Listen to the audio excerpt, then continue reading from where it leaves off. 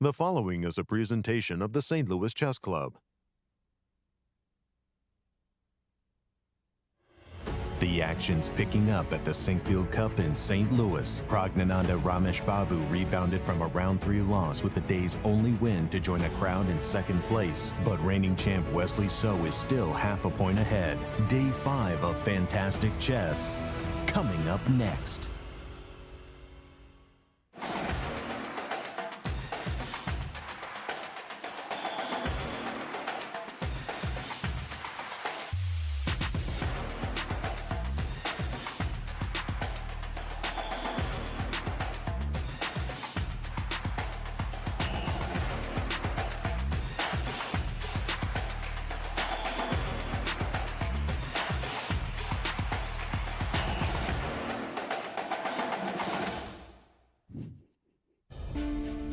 Welcome back, chess fans, to Day 5 of the 2026 Sinquefield Cup held here at the St. Louis Chess Club.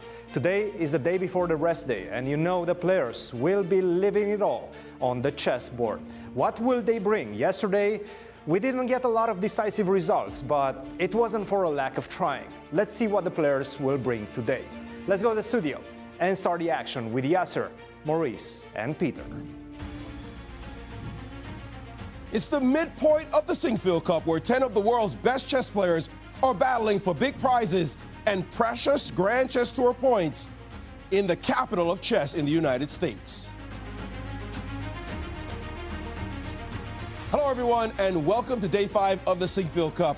Well, the players have been totally fighting, going all in for wins in these games. One player stands atop the leaderboard, a familiar name, Wesley So, but he's got a gaggle of chasers right behind trying to catch him. Will anyone make a move today? The action starts right now.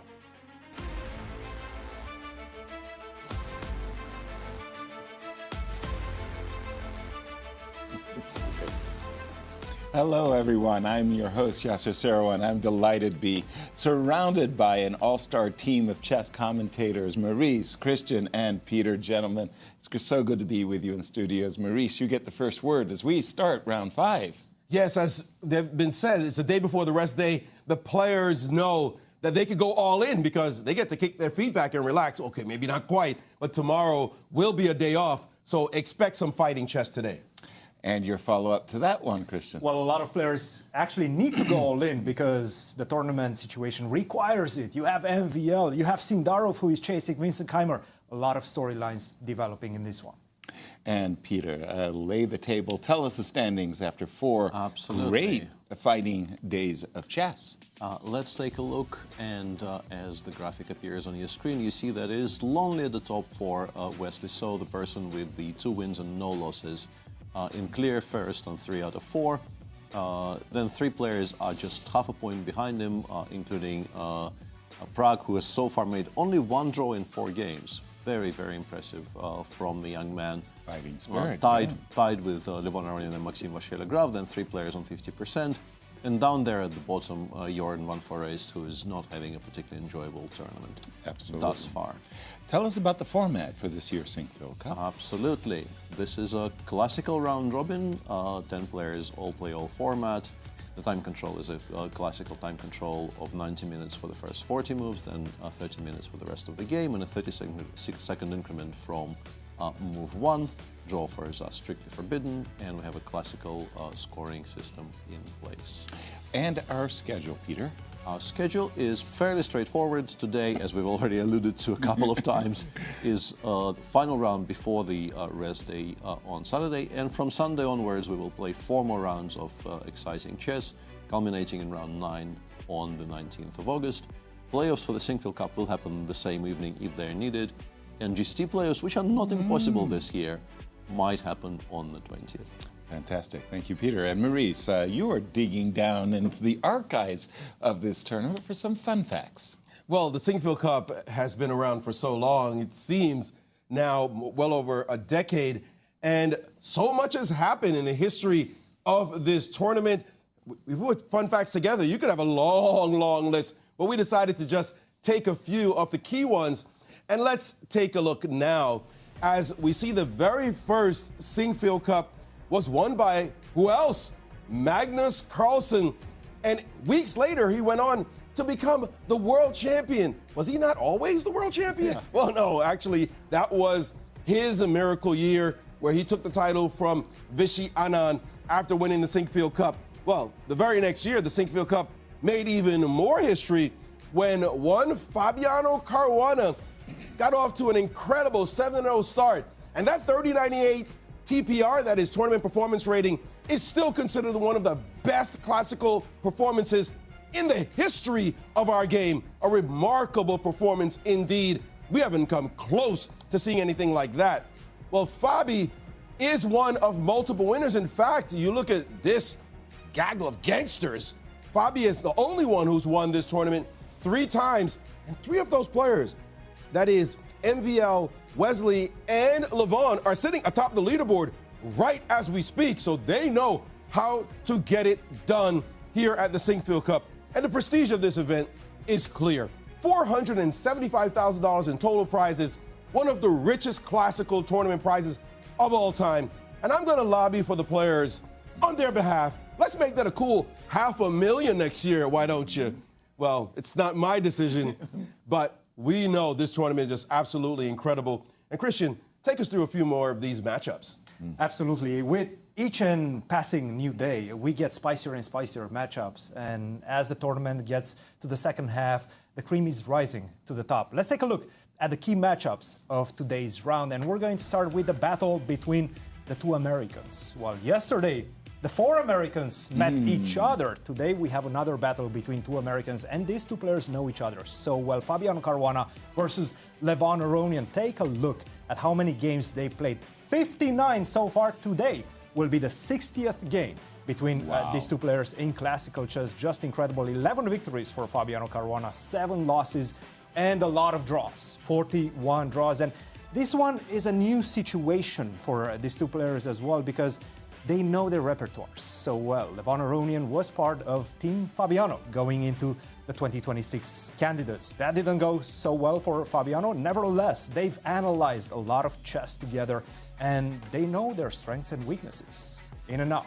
So this one is going to be a crucial matchup, and we know Fabi with the white pieces. He's lost the previous game where he had the white pieces against this man right there, Wesley So, who has been playing like a machine so far. Just incredible pace, and right now he's the sole leader going into the 5th round.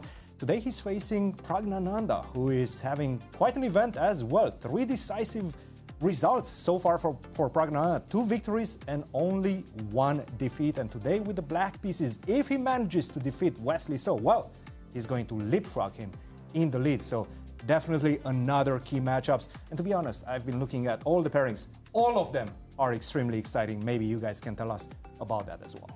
Thank you, Cristian. Indeed. Peter, lay the So table for our viewers and tell us the pairings for this round 5. Let's take a look at our 5 exciting games for today. And as you can see on your screen, Jorden van Foreest, who is currently on 0 out of 3 with the black pieces, gets his second white game. He almost beat Levon Aronian with the white pieces in his one previous foray, so he should welcome that. He's white against Maxime Vachier-Lagrave. Fabi versus Levon is a very, very exciting matchup, of course. Javokhir Sindarov, who needs to get a move on, frankly, he really does. In this tournament, is white against Sevian, which is probably a game he will soft target. Sam is a very, very strong player, of course, but you do need to try and put some pressure on him with the white pieces. Wesley against Prague we've spoken about, and the one final pairing today is Vincent Keymer playing white against Anish Giri. Thank you, Peter. And of course, we're delighted that alongside the Sinquefield Cup, there also is the Cairns Cup. 10 of the very best ladies in the world are competing alongside the Sinquefield Cup at the same time frames, August 10th through the 20th, and we will feature on our show some bonus coverage of that event as well. It's already been mentioned, but let's do it again. Let's do it. Big prize money. Never a bad time to talk about money, obviously. Exactly. And there you have it on your screen. The prize fund for the classical events of the GCT for many, many years was very stable at $350,000. With the first place at 100,000, and the GCT points there in the rightmost column are also all important because we're trying to determine who qualifies for the GCT finals starting in about a week. But from this year onwards, I'm guessing, definitely this year, Yes. there is an additional bonus pool of $125,000 there, as you see it at the bottom, and we will provide a further bit of explaining here, which is a bit required. This is a total pool of bonus money to incentivize decisive play. This will be divided by the total number of wins at the end of the tournament to determine the bonus amount per win for each player. So far, there has been 9 decisive games in this tournament, which means that we are currently, I'm guessing, somewhere at about $14,000 per 15. Each victory comes down a bit. But, and obviously, if you win more than one game, you get that amount multiplied by the number of victories you've achieved. Thank you, Peter. As we jump to the playing hall where the players are taking their seats, getting ready for this, the start of round 5, we have a very special bell ringer to begin the round. That will be Seth Markowski. He is the founder, I like this, the Poison Pawn Foundation. That's a very nice name, Poison Pawn. What do they do? I am not sure. We shall inquire. Yes, exactly. With a name like that, it's very interesting to try and figure out what they do. Are they a food-based establishment? Or? I'm not sure. Okay. Go ahead. Thank you. Alongside Maya Myers, our chief arbiter for the Cairns Cup, as play in the Sinquefield Cup is underway. And where would you like to take us, Peter? I think we probably should be looking at the game between Wesley and Prague to begin with, because it is a game of our leader against somebody who is just half a point behind. Yeah. So let's start there. 1e4 and a pause. But this is a habitual thing you see with the young Indian players these days. I think the first one to begin doing it consistently was Vidit, but now pretty much every single one of the new crop does this pause before move 1 to kind of refocus or just focus, and perhaps a little bit of meditation to begin the game. Yeah, I think also because the players have such wide variety of openings, it was nice that you knew your opponent. Your opponent was an E4 player or a D4 player. You just knew your opponent. Today, you have to prepare for lots of different openings, and Wesley can certainly take you into a Catalan if he would like. So, yeah. Your move 1. Yeah, move 1. Move 1. Make a move. You expect E6, because Prague has been playing E6 left and right. Yeah. The guy plays E5, and press pause, and he gets up from the board. Yeah, stop, E4, E5. E5 used to be Prague's by far the main move, but he was incorporating other things recently, French being one of them, and some Sicilians could also be ventured, although I think he's not been playing a lot of that recently. Yeah, in the days of 40 moves in 2.5 hours, there was the famous incident of David Bronstein in Hastings. He spent something like 50 minutes on his first move as white at the board, thinking, and eventually made his move. And then after the game, a journalist asked him, "Excuse me, Mr. Bronstein, what were you thinking about for 50 moves?" And David thought about his answer, and he said, "I was thinking about what to play." 50 minutes of thought. Deep thoughts. That is a very good reply. By the way, yesterday, talking about time spent thinking, Anastasia sent me a picture, a screenshot of the response. When we had that graphic of Fabi thinking for 38 minutes, and the question to the general crowd, the X-crowd, was, how long have you spent, the longest you've ever spent, thinking about a move? And this average Joe by the name of Gary Kasparov replied, 83 minutes. What? 83 minutes. And you will remember the game very well when I say it. Game 2 of the Seville match, when Karpov, in an English, played the move E3, sacrificing a pawn. Yeah. And Gary did not know this move, did not take the pawn, spent 83 minutes, and lost the game anyway. I think so. largely because of the time trouble, if I remember correctly. Long think? Well, guess what's going to happen? Not shockingly. And in but the meantime, 83 minutes is a long time to think. I've never done that. Mine is around 45 minutes. That's long, yeah. Mine is above an hour, and I was 12. And I haven't beaten it since. Because your coach said, "What were you doing?" I was met with a novelty in a pet line, which I thought I knew quite well, and it was an important and a complicated tactical novelty, and I spent some time working out what I wanted to do, reacted well. I think my reaction, that was the first game I ever got published in an Informant, which was a very, very proud moment for me.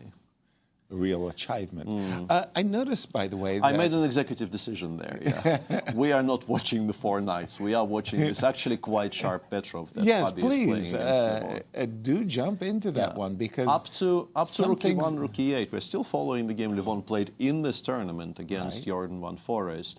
But Fabi obviously came prepared, since Levon kind of declared the Petrov is maybe something he wants to play in this tournament, and went Queen B3. Right. A move which is very logical because we are increasing pressure on the D5 pawn. And also at least arguing that we're stopping the development of the bishop on C8. We hope, yeah. We hope we are, yeah. And Levon very quickly goes knight d7. There other moves are available, but knight d7 seems logical because you do want to get it over to a very good square on f6. Okay. Fabi took on d5 and played knight c3. Levon took on c3. And here, the best move, according to the engine, appears to be this intermezzo bishop g5, which is a lot stronger than anything else. And there we have it on screen. And it's the move that was played the most in the position. So Yeah. people actually still know very much what. So we're still following the dictates of theory. Very much so. Yes. And the engine very often will recapture with a pawn here to kind of bolster the structure in the center and make it a bit less symmetrical, to which you probably should take on g5, knight takes g5. The back rank issues don't really allow you to take on g5. And let's actually take a look at this, because it doesn't seem at first glance why this should be so bad. But I'm guessing check on queen a3 or check on queen b4 is...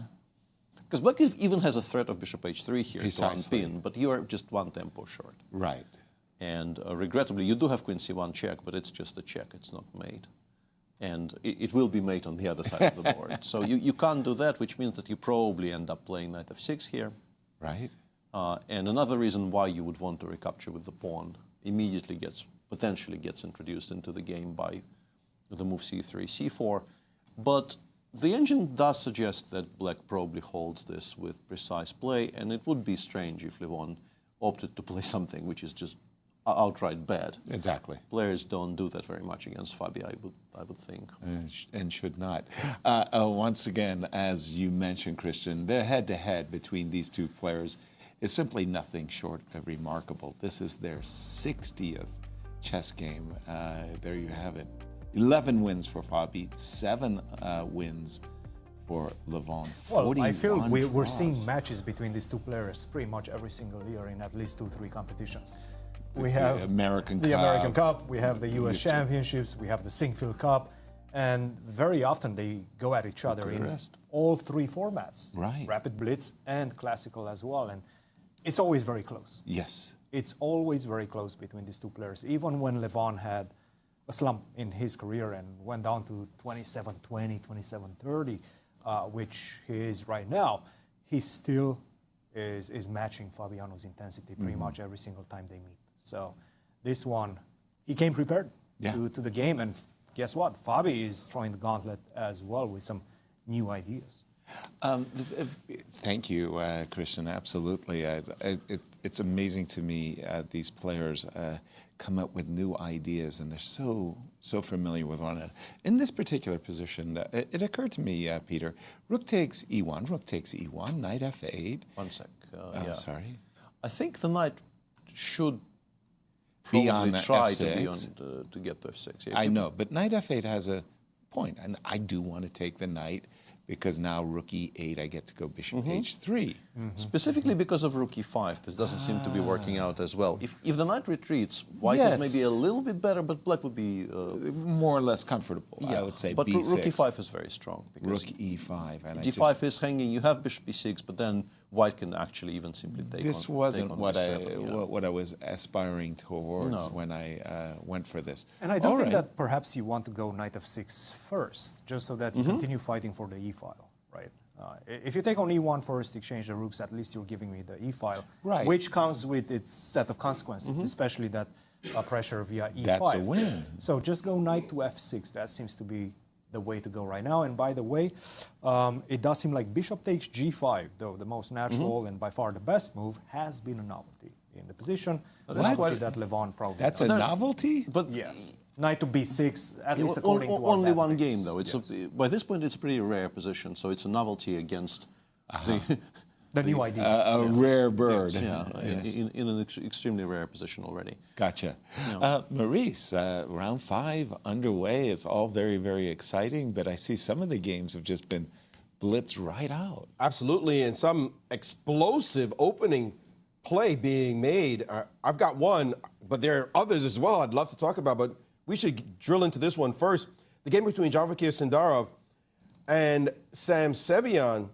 And take a look, while we're busy discussing the niceties of openings in other games, they're in the end game already. Take a look as an open Spanish is on the board, and these moves are pretty straightforward.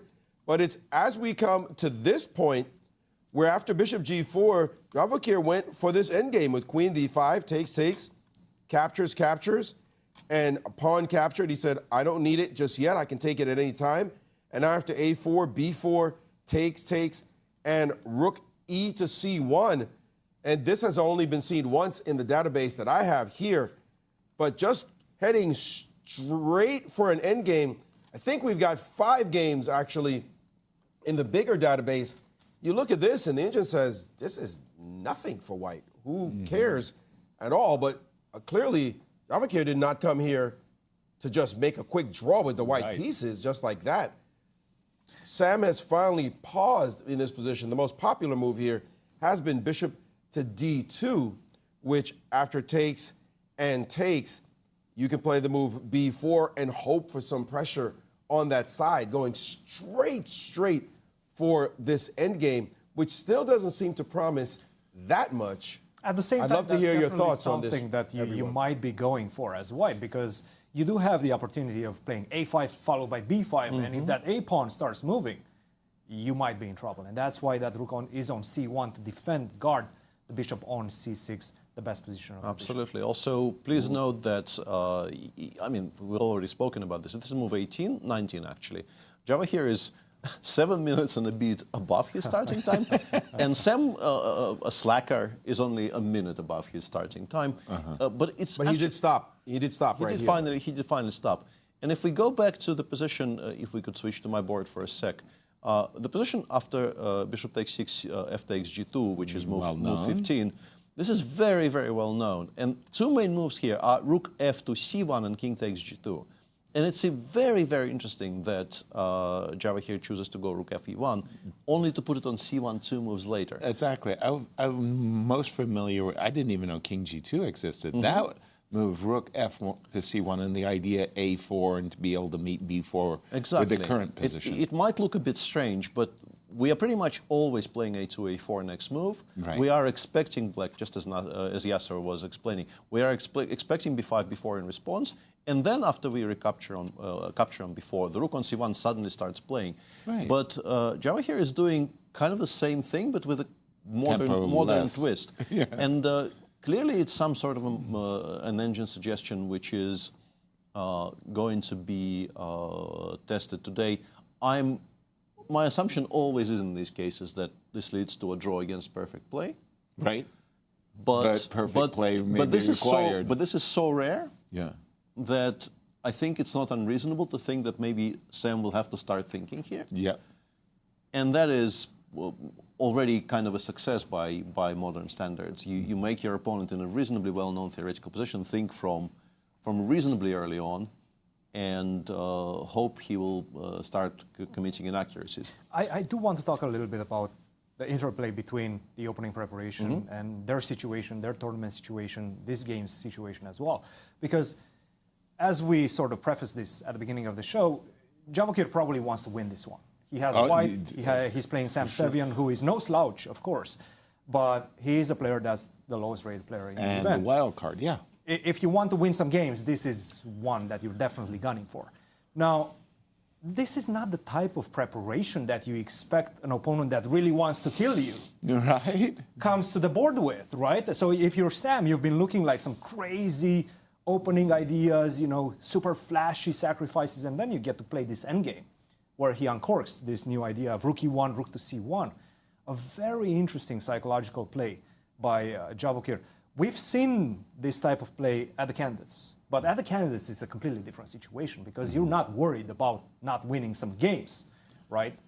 You're just going to put your best foot forward and what you prepared before. I think this is something that he cooked in Cyprus or for Cyprus. By the way, Yeah.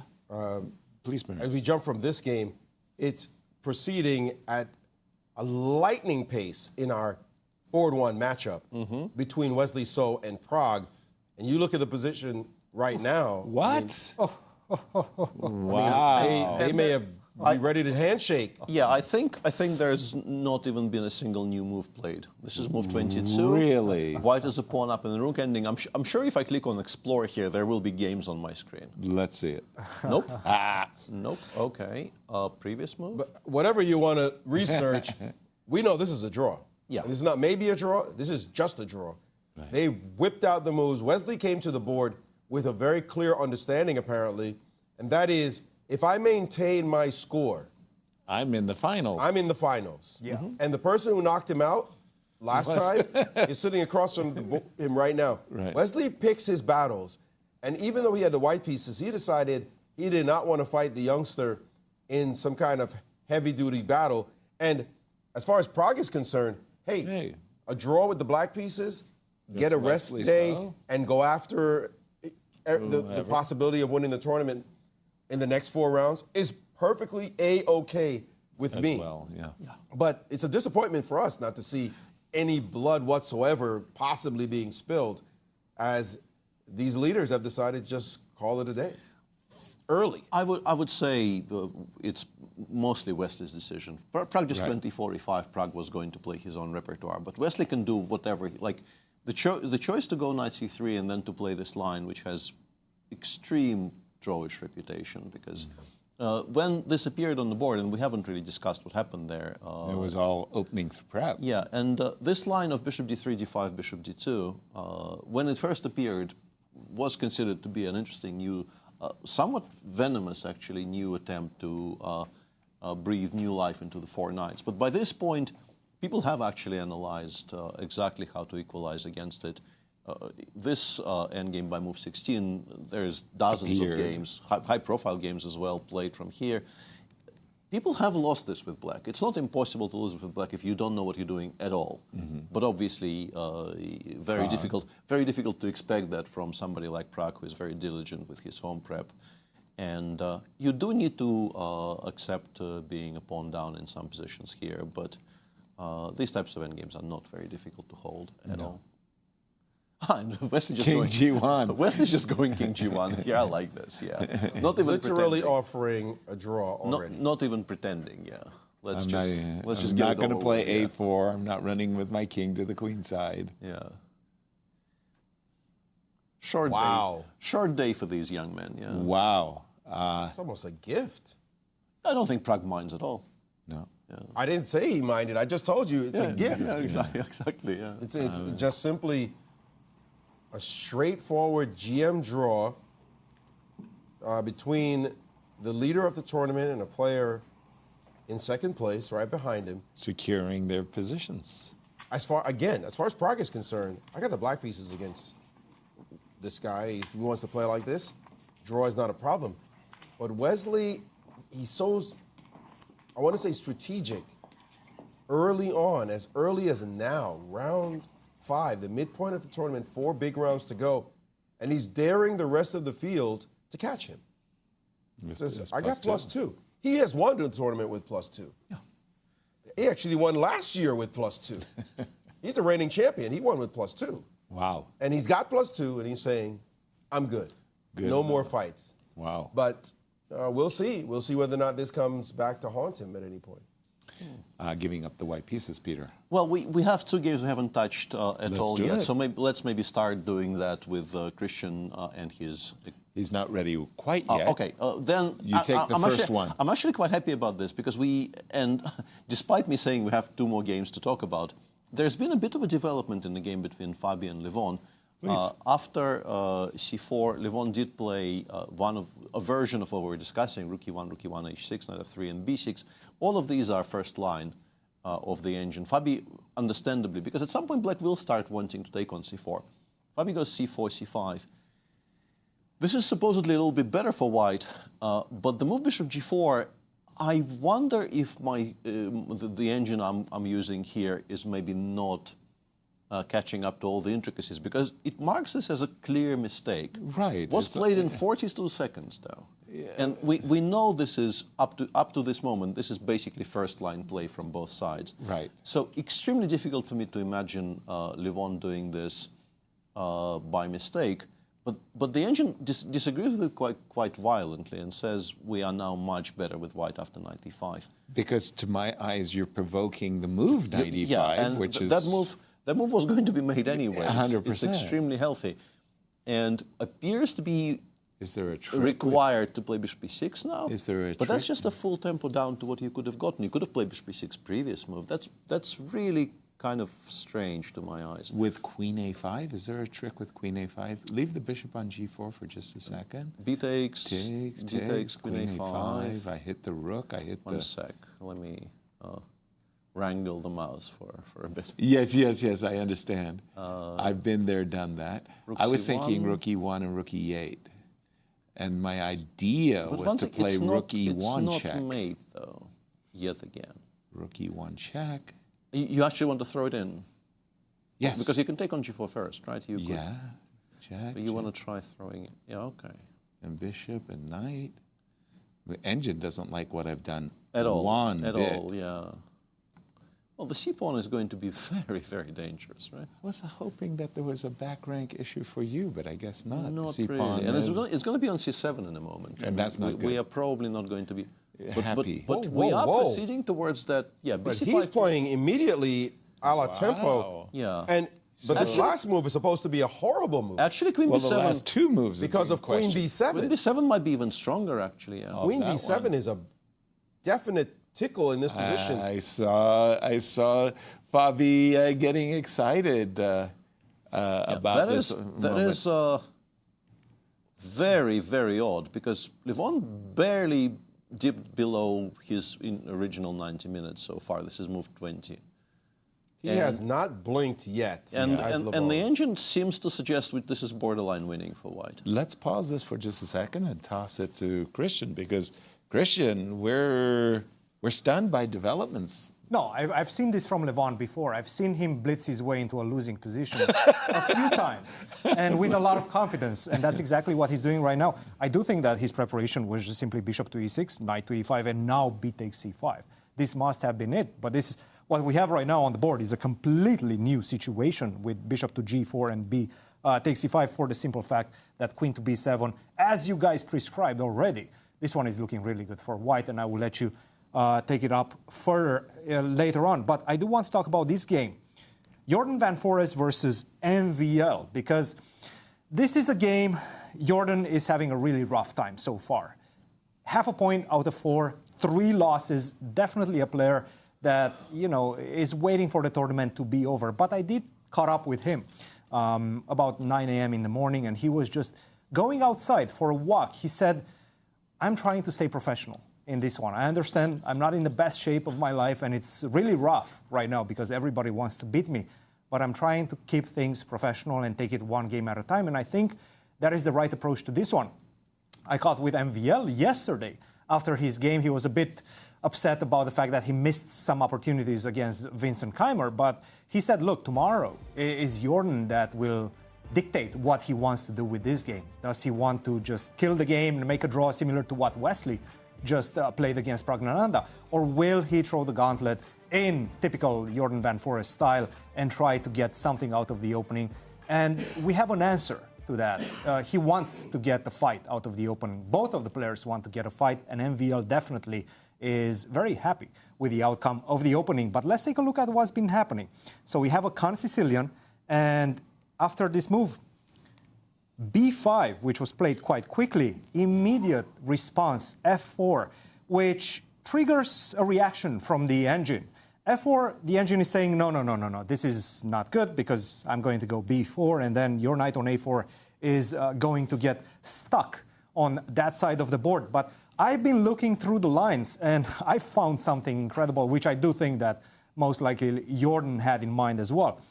Sidestep with a move king to B1, knight to B8, and this might start looking like the problem in the position because, hey, how exactly do you defend that knight on A4? And in fact, what you do is you don't defend the knight on A4, you just sacrifice it with a move F5. Whoa. Bishop takes A4, exactly. F takes C6, F takes C6. It's a full piece, guys. It's a full piece, but after bishop to C4, it does seem like White has some serious compensation. In this one, I think this is where Jordan's mind was in his preparation.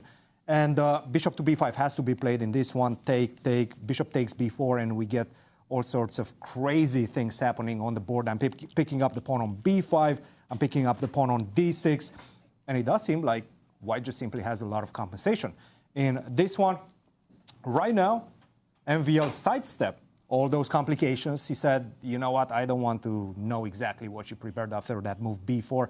That was the critical variation. Instead of that, he played queen to C7. This is what we got. This is going to be a sharp Sicilian in which both of the players, right now, it seems like they're out of their theoretical knowledge, and we're going to see a very, very intriguing fight developing in this one. Thank you, Cristian. Sharp stuff indeed, as we're getting ready to interview our tournament leader. But I'm still stunned by Levon. Yeah, I'm sorry. trying and failing to understand. Their 60th classical game and speeding his way to a much worse position. Yeah, what on it's just very strange, and it's not like bishop g4 and bishop b6 are similar. To the yeah. other game, if you let wouldn't mind. me switch to the correct diagram here. Yes, and we're thinking queen b7. But even d takes c5 actually gives White a pretty stable advantage. Well. This is the problem. It's not like this is attractive in all ways but one. It's just not great. So what could he have missed up? We're going to find out, and maybe we'll ask Wesley as well. But in the meanwhile, let's pause our analysis and toss it to Maurice with a special guest, our tournament leader. Thanks, Ash. We are with our tournament leader, Wesley So, also the reigning the reigning Sinquefield Cup champion, wanting to be a reigning Grand Chess Tour champion, Wesley So. Wesley, before I ask you anything else, we were hoping for fighting chess. You know how we are as commentators. And we saw you guys make a quick draw. What's the rationale? 26 moves in, and you're out of there today. Yeah, I was hoping for fighting chess as well, but I guess I should apologize for making a quick draw today with White. Well, first of all, Prags are really amazing, great player. He just won Norway, won St. Louis Rapid Blitz. I have big respect and admiration for him. And he's a tough opponent, but yeah, I mean, it's kind of my fault, but obviously the main goal is to finish in the top 4 on Grand Chess Tour and try to get a spot for next year. So I think that's just as important as the Sinquefield title. So, well, basically, I think Pragg and I have to score the same as Vincent or Sindarov. To guarantee, yeah, of course. Yeah, pretty much. If you do that, it's over. Or if Maxime finishes clear first, I guess he can catch us, but then if we have a good standing, then that shouldn't matter. But yeah, I guess as Pragg said, the priority is to finish on the top 4, and we're one step closer. And also, there are not enough rest days, so we want 2 rest days in a row. But yeah, obviously, I'm not. It's not ideal. I'm not proud to take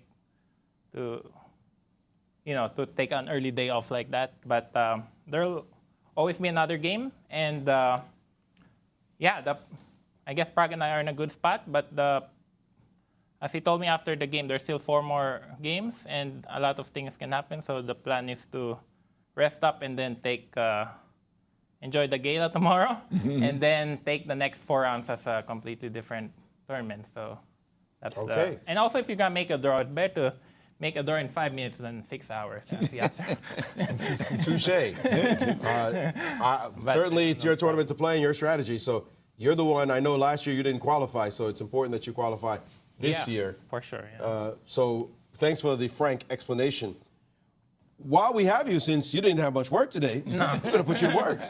And this position here, we're looking at this live position between Fabi and Levon.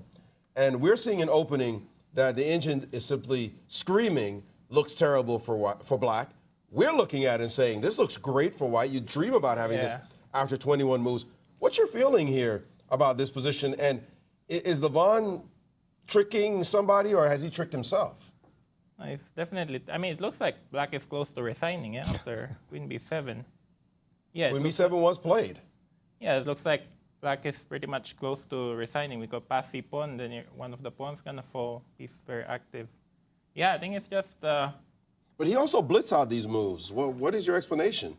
Cristian says he's seen Levon blitz himself to a lost position before. Has that been your experience? Well, I think Levon plays sometimes psychologically. I think sometimes he's not following his preparation, but he plays fast to get you confused. Like in the American Cup, he mixed up some lines against me in the opening when I was white, but he still played them quickly. So I think either he's just trying to, like, he plays as confident as possible, even though he might mix up the lines, or he doesn't, not totally familiar. It's so dangerous a thing to do in a situation like this against somebody as well prepared as Fabiano. Yeah, Fabiano probably is the most dangerous player in the world with the white pieces. Yeah, it's very dangerous to play Fabi because first you have to survive the opening. And he has ideas left and right. Yeah, this is very dangerous. I mean, the thing when I first played E5, actually, Petrov was my opening. This was 16 years ago. I went to Petrov, but then I had like so many losses with the Petrov. The problem with Petrov is you think, okay, I play Petrov, you're just gonna make a quick draw, but it's super concrete, and you have to know one mistake you can lose very quickly. I think one of the players had it the other tournament. Yes. Yeah. Abhimanyu defeated Nico Chasen in about 10 minutes and 10 moves. And I think Elshan Moradiabadi lost against Lenier Dominguez at one of the US Championships in about 10 minutes and 10 moves. Oh, also Hikaru in the Miami. That's what I'm thinking. Yes. He lost to Sindarov without a fight. So that's the thing with Petrov. Compared to Berlin, okay, Berlin you live long, play endgame. But Petrov, one mistake and you could lose. So it's like either you make a draw or with black, or you could all quickly get in bad position. But yeah, this looks... Bishop G4 was bad, yeah. Bishop E6 with black is just slightly worse. Right. But here, yeah, it seems it'll be a miracle if Levon can save this. I mean, this is a He's had disaster. 3 already. Huh? He's had 3 already. 3 miracles. We talk about Yes, he's managed not to lose any of the bad positions that he's had so far, even win one For against sure. Vincent. But I hope he can survive because it's really bad news to head straight in the opening with a lost position. That can happen. But we'll see. All right, again, I'm going to put you to a little bit more work. This game I can stay here all night. We welcome it. Vachier-Lagrave, Najdorf player, Yeah. but he's been switching around, not just playing E4 as he usually does, switching up with D4, C4. Now he's in a Khan. Are you surprised to see this? He doesn't look like the MVL we know we've known for years. I think he finally got tired of people laughing that he only plays Najdorf and Grunfeld. Were you one of those laughing at him? No. Remember, Other people. remember the candidates 6 years ago, they said, oh, Maxime will play Najdorf and Grunfeld, so you already going to get a game by move 6. But, well, I mean, I'm not surprised at all he played the Khan. I guess Jorden I'm not sure what's wrong with, but I guess he's in really bad shape, so everyone wants to beat him. And then the hope is to get into a game where you can slowly provoke Jorden and then outplay him. So I think Khan is a very good choice by Maxime. So despite the fact that he's so strong, once you start playing poorly, it seems like the sharks start to circle. They smell the blood in the water. Yeah, for sure. The same with Alec Kostenyuk on the women. I mean, everyone wants a point. Everyone wants a gift, yeah? But yeah, that's the thing. When you're in bad shape, you usually don't have time to recover during the tournament. So then everyone bounces.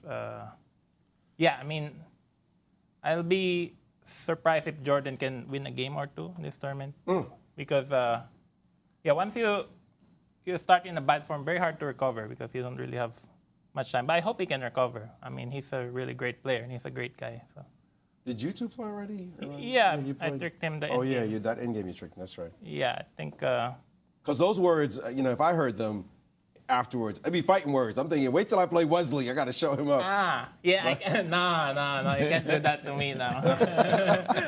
I choose my words carefully. I don't trash talk And your timing. until I finish playing them. But also, if you notice, Jorden he's a great, amazing player. He beat Magnus earlier this year. And also, I think he reached 27-40 in the rating or something. 12th in the world. Almost in the top 10. But the problem, he has a history.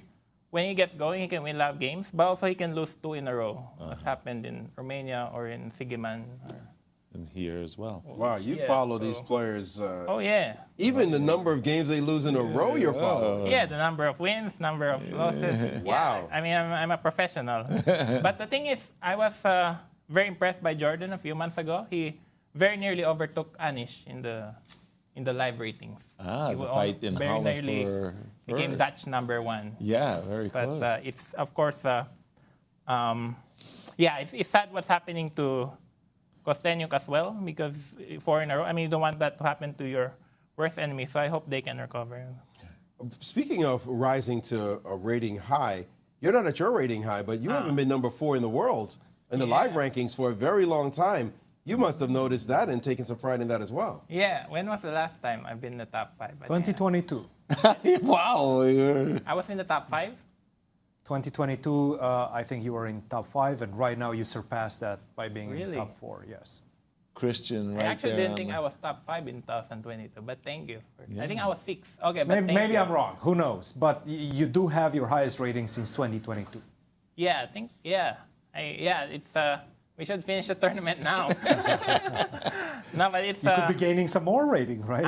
Gone for that 3rd position, gone for Hikaru or Fabi. But it's great. I'm really happy that 2nd, 3rd, and 4th are Americans. And really proud to represent the country in the upcoming... the Olympiad. In the upcoming Olympiad. Yeah, you're going to be the #1 seed with the numbers 1, 2, and 3 like that. Mm-hmm.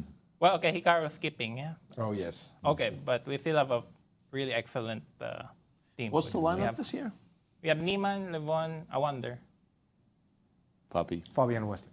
Yeah, because Lenier didn't make it due to inactivity. But, yeah, I'm really...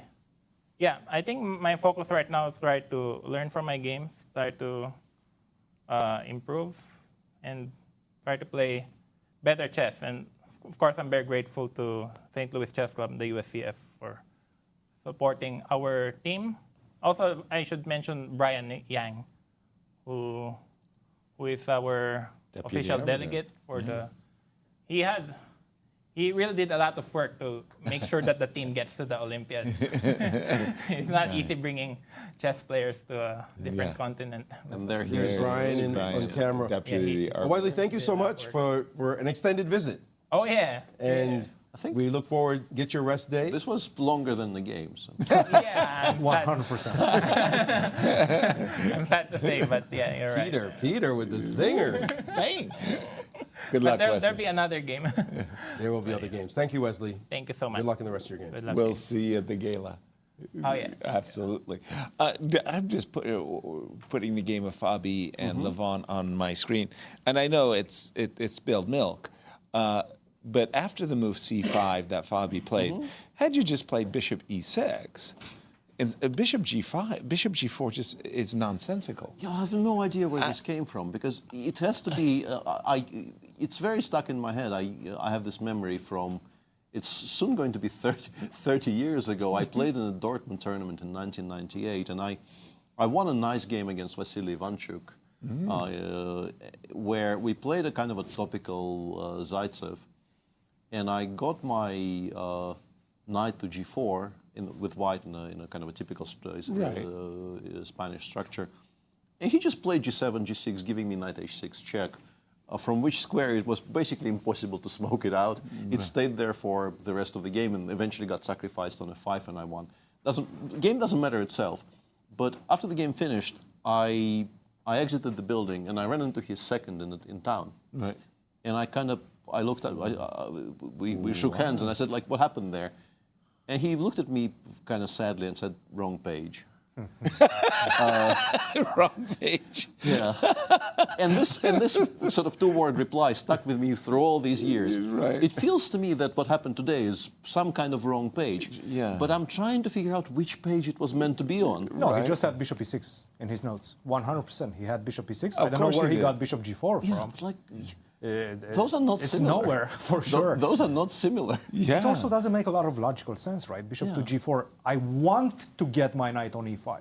And That is the ideal square for my knight, so it just doesn't make any sense. Levon on the deep think, and had he just started with bishop e6 instead of bishop g4, the move knight e5 actually has a sense to it. Absolutely, 100%. You should probably play c5, c6 because b takes Right. c5 now is a threat compared to the game. Yeah. But yeah, it's C6 just so followed strange. by c5, c6, followed by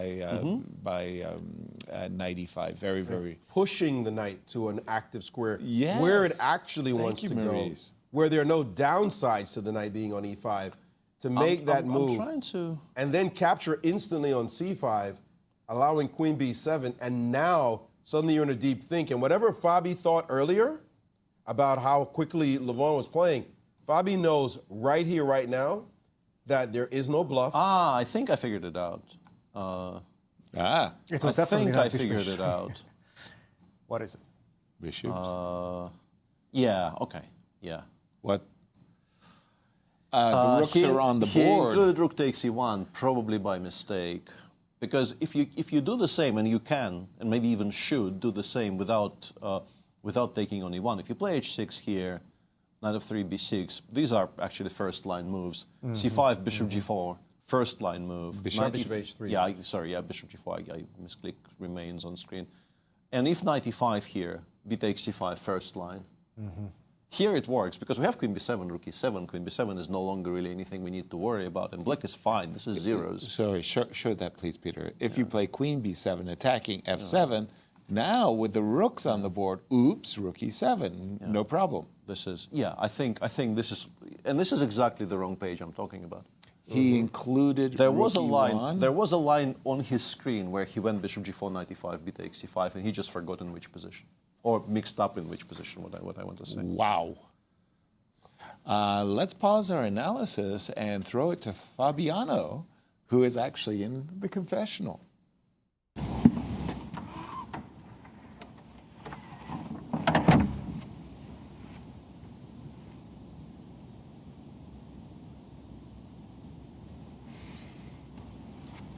I think the position is highly dangerous for Levon after queen b7. I think he mixed something up because he was playing very fast, but I don't know if this was the right way for black to play, because I'm threatening, obviously, some very major things. So black's choices are probably like bishop e6, queen e8, but bishop e6, knight c6. He can't go to f8, rook e6 is winning. Queen e8, dc5, he's kind of stuck. All his pieces are stuck. I have a passed pawn. Looks like very dangerous. I don't know how bad, but extremely tactically dangerous for black. So I'm more concerned about like the move queen e8 now, because after dc, my knight is pinned. I think I should play dc. And dc, I was looking at rook b8 now. Because I think knight d7 he doesn't really have very often, because there's this pin bishop b5. I think I just won material. So rook b8, and now queen a7, knight d7. I don't really see a clear follow-up, but I was thinking maybe rook b8, queen c7, and then now if knight d7, there's c6. Also, instead of queen c7, maybe queen a6. Now the idea of knight d7, bishop b5 again. I don't know. There's a bunch of very attractive looking options there. So I'm not sure if queen e8 or bishop e6 is the right move, but I think it's deciding between these two, because if queen f8, now I always have the option to take on g4. So I'm not sure if I can do it immediately, like knight g4, dc5, but it's definitely very tempting because my c pawn is dangerous, but dc5 immediately as well.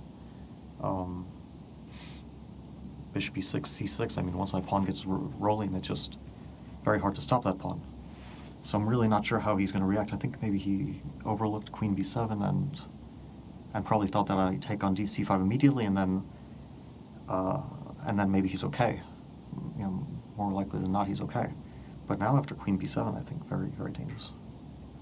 Hopefully I didn't miss something very obvious.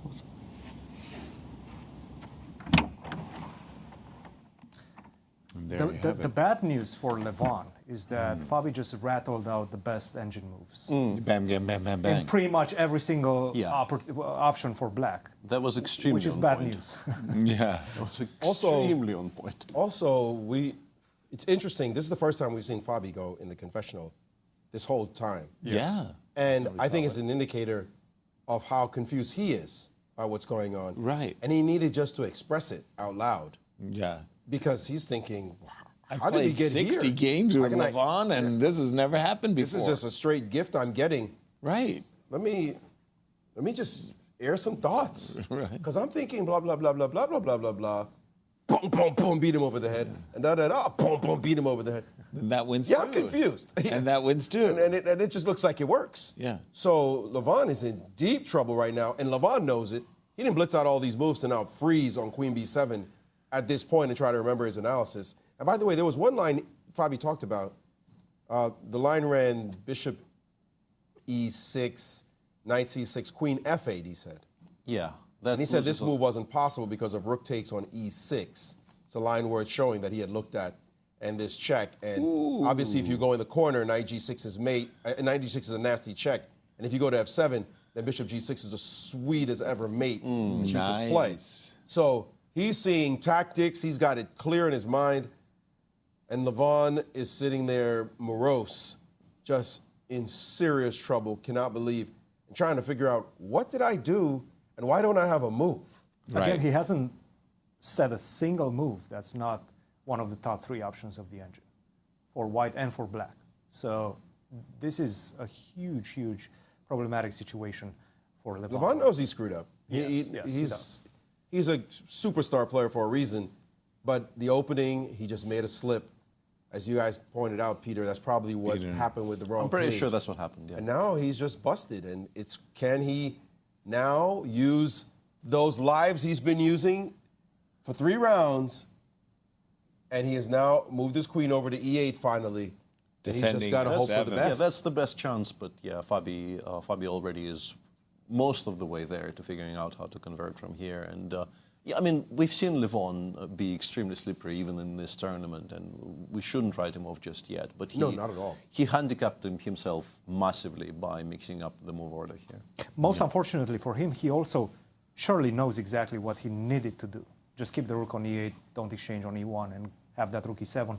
He remembers exactly what he looked at, most likely what he had on his computer on the right page. But what I like about Levon's body language, I have to say, he impresses me the most of just about anyone I see in terms of body language. Winning, losing, ahead on the clock, or behind on the clock. He doesn't... Remember we saw a look from Jorden, for example, when he made a mistake. You could just see the dejection written all over his body. Levon is one of those guys, it's like he goes, okay, that sucked. That was awful. bad. But guess what? I have to survive now. And he just somehow manages to conceal whatever he's feeling inside. He knows it's bad news, but bad news, it's history now. You got to play chess. And he goes into a tank and starts looking for ways out. And he is impressive in finding ways out. Yeah, he's got some serious poker skills in that regard. He doesn't reveal too much. Now, how many of us would be sitting at the table right I'd now? be like, Walked out already and bang your head against the wall, just go to the restroom just to do that alone. Exactly. Even though I don't disagree with the general premise, if we blow up the picture a little bit, he does look sad. Yeah. He's looked like this before. Yes, but this is not no reaction. This is maybe not as muted glass of joe reaction. as some other players in the tournament, but he is clearly down. Yeah. He knows this was not supposed to happen. not one single bit. As we leave Levon stewing in this very, very bad position, I'd like to turn the attention to Jordan's game with... Let's just do the needful, because there's one more game we actually have not shown our viewers at all so far, which is kind of unfair. This is a game between Vincent Keymer and Anish Giri, where Vincent, playing against one of the premier theoreticians of our age, basically decided to do something today which people do when they want just to play a game of chess as much as possible without really comparing notes in some forced lines of mainstream openings. This is the kind of a double fianchetto you see quite often. One somewhat new to my eyes thing is that Vincent, as you can see, developed the knight to a3. I haven't seen that being done very often in these types of positions. It normally goes to c3 or maybe d2 in some cases, but a3 is new to me. But if we go through the game move by move, it was a kind of a double fianchetto / reti / I mean, it could have been a Catalan, but it isn't now. Anish developed in the most natural fashion here with c5, white went e3, knight c6, queen e2, very, very unhurried. It's interesting to note that the engine suggests you can actually play b7, b5 here, despite white seemingly playing specifically against that. But b5 is an interesting pawn sacrifice, which was avoided. Black played normally, b6, bishop b7.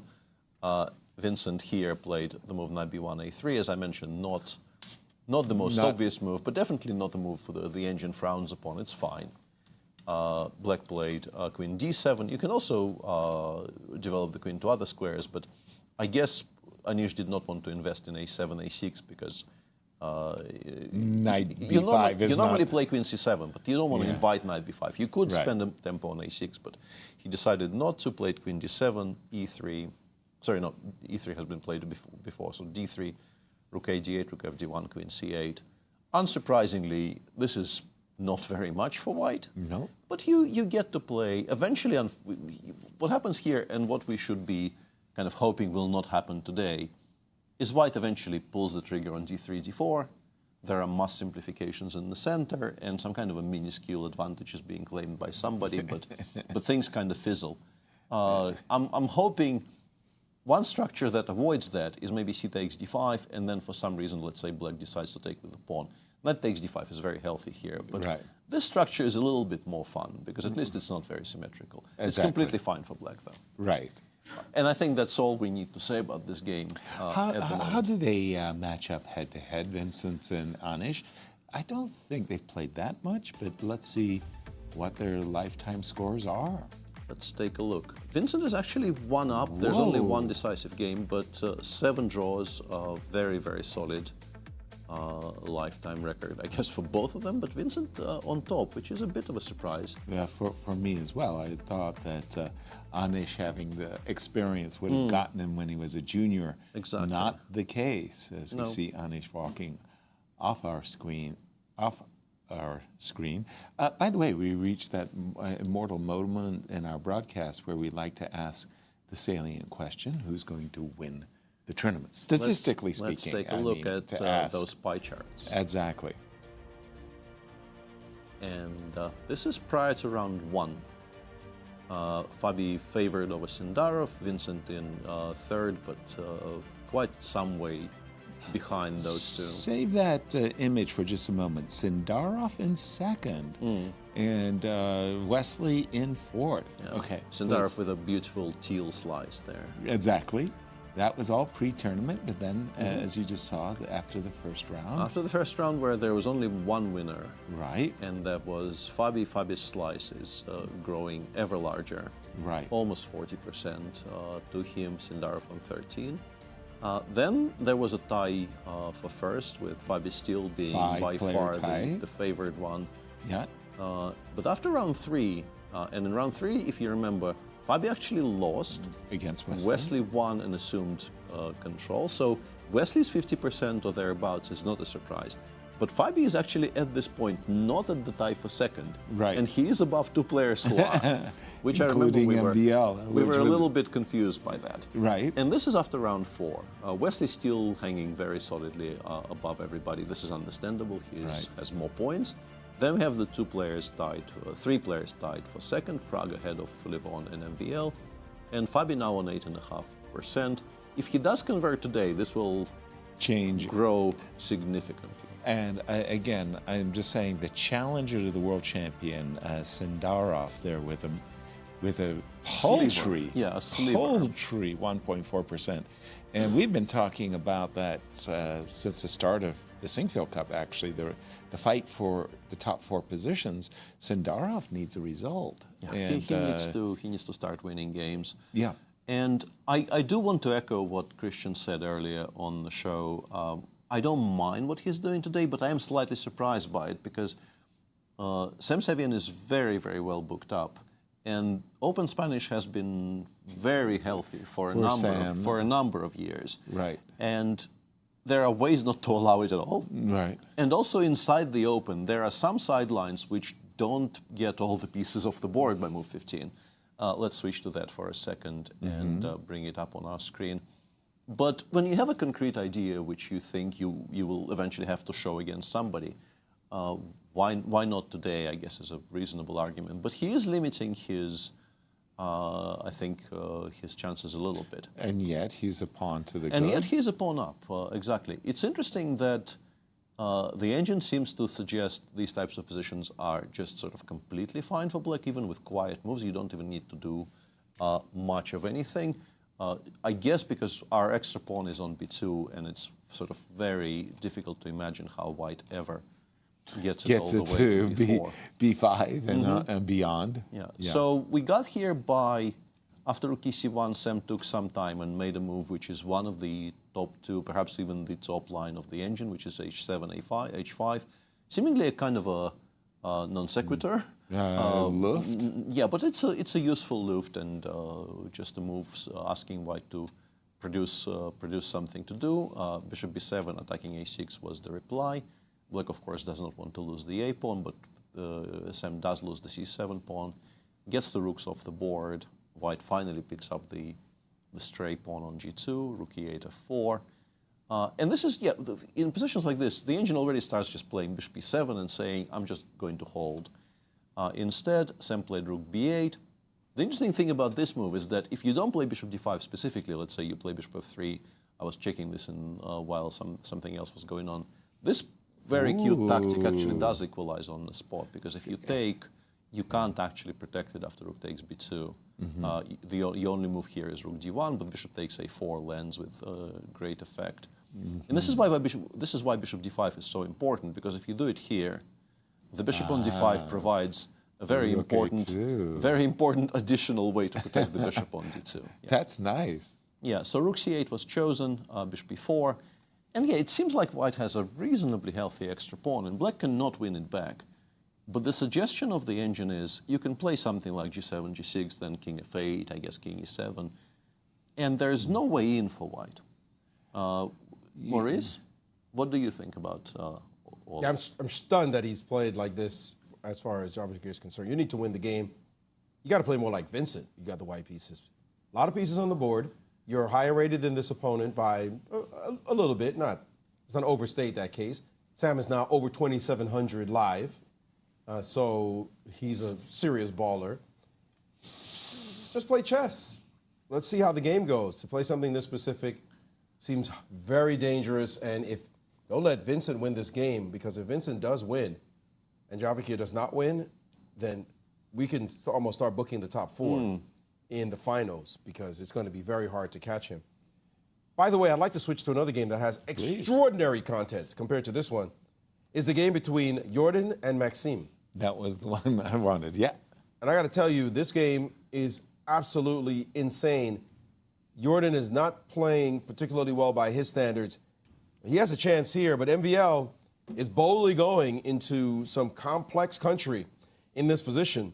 This last move of MVL was to castle, and he's left his opponent thinking for quite some time with this move. This e5 pawn looks like it might be hanging, but that's dangerous to touch this pawn at all. You play a move like knight takes, and then that hits you in the face instantly. Bishop takes on b5. You can't take, because after knight takes, this knight needs to be protected by the queen. Your queen drops back, and you see a very nice bishop move. don't see too often, but we've been seeing it lately. Bishop appearing on the A5 square, threatening mate in 1, rook D8 is mate. But if you run out of there, you get hit by bishop C7. I like that zigzag technique by this bishop.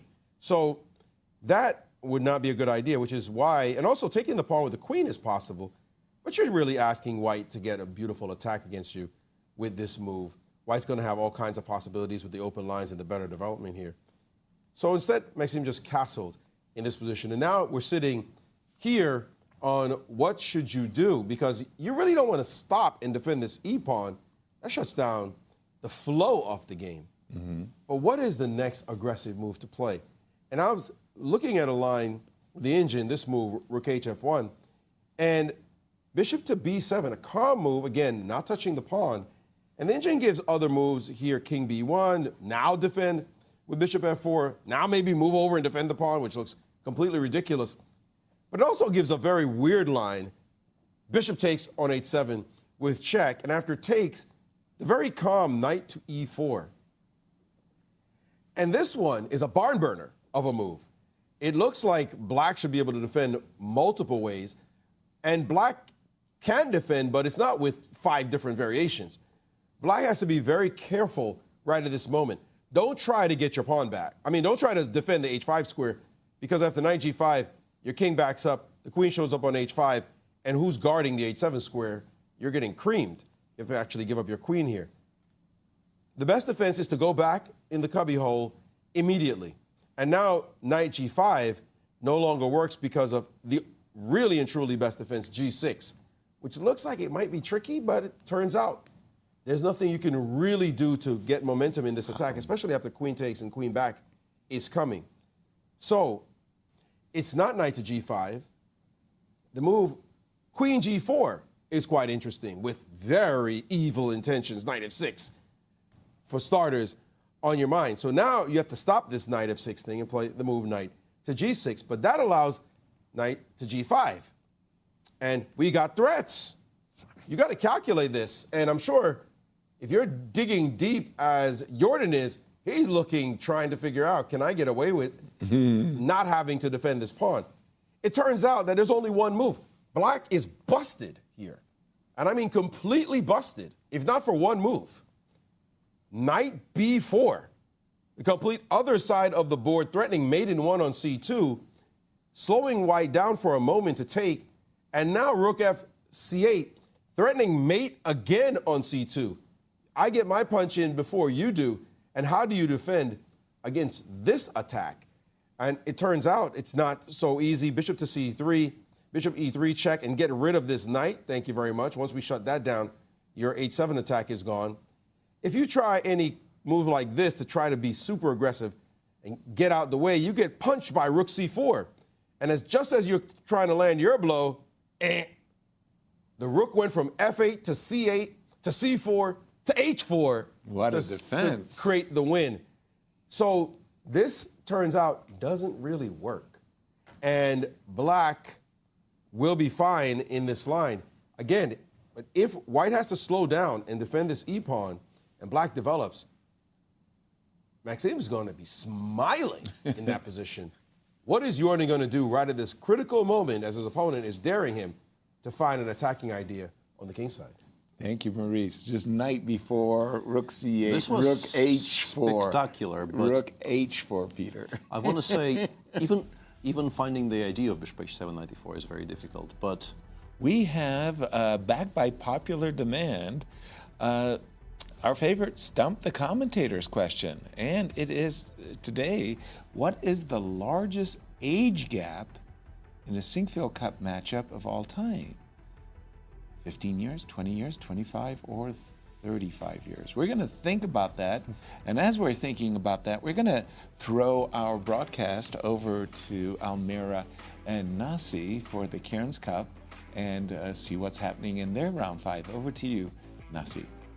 Oldest age gap. Thank you, Yasser, and welcome everyone to the Cairns Cup.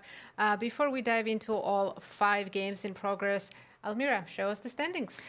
Nazi, we had such a dramatic round yesterday, so let's have a look at the standings. Tan Zhongyi came, so, and conquered. She's leading the event with 3.5 points out of 4. Chasing her are Bibisara Sobaeva, Divya Deshmukh, Stavrola Tsulakidu, and Alice Lee with 2.5 points out of 4. Anna Muzichuk and Carissa Yip are on 50%, 2 out of 4. Hampi Conero has only 1.5 points out of 4. A disappointing result for Vachier-Lagrave World Championship Challenger, 1 point. And at the bottom of the standings, we can find Alexandra Kostyanyuk, who is yet to open the score in this event. No one could have predicted this results after 4 rounds, and now let's jump into the games. Well, let's remind everyone the pairings. Of course, so the pairings of the 5th round features Alice Lee taking on Tan Zhongyi, the tournament leader, Divya Deshmukh playing with the white pieces against Bibisara Sobaeva. Alexandra Kostyanyuk is taking on Stavrola Tsulakidu, the whole world is watching. Anna Muzichuk is playing against Carissa Yip, and Vachier-Lagrave is playing against Hampi Conero in an all-Indian derby. Thank you, Almira. We'll start with Anna Muzichuk against Carissa Yip, just because they have the most exciting opening and already so much has happened even though we're so early in the game. I'll start from the very beginning. It was the timeout of Sicilian, knight of 6. We've seen this line before. Anna Muzichuk chose to develop knight on d2 instead of c3. And here, Carissa decided she wanted to fianchetto the dark square bishop, went g6. And then this tricky move, c3. Anna's not castling yet. She has her plans on the queen side. And it almost worked out perfectly. Yes, we were surprised to see this move, bishop d7. And you can see that this is a mistake, but you need to understand why this is considered to be a mistake, because this square is essential for the knight, because now Anna can play bishop d6, and let's say if black replies by bishop f8, then Anna can simply take on f8. You need to take with your king or the rook, and then white plays e5, and this knight is forced to go to g8 or h5 or e8, you know. Very passive, and white has a great position, great attack coming, and just absolutely a terrible structure for black. And this could have easily happened if only Anna played bishop d6. But to our surprise, she didn't find this move, instead chose queen a3. With similar idea, not letting black castle, but now after bishop f8, at least here she should have still tried bishop d6. However, it's not as good as before, because here black can manage a lot of trades and offer a queen trade and finally castle. However, Anna played a very creative move, and even if we understand the idea behind it, let's say, Carissa played a5, queen b2 has to be played, and then if you take on b4, cb4, white will have this wonderful opportunity to play bishop e5 and to control the whole dark squares and the big diagonal. However, I think what Anna missed is that after a5, black is not forced to take on b4. Carissa played the best move, knight h5, and now after bishop e3, we expect either bishop g7 or bishop d6, and it's black now who is more favorable. Yes, Carissa is back in business, especially after yesterday's round. We saw that the line between triumph and a heartbreak is a very thin one, Nazi. Yes, it is indeed. We had such a shocking end to the round yesterday. Carissa Yip was very close to defeating Divya Deshmukh in an endgame. It was knight and pawn endings, and she made a huge blunder towards the end, which she didn't realize right away, but after it happened, it was heartbreaking to watch. Yes, and let's have a look at this moment. Here we are. Carissa even left the board in frustration. During her move, she couldn't even look at the board, and she just got up and walked away. But if she wins today or has a great game, she will forget about it, hopefully, and continue the rest of the event. Well, this is all we have in this game for today. Where should we jump next, Almira? Yes, I think that we should have a look at the game between Alexandra Kostyanyuk and Stavrola Tsulakidu, because it featured such an unusual opening. I'll start from the very beginning. Stavroula is having a great event. She's at +1, and she's facing someone who's struggling in the event, still looking for her first half point. And we had the Scotch Gambit with f4, quite aggressive. And then this knight h6 move. Yes, it's surprised, of course, the audience, but not the commentators.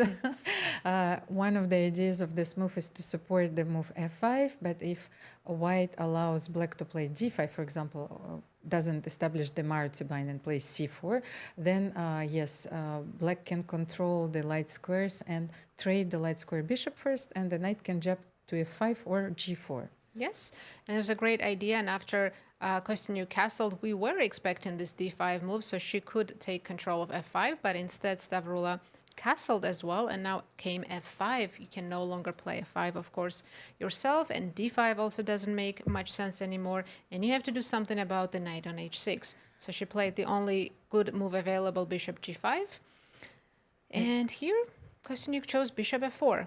Bit of a strange move.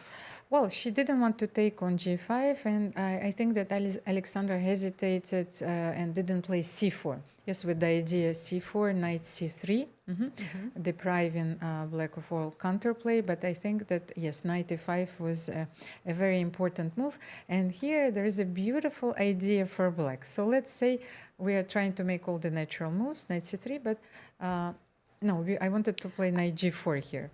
So to jump knight g4, and if you play queen e2, then suddenly after bishop c1, rook c1, queen h4, and after h3, black is already winning. Yeah, looks like I'm kicking you back, but instead after queen g3, I just have to resign. I can't get out of this checkmate. So I have to sacrifice my queen. This is a miniature. Yes, it would have been.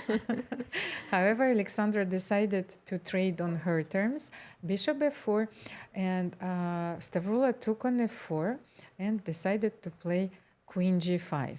And next, she's planning to put the knight on e5 and just use these dark squares for her pieces. Of course, she still has one big problem, the bishop on c8. But on the other hand, what is white's knight doing on b3? The thing is, now I understand why Alexandra didn't play c4, because if she develops her knight to d2, then the other knight belongs to d4. However, she needs to be careful. There was another nuance in this position. I was asking myself, instead of queen g5, which is a very dynamic option, aggressive option, like after rook f4, here, we've seen that f6 is very often a useful move for black. However, now that the bishop is still on d3, maybe she was afraid of this bishop c4 check. Yes, king h8 and knight d2. But then knight d5, no, and the bishop is not stable there at all. So maybe f6 was also playable, yes. Playable. But and yeah, this is the current position. Still, nothing is clear. Position's about to equal, but anything can happen in this game. And I'm going to go to another game between Divya Deshmukh and Bibisara Asubayeva, a big matchup. We also had Sicilian in this game, the Taimanov. It seems to be a popular choice. Yes, but starting with knight c3, Divya is trying was prepared, I think, for this game very well, because she took on d4 with her queen. Yes, she did. We don't see queen on e3 on move 5 very often. And I thought her plan was to quickly develop the bishop and castle long. But let's see how it continued. Bishop b4 was a correct move. Bishop a5, d6. And here Divya decided to just castle short, because maybe she was worried about some ideas like knight g4 and bishop or queen on b6 attacking the pawn on f2. So to avoid all this, she simply castled short. Now position looks quite balanced. e5 offering a lot of trades. Sarah included bishop b6, queen g5, and now everything has come off, and last move queen d4. Of course, if the queens come off, we can call this a draw. But if I step away from the trade and go queen g3, you do have some things to worry about.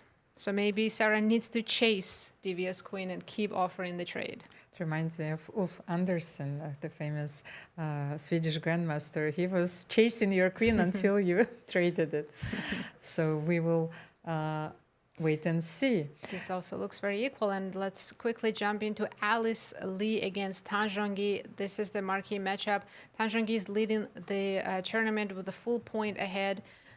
We had this interesting move order, but it transposed to a famous Nimzo Indian or Queen's Indian position.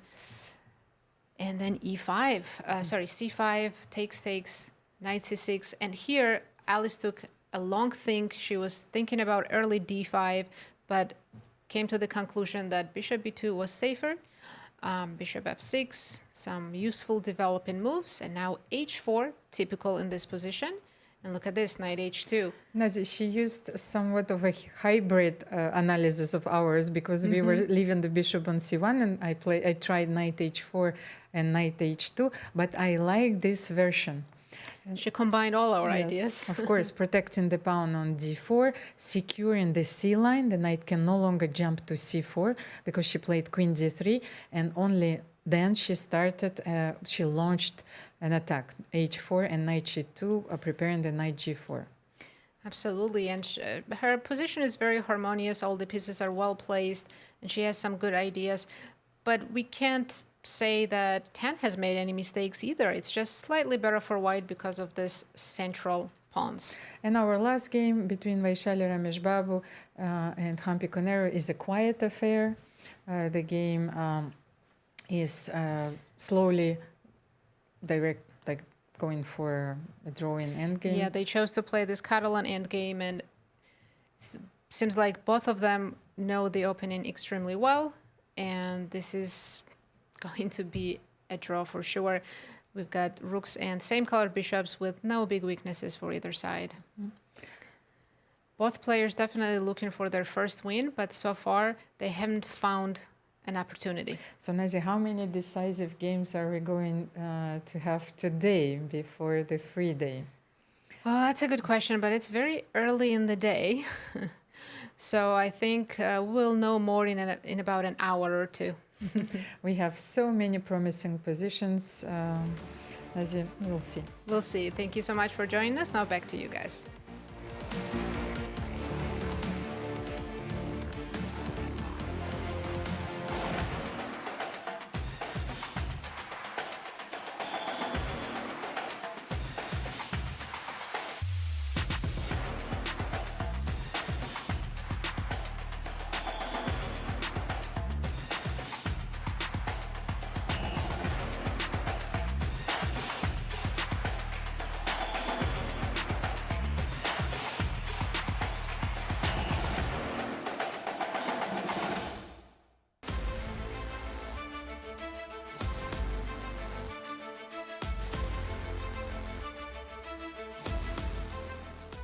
Hello, everyone, and welcome back to our coverage of the 2026 Sinquefield Cup. It was a short day at the office for one Wesley So, our tournament leader. We have the standings, Peter. So it was, and let's take a look with that one result of round 5 already in the books. Two of our top three played against each other. They played a very, very brief, entirely theoretical game. I think everything in that game happened before. Wesley is still leading, and unless Maxime Vachier-Lagrave beats Jorden van Foreest with the black pieces, he probably will still be the sole leader of the tournament going into the rest day. Speaking about the pairings, go ahead and tell us all the pairings for this round. 4 games still ongoing, of course, and those are Jorden with the white pieces against Maxime Vachier-Lagrave. Very Quite sharp an exciting position. game. Yeah. Fabiano Caruana against Levon Aronian, a dramatic game between the two stalwarts of the Grand Chess Tour and just modern chess in general, in which Fabi is much better currently. Javokhir Sindarov is pressing against Sevian, and Vincent Keymer against Anish Giri has been a bit of a quiet game so far. And now we get to answer the key questions, stump the commentators. And it was, I was talking with Maurice about it. It was hard for us to get to 35. We just, we thought Vichy was involved, but we just didn't know. Yeah. I just want to say that the stock answer to these types of questions is, I'm in this picture and I don't like it. I'm saying C. It doesn't say C there, but I'm 25 years as my answer. I don't know what you guys I got. think I'm picking 25, and I'm trying to figure out who I played. I genuinely think I am in this picture. I think it's 25 as well, and I think it involves Vichy, but I can't remember who youngster is. And Cristian, you're bringing up 25. 25. 25. That must Okay, be. either we're all right or we're all wrong. Right. There's nothing It in must be between. 25. All right. All right. Let's And get the it. answer is a dramatic drum roll. Yep. Oh, you no. are. Oh, poor Peter. I don't like it. Nice. Nice. Is that Jeff? It is Jeffrey Jeffrey Jean. Jean. Jeffrey Jean, yeah. Oh, well, very good, Peter. You couldn't pretend you were the younger one in that picture. No, Yeah. no. I was sure it was Vichy. I wish for a different camera angle, frankly. It was not doing me any favors. If you had gotten that one wrong, I don't know, Peter, that would have been a tough one. Let's jump into the round 5. Tell us what's caught your eye, Peter. Well, there was a sequence of events in the game between Jorden and Maxime, which is quite shocking because I wanted to say to Maurice that finding rook hf1 and bishop takes h7 in a practical game, I think in particular when the tournament is going so poorly for you, is going to be very, very difficult. But one of the reasons for rook hf1, I think, can be very, very nicely illustrated by exactly what happened in the game, because Jorden didn't protect the pawn on e5 by playing bishop f4, which basically loses to a motif I am shocked MVL did not spot. Immediately. F5. This is very, very normal. Yeah. You killed the diagonal of the bishop You on completely d3. kill off the bishop on d3. You actually completely remove the idea of knight e4. You create a massive threat of knight g6, and then the entire center will collapse. Also after b5, before the knight will have to go to some really horrible squares. Well, it's improved a little bit. It began by saying -2 here, but it's still pretty bad. Let's say if you're forced to do something like rook h1, knight g6, g3, just to stay alive grimly, and then black goes, I don't know, bishop b7, or even knight takes f4, Just g a takes dream, f4, and then some Sicilian. kind of a, this is so pleasant for black. Oh, my goodness. It's not that the move bishop b7, which MVL played, is bad, but f5 is just so attractive. Bishop b7 was the reply. I guess Jorden maybe realized the 5 is coming, so he protected the bishop on f4. Very and of course, we clever. have to explain why we're so, why this works. Normally, you would like to take en passant, but because the bishop on f4 is unprotected, Check. it just drops a full piece with check. So no longer works after rook hf1 because the bishop is protected, but black does have the move knight b4. MVL is still much better.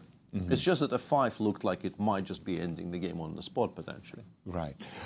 Those lines, that rabbit hole with bishop takes h7, No, that was very queen beautiful. h5, and rook f3 also. But once you played knight b4, you stop knight, rook d3, you Yeah, stop rook exactly, f3. No attack. But I'm with you. These lines that Maurice was showing after rook hf1 and bishop takes h7 were really, really interesting. But it just needs to occur to you, like, you have no attackers currently. Yeah, it is rather strange. Everybody's on the other side of the board. It's not knight f3, g5 leads the queen as to the far promised as far land. as Greek gift combinations go, this one is incredibly unusual. And Agreed. also, it was worse for white as well. Yeah. So I was only showing it because it was an entertaining line. That did have some relevance based on exactly what you pointed out. If you stop and start defending this pawn, On you are E5. asking for it on e5, and that line you showed would have been devastating. But Cristian has some more for us in another game.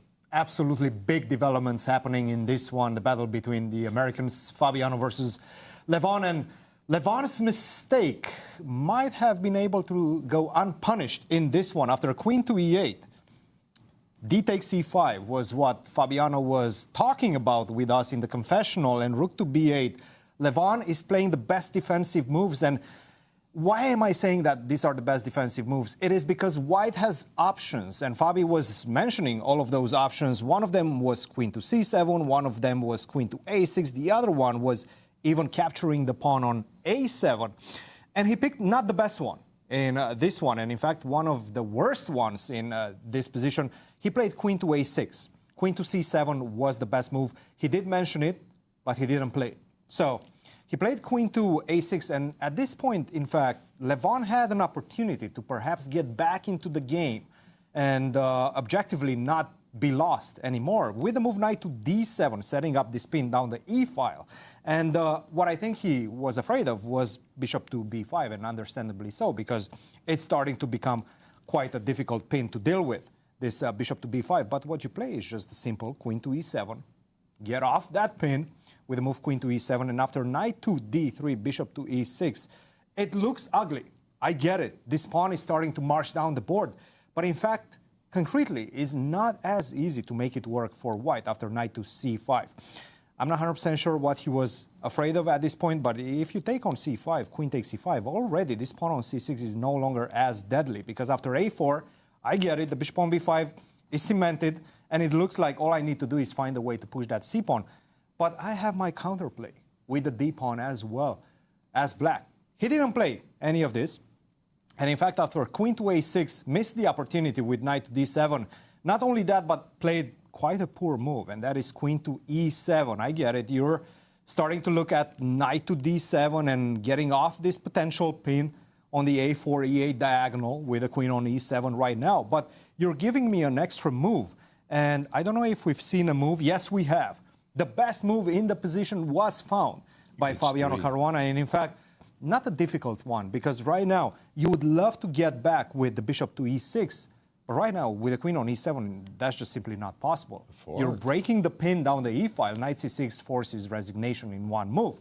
So where do you put the bishop after h3? And that question is not easily answered, because d7, c6 is coming with tempo also. You're cutting the action of the queen. The defense of the pawn on h7, queen takes a7 is decisive. So after h3, the only thing that makes any sense is bishop to h5, but you really don't want that bishop on h5, on h5 and on that diagonal, because right now you're not even controlling that promotion square c8. So there's no more rook to c8 to try to stop the pawn.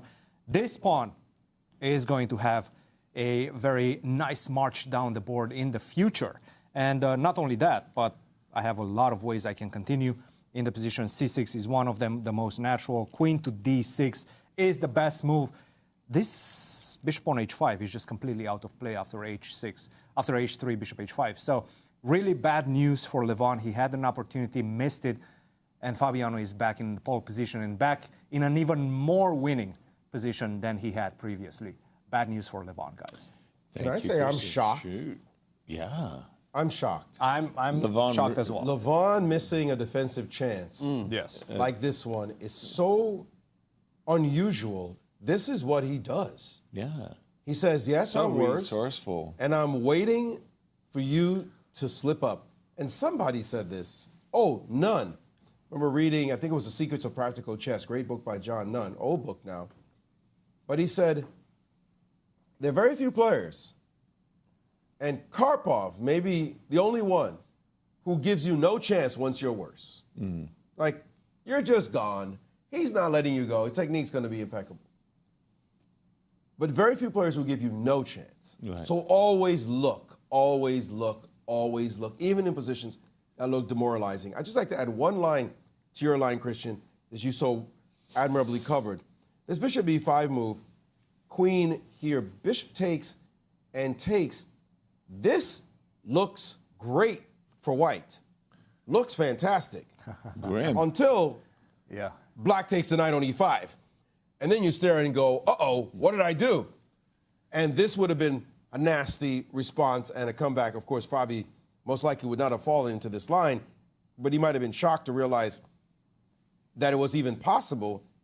And here, here, black is back in business, and it's going to be really tricky. And you see the lines that Cristian has shown. This is really not easy. After It is not easy at all. This was just 2 moves in. 2 moves in, and Fabi would have been wondering, scratching his head, what did I do wrong? I just made a simple move. That queen a6 was an off move. The fact that Levon missed this, we talked about how many lives he's had in this tournament. Some point your lives run out, but there's still a game to go, by the way. Although this looks really bad, he made it even worse on himself. And it's not like that he missed an opportunity. He's dug his grave with this move, queen e7, even further. Because right now he's much worse than he was a couple of moves ago. You know what? H3. I think he's playing bishop takes h3.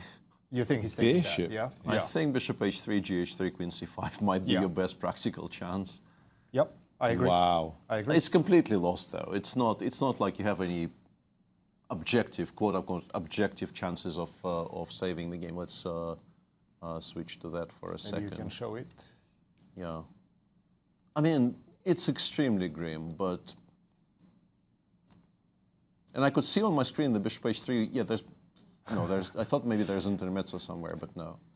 So 2 pawns for a bishop, a little But bit... the white pieces are so well coordinated. Every Yeah. single endgame is lost. No.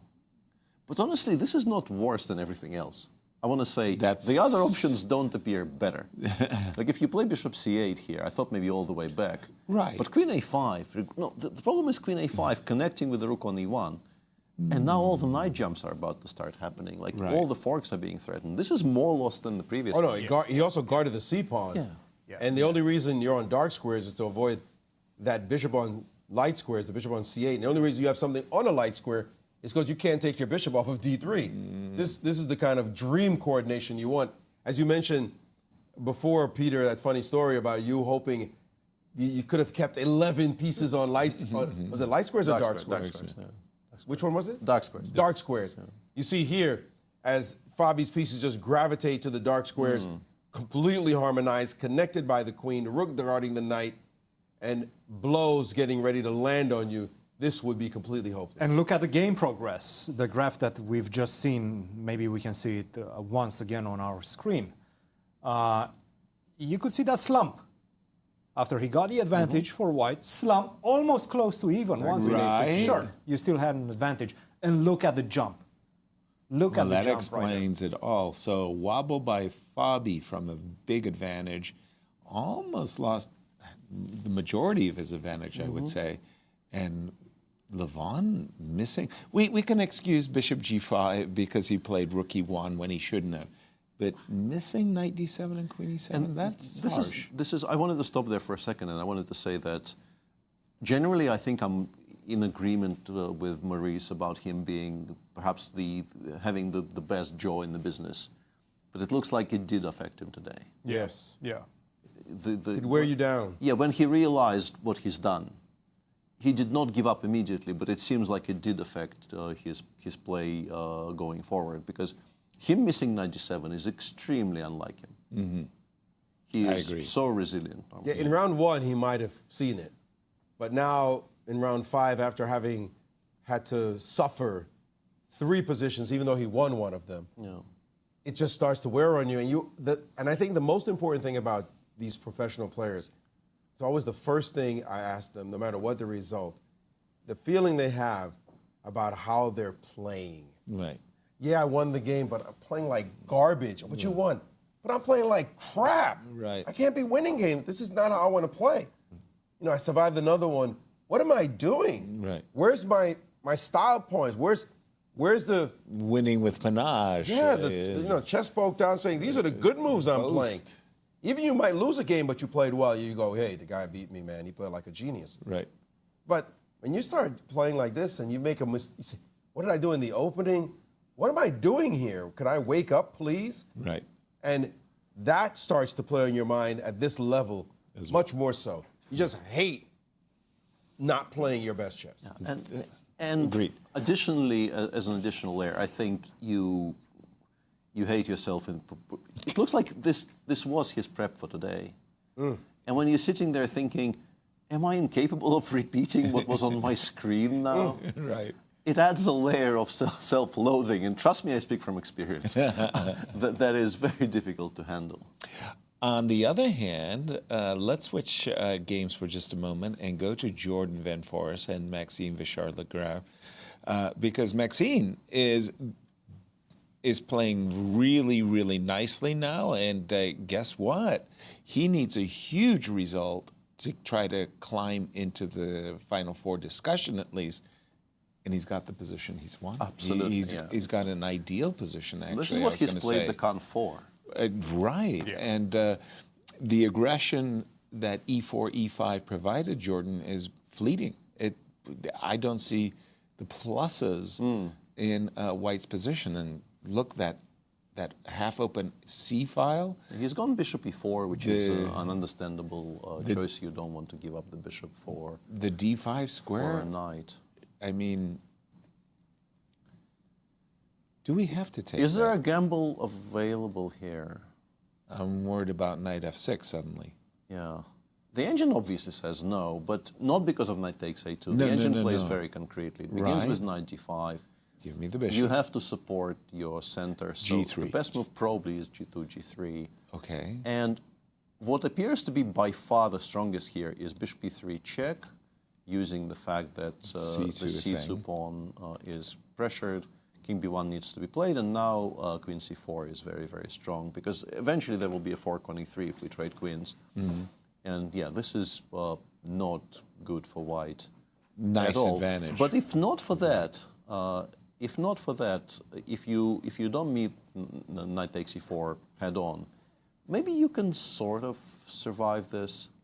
The issue with queen takes e4, and I'm struggling here. I'm trying to make something out of nothing. But after queen takes e4, after both knight c6 and knight d5, you're just worse. The problem Exactly. is, yeah, like knight c6 appears to be slightly stronger than knight d5, but I think knight d5 is A more lot of people- more dispiriting. Yeah. Because you now have to trade off that knight, and all of your endgames are worse. Absolutely. You might get mated in the middle game if a5, a4, a3 happens on the board. A joyless Yeah, position. you I have would the like. rook lift. I guess the reason you're not immediately busted is you can try for some kind of a rook lift like this. And, you know, I was going to say, despite the engine giving the top move being bishop takes on e4, very confidently. Yeah, and we being actually the top played something move, else, yeah. I didn't feel as though that would be your instinctive response. Not mine. I wanted to play knight d5. Yeah, you put the knight on d5 more, even though it's significantly worse than bishop takes on e4. Bishop e4 seems counterintuitive, bringing a knight into the center, offering something to your opponent for this trade. What is here And capturing instead, the- the move knight d5 looks much more natural, but the engine is not a fan of this sequence as the top move. And Maxime might not be happy, but let's see what he has. After knight takes on d5, Peter, you're pointing this out, bishop takes d5 as the move. And Well, compared to the line we were just watching, I guess white is just a couple of tempi up. You And the trade has play just taken bishop place. d2. Yeah, knight d5 happened. You are supposed to recapture with the bishop. If you take with the knight, white can play something like bishop g5. And the bishop on e4 survived, which means that you have to worry about queen h5 on every single move. This is not that clear. In fact, the engine starts thinking white is maybe okay now, which is a huge improvement over where we were just a couple of moves ago. So I'm assuming Maxime wants to Bishop take with the takes bishop. And if you naively take on d5 again, this is very similar, maybe exactly the same position we were looking at just a moment He ago. has recaptured with Yeah, the bishop, by the way. but there bishop is- takes has been played. Yeah, but there is a clever way to improve on this. You can go bishop d2 here. Tickling the knight. Yeah, queen c4 exists, but we have rook fe1, and this is not as bad an endgame as it was previously, even though you still pick black, but white has stabilized to some degree. And if you play bishop e4, queen takes e4, and knight d5, white gets a tempo to play the immediate rook f3. And if we compare this position with, let's say, this position, it's much nicer for white to already have the bishop on d2 because it's not hanging in some variations, and white is sort of better equipped to deal with what's about to come. Even though black is still, let's say we play rook fc8, there's no real attack on the king side. Eventually queen c4 will happen, the queens will come off. Black is still pressing. But it feels like MVL weirdly has played it a lot more conservatively than he needed to. But I will say, in some ways, it feels like he was trying to be more aggressive by sort of keeping the pieces on and not trading and improving his opponent's piece. Improving in air quotes, because one of the things we talk about a lot is making positive trades. And if you make this trade in this position, if we can get to my board, I can show it to you. The trade of bishop takes on e4, centralizing the white knight, is a bit weird. I mean, just frankly, this trade here, giving this move, you have to really pay attention and calculate. Don't play on general terms. You have to calculate that you didn't just bring this knight into the orbit of d6 on F6. purpose, a knight f6 on purpose, a knight g5 on purpose. Why am I centralizing your knight? But the specifics that you have to dig into, the peculiarities of this exact position may prompt you to play an exchange like that one, which seems counterintuitive. And I think that was MVL's mistake here, is playing more intuitively, which is surprising for him because he calculates so well, but playing more intuitively by saying, no, I'm not trading on E4. That just looks bad. Instead of being very concrete. What an exchange. I'm going to say I'm very impressed by the exchange.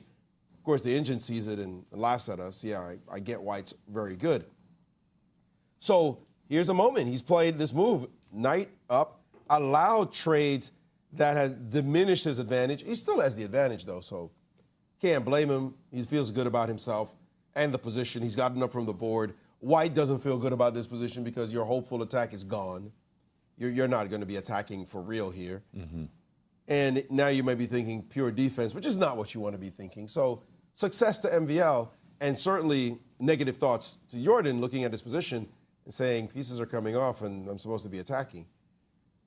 But very interesting moment that MVL had a much better move in bishop takes e4. Just shows how difficult chess is. Making trades that, or not making trades that that you're supposed to make, but not on general terms, on very precise calculation. Thank you, Maurice. Another deeper tell is the clock times as Jorden clock ticks below 40 minutes. It's at 38:30, whereas Maxime, he has a good full hour. Let's switch our attention, if you don't mind, to the game between our challenger to the world champion, Javokhir. Javokhir, of course, making his debut in the Grand Chess Tour. He is the challenger to the world champion, but he's having a hard go getting to the Final Four, Peter. Yeah, he seemed very cheerful when we visited the studio, I think of maybe round one, but events since have, he normally is always smiling, but he's not smiling as much as we're used to watching him do, because it's been a bit of a slog so far. -1 is not a catastrophe, but it's not what he's used to these days. And today, it's his decision to test Sam Sevian in a very technical, kind of a long theoretical endgame appears to be not bearing much fruit, because Sam did find a very precise move, bishop b4 e7, intending to play rook c8 b8 and then just start going after the pawns. Interestingly, rook b8 appears to be a stronger threat than the more obvious rook c4 takes a4, because you don't want to misplace your rook on a4. Sindarov played king of3, and the cleanest seems to be bishop g4 check, king g3, and once again we can throw in rook b8. We are now also threatening rook b3, which is actually a very, very unpleasant threat with significant repercussions. Rook c1 does kind of parry it because we will have rook c3, but the engine goes g6 and then takes on b2 next move. And there appears to be no problem whatsoever here for black. It appears to be just entirely safe.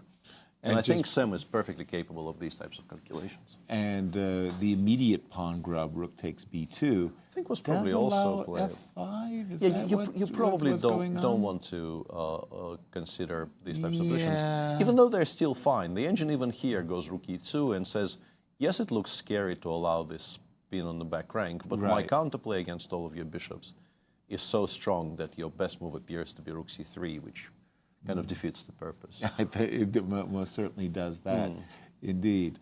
And Cristian, over to you. A game that we sort of lost track of just because it felt like it's moving much slower than everything else we're seeing right now is this one between Vincent and Anish. And at this point, this is a very typical position with both colors, generally develops slowly. Black goes queen to a8, slowly trying to improve his position, set up this battery on the long diagonal. White is also trying to potentially improve on the king side, even ideas of h4 and such. But Anish had a different idea in mind, and that was to immediately challenge White's system in the position with the move b5. But this is a move that really creates some weaknesses as well. It creates the weakness on c5, so it's a big commitment. I'm trying to understand why he went for it and so aggressively. It's also not his type of general decision. b5, and White has a couple of ways he can respond to this. One of them is, let's say, the passive or more strategic knight to d2 to try to go to e4 and immediately target the pawn on c5. And perhaps this is what Anish was waiting for as well, because right now he can play the move knight d b4. And now it becomes much more concrete. And perhaps this is what he calculated, knight to e4, knight takes a2, rook takes c5. White is still slightly better, but I'm sure this is something that Anish has looked at. But Vincent said, you know what, no, I'm not interested in that. I'm interested in playing more of a longer game, and I'll deal with the weakness on c5 later on. And he played knight to e5, very natural move. Take on e5, knight takes e5, and this is what we got. But why did he play b5 right now? Like, how is he going to defend or strengthen that weakness on c5? And what did he get out of this sequence of moves after b5? I just don't understand what he got, because you did not create any weaknesses for white in white's pawn structure. And take a look at some ideas. After bishop to d6, for example, I can even play moves such as knight to g4. Be careful. I have some serious ideas in the position. For example, let's say you go knight to b4. Whoops. Knight to f6. Take queen to g4. And you get checkmated in a couple of moves. So the position flares anew and flares in a completely different style. For example, if you go f5, e4, and this is quite a crazy situation that we might be able to see in the position. I don't think we're seeing the moves right now for whatever reason, so perhaps you guys can take it away. What did Anish want with this idea of b5? I'm a bit puzzled. Cristian, thank you. I think he just underestimated the weakness on c5. I've played the hedgehog much of my career, and I lived for these moments when my opponent would oblige me, if you will, by creating a pawn on c5, and exchange sacrifices featured often in these positions. I didn't like the move b6, b5 at all. I thought that black had done fine. I'm not going to say equalized. This seems unnecessary. It's also not in his style. Like, this is not Anish's style. Absolutely just unnecessary. Lash out like that for no reason. And the line that you were talking about as well, if you don't mind, b5, knight d2, knight b4 for Anish. b6, b5? I know. Yeah. Trust me, I'm trying. Oh, good. It does my heart. It does my heart good to see you guys struggling with the mouse. We're both having some difficulties. I don't even have a mouse. I mean, I have a pen. It's such a budget that it's such a tight budget we're on here. Absolutely, yeah. You don't yeah, we gave it away in the bonus money. Knight takes a2. Bishop takes g7, of course. It allows knight takes c1. The engine, interestingly, just goes for a very cute positional sacrifice. Exactly. Going rook c5, knight c5. And there is actually... I did show this. Did it not show on the board? It might not have shown on the board. On the board. Yeah, and you do have something for the exchange. I think white is actually doing quite well. But nice, yeah. This wouldn't be the refutation. I think maybe what happened was Anish maybe originally was intending to continue offering comfortable trades, and then he realized e3, e4 is a problem. Which normally wouldn't be, but you would like to take on b2, but that loses some material after e5, bishop takes c1, and this kind of an excelsior by the e3 pawn leaves white with 2 pawns for the rook. Okay. And then he started looking for moves to make and kind of came up short. What you sometimes do in these types of positions is this kind of a strange looking move, queen b8 to a8. I guess it seems very kind of long-termist and inconcrete, but you could play h7, h6. I'm already a bit curious. I was looking at this in the break, I think. After queen c8, we visited the game in this position, and I was saying cd5, e5, d4. Right. And the reason I was suggesting this might happen was, after rook a1, you can actually play d5, d4, which is something black generally wants to do in these types of structures. E takes d4, c takes d4. And I have a feeling maybe Anish tried to figure out what's happening after knight b5, was eventually dissatisfied and decided, I don't want to do this. Okay. And this is where queen a8 actually is pretty decent. This is a very cute way of protecting the d4 pawn indirectly. We are now probably threatening a7, a6 actually, because white will not be able to take. I can show why. If you take on d4, it's not like maybe you have a tactical way to justify it, because if black takes on f3, quote-unquote winning a piece, the queen is attacked, so you have no time to pick up the piece on d4. But you can do it in the other order, of course. You can begin with rook takes d4, knight takes d4, bishop takes g2, and black is just completely winning. Because of the bishop on g2 is hanging, you have to do something about it. If you play queen e2, f1, establishing more control over the bishop, Black can now quite safely play bishop e7, c5, even e6, c5, but bishop c5 is more flexible. Yeah. And after queen a8, I mean, the engine says knight e1 may be best. It also says going back. Yeah, it also says black is already maybe slightly better. Right. So d5, d4 was that seemed very useful logical, option. But with the inclusion of rook a c1 and queen b8, which is what Anish chose, if you take on d5 with the pawn now, you are maybe slightly worse, because you made a couple of unnecessary moves, and white made all the moves white generally wants to make in this structure. So I think he thought, okay, I am not being pressured at all in this game, and he maybe autopiloted for a little bit too long. And then after knight c4, he found himself without a comfortable next move to make. Bishop f6, as I mentioned, does not work for tactical reasons. Yeah.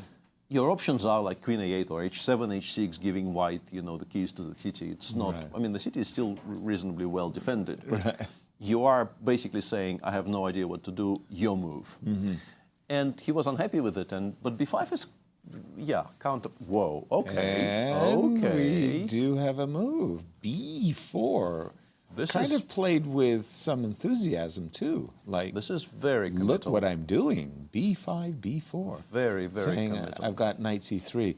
Let's do over this one, and Maurice, I'm going to toss it to you. And what's going on? I mean, You're a kind little of bit of shock looking at this last move. Boy, we get in that c4 square. Seems so huge. Right?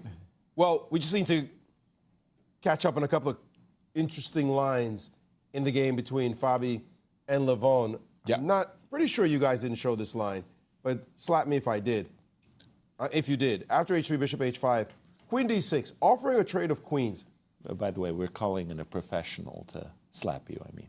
Yeah, I've been slapped before, actually, even in this event. So the move queen d6, it may not be the first move that comes to mind for a lot of people. Trade queens and shift the pass pawn to the d file as opposed to the c file, where your bishop is controlling the final square of this pawn. Promotion square, yeah. So it requires calculation to make such a move, and also an understanding. This bishop has sent itself offside. If it goes here, you're winning a pawn. That's done. You know that. g4 will always pick off that bishop. But you're not, I should say the pawn, but you're not interested in that. I mean, g4 right now, your knight is pinned, so takes. It's just not working at the moment. So you don't get to take the pawn because, of course, your rook is hanging.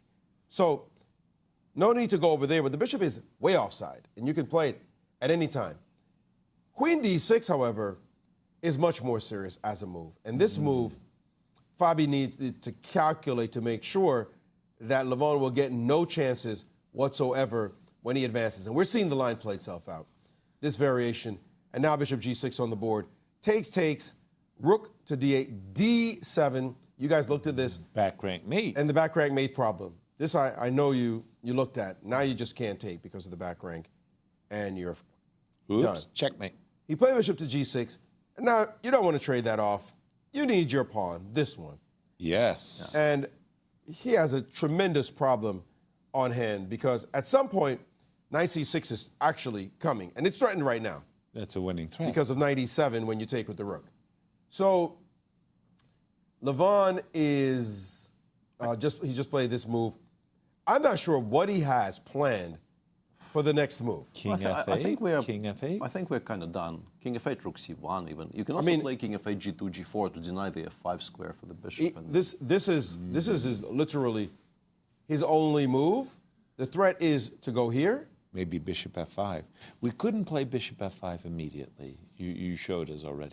Bishop f5, again, knight c6, and if you take the knight e7, your rook is hanging, and your bishop is hanging. You have to give up the exchange. Right. In a bad way. In a bad way.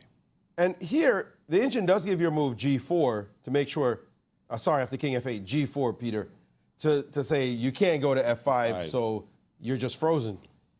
In fact, after king f8, it's even possible to play the move rook c1 and give you this move. And then after this, rook takes d7 allows knight to d4. Oh, that's very cute. And thank you very much. That's Let's show the entire line to the end. Again, rook b7, knight f5, rook b5. Sorry, right? Rook b7? Rook b7. Knight f5. Give me that. Yeah. Check. Give me that. check. Give me that check. And we're just playing checkers with your pieces. Nice. Fabi has a full-scale understanding of the situation, and he has played bishop to b5. This is virtually resignable at this point. We might see it. Yeah. But I don't want to leave it alone until I show the variation, one cute variation going back to here. This move, rook to b7, avoiding What we've that, just seen, yeah. that line, keeping the queens on and trying to survive. Now queen takes, rook takes, c6. Might not be as easy after knight e8, although you are definitely winning still with rook b1. But a very nice move here is this move. And this is the move I was wondering, I think I was paying enough attention. You guys didn't play this move, did you? No. No, okay, so I don't get slapped. All right, c6. Giving away queen, but saying, figure out how to stop my b pawn. Knight c6. And this one looks... Rook b1, I think. Rook b1 is coming Rook b1, rook c1. on everything with knight c6 to follow. What do you play? And this is all the wow. Sorry. In large part, and this is why the inclusion of h3, bishop h5 is so fatal for black. Yes. With this bishop somewhere where he participates in the game, black would still be alive. Correct. With But it the on bishop h5 being away, doing absolutely nothing. it means that the b pawn can play and you can't deal with rook b1. Rook b1 in advance is coming. Obviously, queen b6, rook b1. Sorry, you can't do that. Queen b8 to blockade, rook b1. And now, as Peter is saying, if somehow this bishop could help, but nobody's stopping knight c6. You could take the knight and go into this lost ending. Extremely picturesque. We've seen this position before, but this one is very study-like, and I definitely wanted to share it. That rook b7 also was not playable because of this very beautiful line where the b pawn just promotes. Now, so we had a c pawn that could have promoted, a b pawn that could have promoted, and a d pawn which is looking to promote. At one pawn, my kingdom for a pawn. Right. Indeed, it's just too deadly, and the game will end shortly. Well, the way I see it is black simply has no moves. The pawn on d7 is absolutely freezing black's pieces, and I love the move g4, and I love the move g4 and f3. All of black's pieces are frozen, and eventually rook c1, rook c8 is just going to claim the game. Levon is definitely losing. What's happening in Maxime and Jordan's game, well, Peter? things have developed By the way, in nice a variation. I love that queen sacrifice. Those are very beautiful, Maurice. yeah. Yeah. In this position, we were looking at bishop takes c4, but MVL went for a very forcing move, queen c4. I actually showed it, but I thought rook fe1 is playable. But Jordan has gone for a much more forcing continuation here. He took the offered trade of queens, took on b4, and now we have a long sequence with capture on basically every move. You have to take on e4. Okay. Bishop takes f8, c takes b3 would be terrible, dangerous, yeah, for white, which is why white throws in knight g2, black takes on g2. Okay. White takes on f8, black takes on f1. Right. You can take on f1 and c4 here, but you will be worse because it's in a kind of a race situation where the bishop is against the knight on a kind of an empty board. I can demonstrate with variations, I guess. King takes f8, I think. Knight takes c4. Seems like knight d6 is a strong threat. But you can go something like g7, g5, intending to meet knight d6 with bishop e3, f4.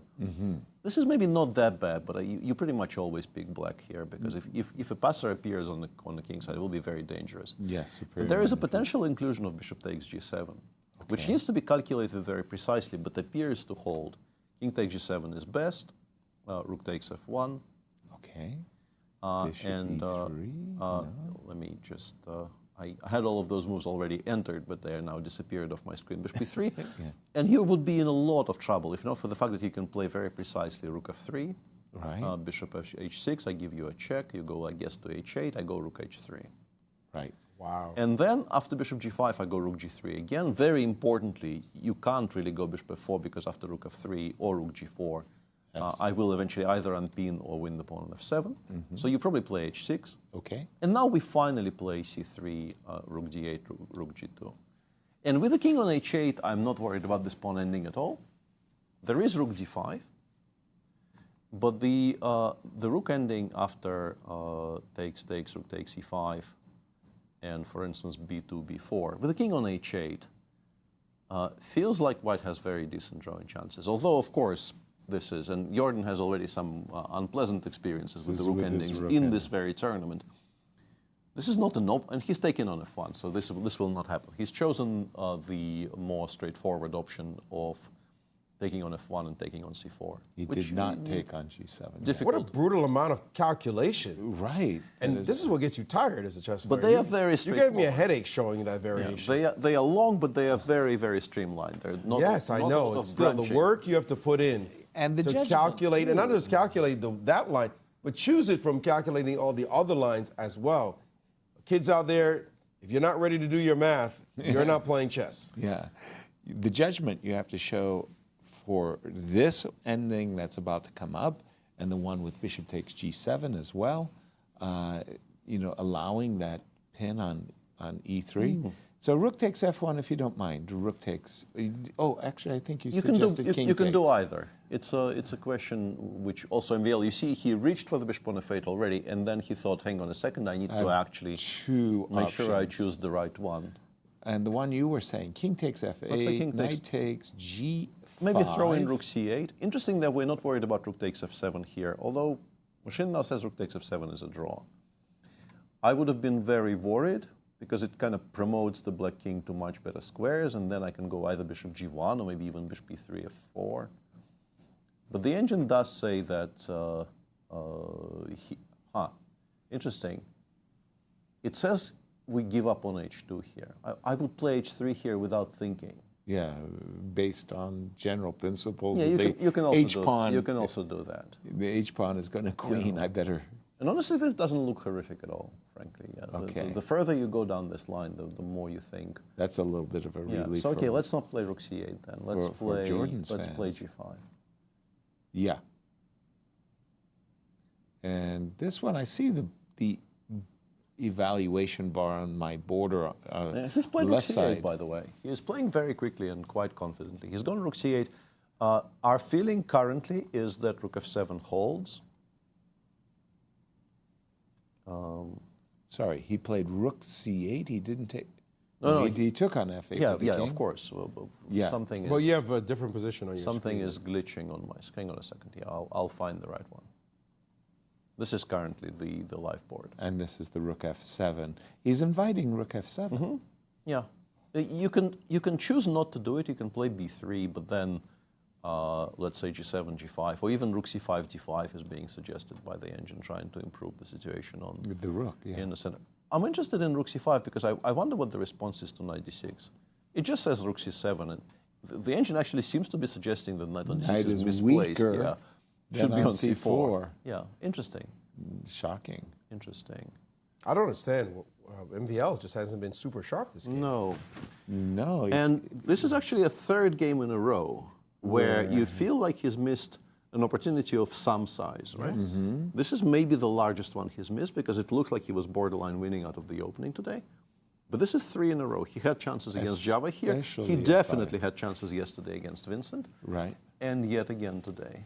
Wow, missing his chances. You can't afford to do that in any of these Grand Chess Tour events, much less the Sinquefield Cup, Maurice. Especially if you have to win the tournament Right. and you're missing real windows of opportunity. Exactly. So here we have this one. Back to, for a moment, what we think might be the decisive game of the round between Fabi and... You know, you said might be. will be. You want to make a bet on? Well, might? no, No, I think I this was one is hoping for nailed more on, yeah. decisive games than a single decisive game. Bishop b5, and Levon is frozen because the desirable king f8, bishop f5.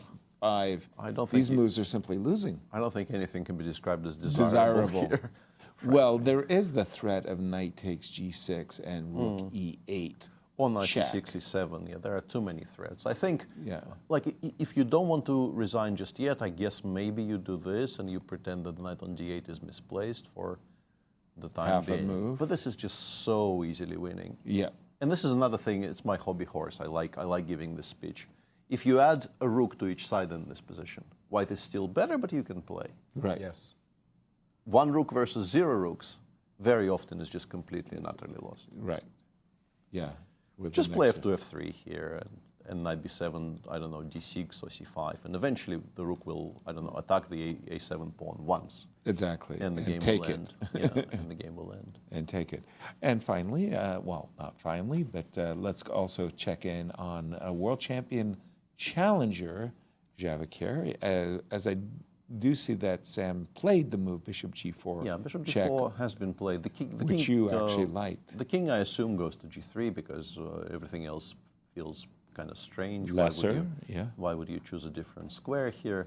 And then you mentioned rook b8. Rook b8 is by far the cleanest. Second best move is bishop d7, and we just came from there, so we probably don't want to do that. And also, as mentioned, not only are we threatening the pawn on b2, we're also creating a very, very strong threat of rook b3. So this is extremely forcing. And I think this was the position you tried rook c1 last time. Yeah.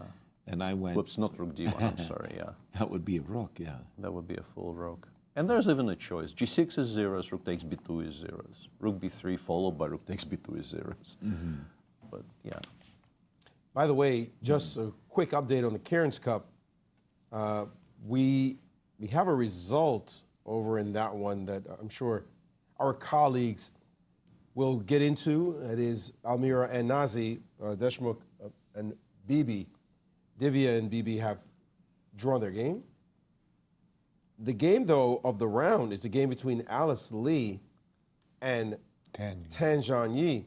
And you see here, Alice Lee, she's won 2 games already, but she did take it on the chin yesterday. Against This Stavi, game, yeah.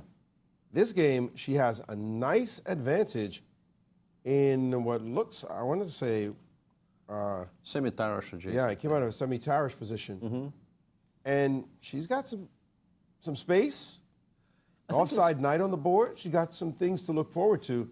We'll see in this battle of a former women's champ and a 16-year-old who is America's promise, trying to get a GM title quite soon. I would not be surprised. She's got to work a couple more kinks out of her game, but the way she's playing these days, I'd be terrified if I were her. She, by the way, played in the U.S. Junior Championship. Not the U.S. Girls Junior, the U.S. Junior. With Mishra started off a little slowly, but then came back and scored 50% with a field that included Burrington Hardaway, Abhimanyu Mishra, Andy Woodward, the eventual winner of the tournament, 2,600 level players, not 2,600 rated players in the top 2 seeds, and others as well. And to come in at 50% was quite a creditable performance. And so all eyes are on this young girl as she goes for the GM title and beyond. Thank you, Maurice. We will, in fact, have in about 5 minutes coverage of the Cairns Cup. But Cristian, over to you as I see Vincent's laying a cruel trick in the position. Absolutely, and just to give you guys an update before we move on to the Cairns Cup, in some of the games that we're seeing right now, you guys have touched upon all the others. Talking about this one, Vincent versus Anish, and after b4, it's all about the knight on e5. How do you save it, quote unquote? Because knight to c3 is coming, and that's going to disrupt its defense by the bishop on b2. So you need to do something with the knight on e5, and that's exactly what he did. He played the move knight to g4, already starting to look at, you know, cheeky ideas of maybe knight to h6, forcing the pawn to go to h6, and then opening up the g file with some tremendous consequences in cooperation with the bishop on b2. Nevertheless, those are fantasy lines for the moment. Now, the big question is, what if you go knight to c3 as black in this position? Bishop takes c3, and then bishop takes g2. Now, the idea being that if you take on g2, after b takes c3, you don't really have enough time to take on c3 because you lose the knight on g4. There's no more ways to get back to e5 because the bishop has been dropped, has been exchanged. So you need to lose some time before that by playing, let's say, h4, making space for the knight to go to h2. But now after f5, knight h2, bishop f6, finally, the bishop on f6 has something to do, and something quite important. That pawn on c3, it could become a liability, but for the moment is a strength for black. So this definitely would allow Anish to get some compensation for the strategical effects of what he's been doing in the past few moves with b5, b4, really committing to the bit. knight to g4, this is the position we have right now. The problem is, after bishop takes g2, there's an intermezzo move. Bishop to e5, that's going to force black to defend the bishop on g2, but now I can cut that with the move e4. And you start looking at this position, and you understand the bishop on g2, look, you have the light squares as black, but I'm not 100% sure that bishop is coming back home. So this could potentially be problematic for black. I'm curious to see how Anish is going to continue after knight to g4. I understand what Vincent is looking for, and we do see a move. Right now he's hovering over one of the pieces, decided to not play it yet. Definitely something that we will be following. I understand what white wants to do, and that is to maybe make some space for this knight on g4 via h4, a useful move anyway to take more space, and then the knight could even reroute itself via h2 back to f3. So definitely it seems like Vincent, I wouldn't call it necessarily outplaying Anish right now, but it feels like he understands the position better. Yeah. It feels like he understands the position better. And guess what? Anish is creating some weaknesses in his camp. I mean, b5, b4. There's some serious consequences with those two moves. Thank you, Cristian, but I have to interrupt you because we have a huge development in the game between Jorden van Foreest and Maxime Vachier-Lagrave. Jordy's blundered badly, Peter. He voluntarily played knight d6, losing time. He didn't play rook f7. Sorry, I'm stealing your thunder. No, but tell us you're absolutely right. And what has happened. This is terrible for Jorden. I don't quite. I mean, I'm pretty sure he just blundered tactically, and I will show exactly what he missed in a moment. But I want to say more generally, maybe he feels this is the best position he's had in the entire game. But him not even trying to calculate what happens after rook takes f7 in the position on my analysis board is pretty peculiar. But also, knight d6, we looked at b3, and obviously I am being helped by the fact that on my screen b3 exists, and knight d7 kind of doesn't, knight d6 kind of doesn't. But I think he thought, okay, this is completely safe. I am cutting out the d4 square from the bishop. It's not that easy to play king e7. And if you give white a tempo here to play king c1, d2, in fact, if let's say g5, king d2, this is very playable for white. Right. But regrettably, concretely here, bishop d4, this wasn't missed. This wasn't missed. I'm sure he saw he has rook e1, and he thought, okay, what is the problem? I will play king d2 next move. King e7. I want to take on And now we're taking e5. on e5 next move. And the best he has appears to be king c2, bishop takes e5, and knight takes f7. At least making sure black doesn't have 3 connected passers instead of 2. But after knight takes f7, and once again I am trying and failing, black has a wonderful plethora of choice, I want to say. Bishop takes e3 is very strong. You can also, if you want, choose this one. I like this one. I like the 3 passed pawns on the king side versus nothing. This also frankly looks lost, even though the engine says only -1, which is, I guess, the indication that after something like knight d3, bishop d6, we can try and stop the pawns from running very fast by going rook h1. Okay. Black goes, let's say, h7, h6 here. And we play, I don't know, something like b2, b4. And we hope that we get to play king c2, b3, c4, c5, and so on. And if that actually lands on the board, it becomes quite sharp. Because white, after all, has a big majority on the queen side. You would assume engine beats engine here. Right. But we are not in those situations. But the most important point to attract our viewers' attention to is just that rook f7, I think, was a forced draw. Right. And if you don't play rook f7, you should probably play b3. Yeah. And you'll also probably survive. Okay, but I just want to say, Maurice, I mean, this is a huge development. MVL needs to win the tournament. Stop. Get in the finals. Become, once again, the top 3, 8, 9 years running. I mean, and he needs to win this game with the black pieces. Look, this is crazy. A gift is a gift. A gift is a gift. You take it. A player's not playing so well, not playing accurate moves. Hey, you find your chances, even though MVL himself didn't play the most accurate moves.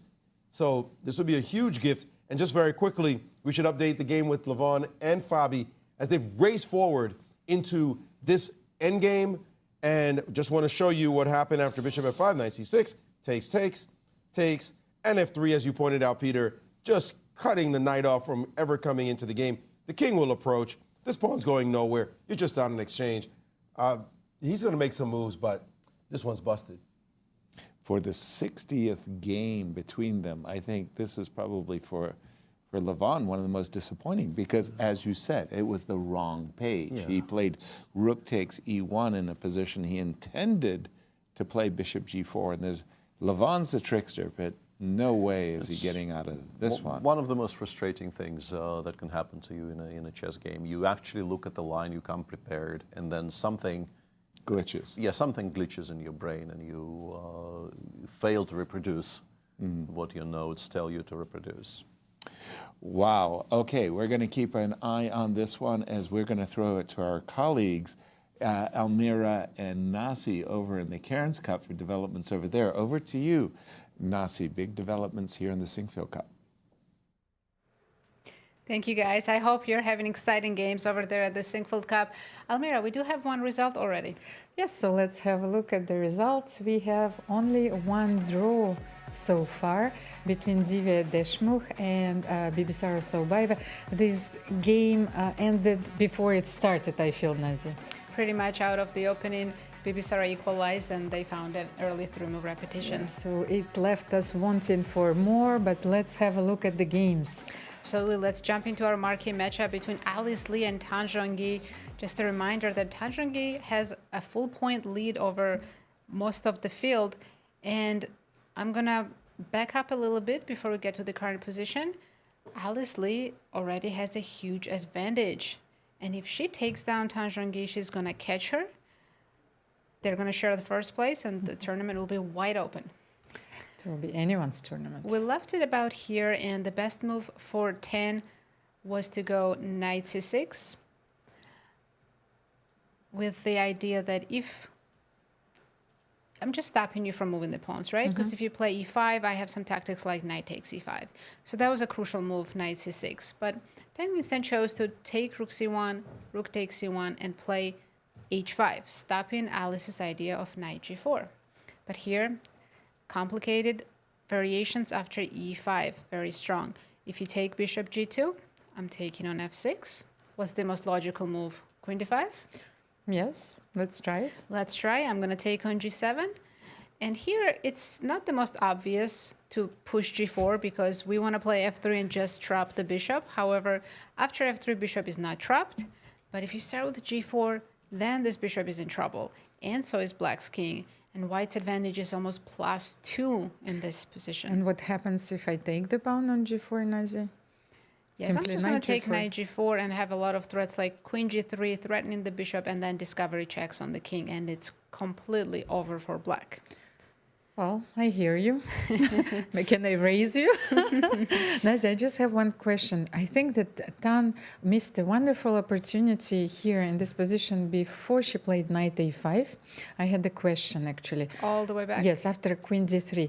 Can she take on d4? Good point. Thank you for bringing this up. She missed an opportunity to completely equalize the game with knight takes d4. And when you take back with knight or the bishop, there is always e5. You can start with rook c1 first, and then e5, and black would have had complete equality. Oh, so that was her maybe unique chance in this game to balance the game. Absolutely. And now in the current position, so after h5, Alice didn't find immediately e5. She started with bishop f3, provoked g6, but again, knight c6 was the best with the similar ideas. If you take on h5, I'm simply going to take on d4, and maybe black's going to start to play for even more than equality here. But 10 missed that, played g6, and now e5 is working again. Bishop takes, knight takes, bishop dropped back. If you go to g7, you're basically playing without a piece. So bishop went to e7. But I love this move that Alice played, bishop a3, trading the only good minor piece that black has, leaving them with this misplaced knight on a5. It's like Capablanca style. Very beautiful move. Great bishop positional a3. play by Alice. And after this move, queen d5, now Alice got her rook on the 7th rank. Knight c4, and here she's thinking she has a couple of good options. Simply queen c3 is the best. Maybe b5. You gotta play b5, and of course pawn is hanging. We can take that, but we can play for more with knight g5. I think black seems paralyzed in this position. Of course, this knight wants to go to f6, but also keeping an eye on f7. There's just so many threats. Yes, what if I play a6, Nazi? I think that you need to find a very precise way to break through. You need to sacrifice something. How do you sacrifice? Oh, I see queen d3, maybe knight f7. That's a plan. Oh. That's a very good plan. No. You have to play king g7, then I can threaten e6 pawn after rook e7. But queen c2 is very precise because queen d3 allows knight e5. Yes, once again, this motif was always there. Actually, the whole game, Tan Zhongyi could have played knight c6, threatening taking on d4 or on e5. That was the key to understanding this position. But yes, Alice in this position enjoying her advantage. She also has advantage on the clock, 10 extra minutes. As long as she keeps her cool and doesn't get too excited that she's about to defeat former world champion Tan Zhongyi, yeah, she can recover from yesterday's loss and share first place again. Nazi, but I feel that during the game, you know that you have the advantage, but you don't know how big it is. So I think that Alice knows that she has a very steady, long-term positional advantage. But, well, I still don't agree with the computer that you know that this is decisive. Yes, you need to make the only moves. I think the computer says it's almost +4, and that seems crazy to me because we don't even have an extra pawn. I would say it's maybe +2, practically speaking. So we are waiting to see if Alice can convert such a huge advantage. Another game I want to show you is between Anna Muzychuk and Carissa Yip. Anna Muzychuk has had a very solid tournament so far, all draws. Carissa up and down. Yesterday had a very painful loss, but today, what do you think about this position? Well, it's a very unbalanced position. By the way, her last move, queen h4, is a tricky one because, like, I was thinking, what's the idea? I wanted to try knight d5 first, yes, here. But the thing is, queen h4 protects the e4 pawn in an indirect manner. Yes, if you take on e4, then knight h3 or knight e2, yes, you're winning the queen.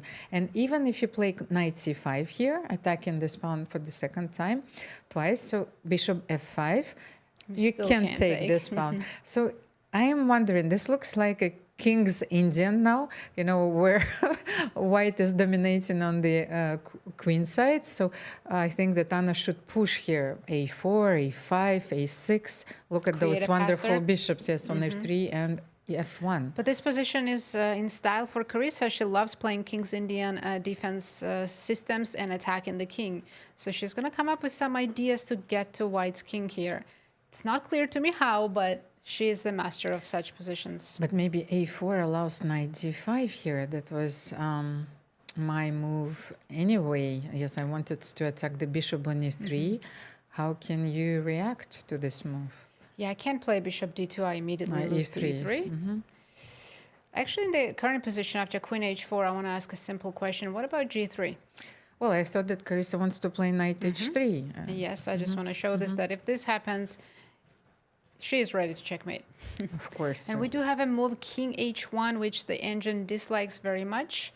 It seems like a passive move, and maybe your king is not safer on h1 than it was on g1. Yes, and I feel that Anna has to make a very concrete move here, like a4, a5, or something like knight c5. You can't waste a tempo here. You're absolutely right. One tempo and you can be in big trouble. I think now if Carissa plays knight d5, there's some f5 efforts to watch out for as well. So let's try knight c5 here and bishop f5. Yes, just to stop you from playing f5. So I'm going to take here. Maybe bishop h6 is coming. I think that black is better here, Nazi. Yes, things have turned around in favor of Carissa.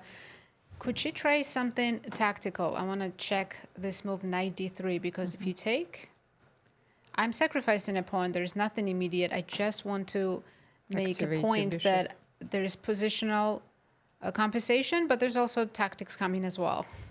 This looks very tempting. Yes. And when you will play bishop d5, this is going to be a monster.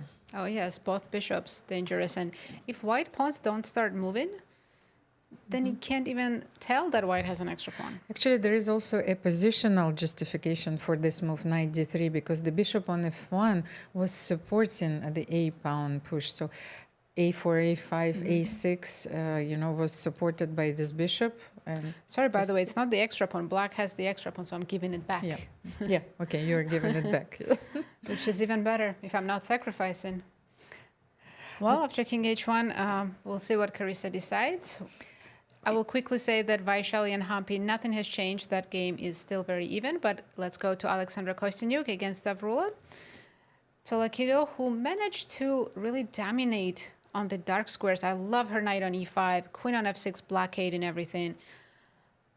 Nadia, I wanted to draw your attention to the position when Alexandra played knight d5. So after 18th move, knight f6 for black here. Yes, put back, yes, here, because I thought why Alexandra was waiting and she never made this move c4. And I actually understood that here black had an incredible resource to open the f file. Black can play g5 here. Wow. Look at this.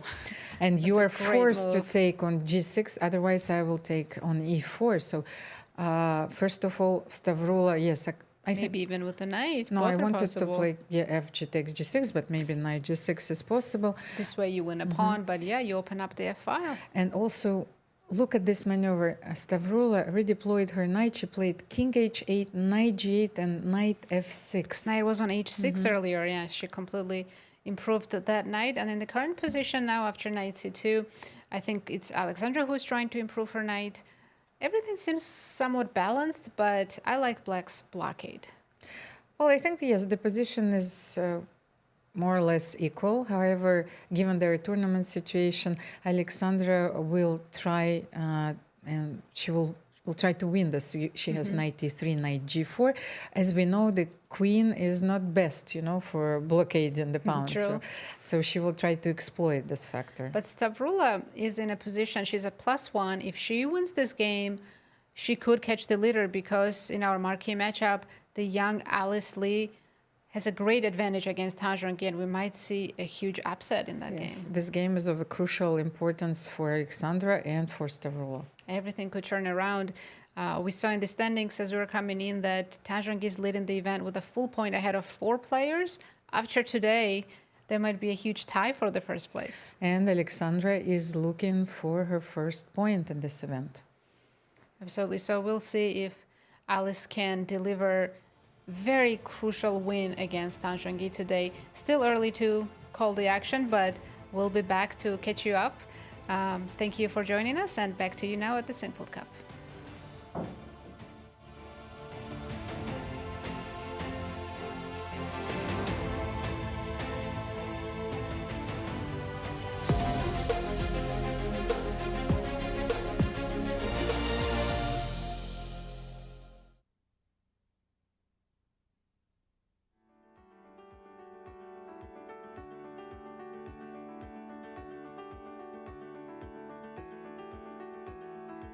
I've always enjoyed it. That hasn't really changed. You know, motivation can go up and down, but actually playing the game and enjoying the process of being in a tournament, I've always done that, and it hasn't been too much of a challenge to keep up.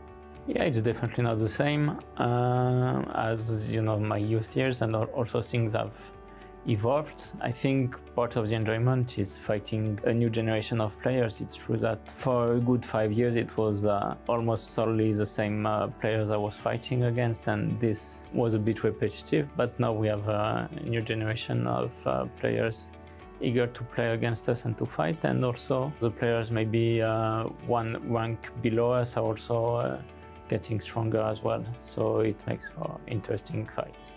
Yeah, of course, playing a lot of chess means that you see the same position over and over, and I can totally imagine how, looking at it from the outside, you would wonder if a player who plays so long in this one board game, which is limited by 8x8, how he can still find it exciting. And if I think about other things in life, I kind of wonder that about other people.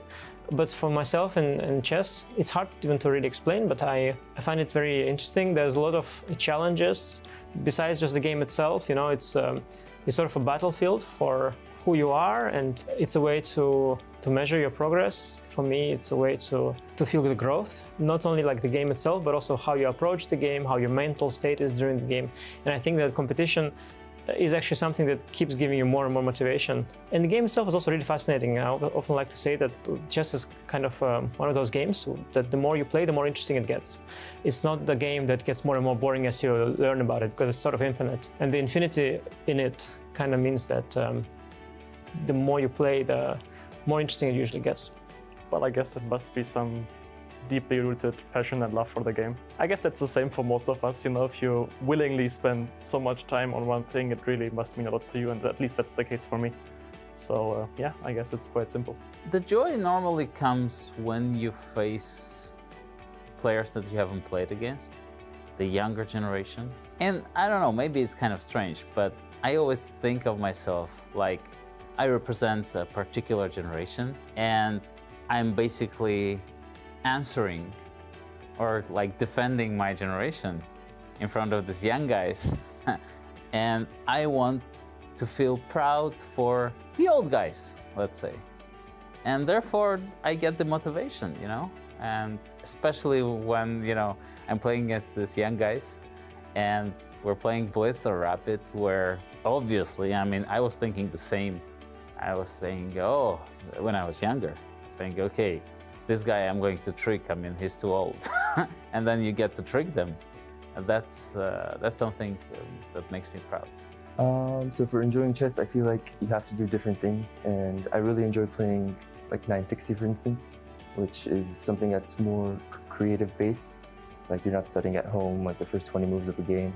And like playing different people, seeing how they think in the openings of those games. You know, you have to mix it around, because if you just play classical chess or just play Blitz all day, you'll definitely get tired.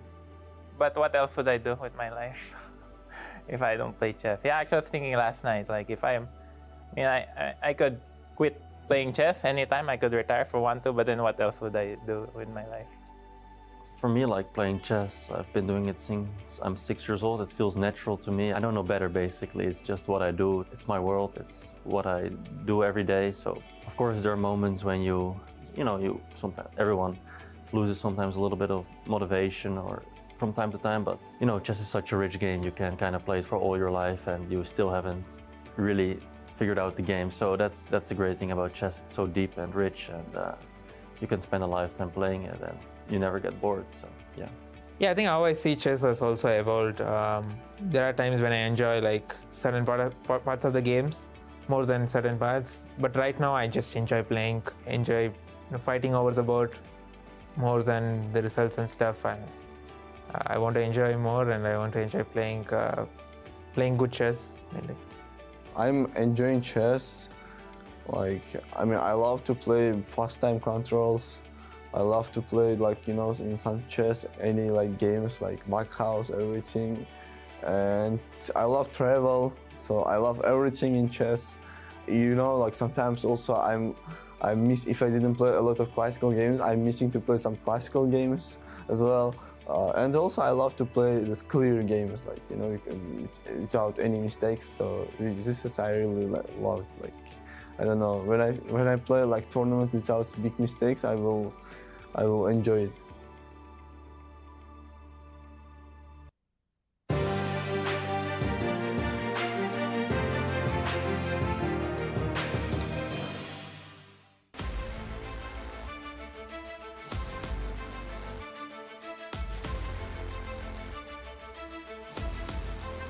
Hello, everyone, and welcome back to the coverage of the 2026 Sinquefield Cup. We have a result, which is very important for our standings, Peter.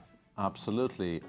With one game concluded so far in the round, that game being the game between Wesley So and Prague, that ended in a draw within, I think, the first 10 minutes of the round. Players who were in first and second, yeah. I should add. So Wesley still leads and might be caught up, but by, we think, one other player. We will get to that in a moment. But everything else is still very much in progress.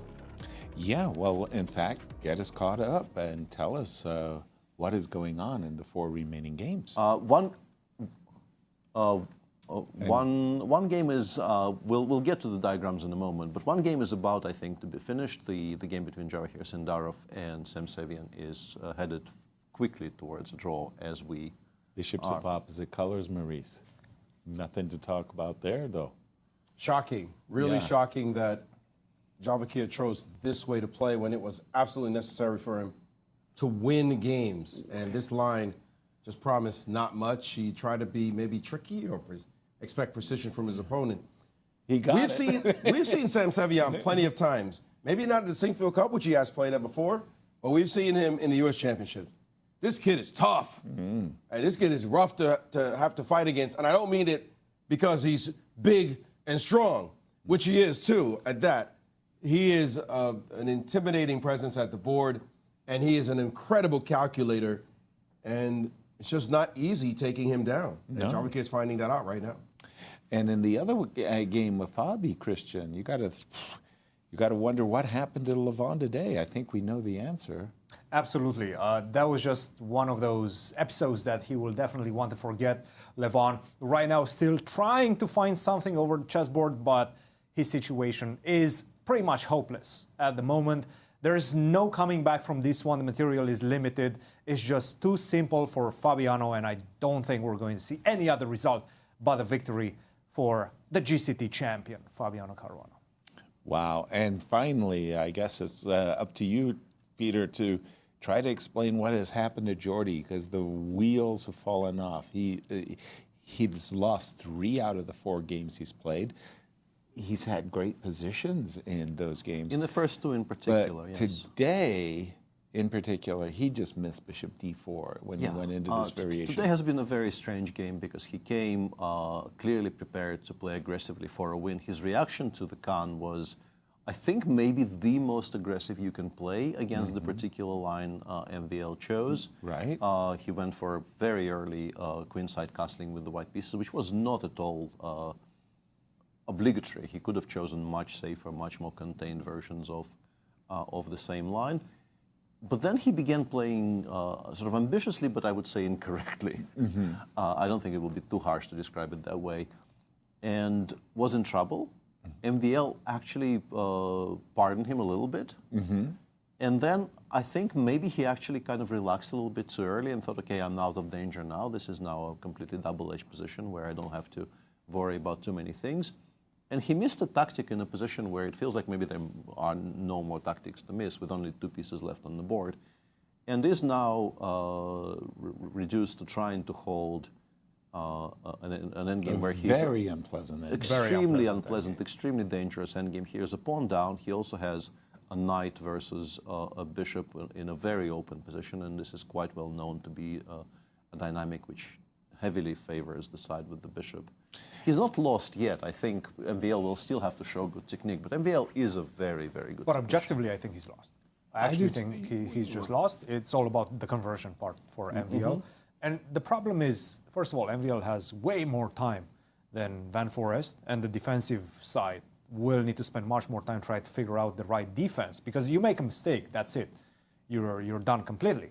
So very, very difficult task. Also psychologically, let's not forget, Jorden has lost already 3 games in this competition, might lose the 4th one. You can see it on, well, you cannot even see his face. He's covering his face right now, almost in shame, it feels Yeah, like, right. Well, you feel like something has really gone completely off the rails. Everybody knows how we feel as chess players when we lose a game, especially with the white pieces. When you're on your 4th loss out of 5, it's not an easy situation right now.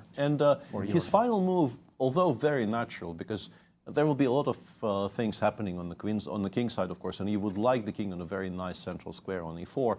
The engine suggests you should immediately start pushing on the queen side, start to maybe at least create A4, some kind B5. of counterplay. But he's gone king d3, and this appears to be potentially a final decisive mistake of the game, because although, we're switching to the game between Sevian and Javokhir, they will find a way to repeat here, and the game will finish. Bishops of opposite color, nothing. So draw. Yeah, not all to discuss anymore. There's very, very little material left. This was a bit of a gamble for Javokhir. He knew he's playing a very soft line, and he hoped that perhaps he's going to be able to put enough pressure to get Sevian down to his last few minutes. He did, but the position was just simply too soft. Yeah. Yes. Too dry. For Javokhir, once again, it has to be mentioned that our challenger to the world champion suffering after 5 rounds, -1, goes to show the Grand Chess Tour. It's tough, yeah. It was very, very tough. I think that's a 3-time repetition. And yeah, the game is about to finish, and you have to say his chances of getting to the top 4 and playing and playing in the Grand Chess Tour finals are receding in the rearview mirror. But and I'm sure this will sound like we are disrespecting the event we're commentating on, but for him, of course, he would like to qualify. Of course. But maybe he doesn't want to really go completely all in every day, because this year, the main event for him will be the world title match. Yeah. 100%. Yes, but you also want to show that you are world champion material. When you play against these other guys, I understand I have a match where I have to win a title, but I'm also playing against the best in the world.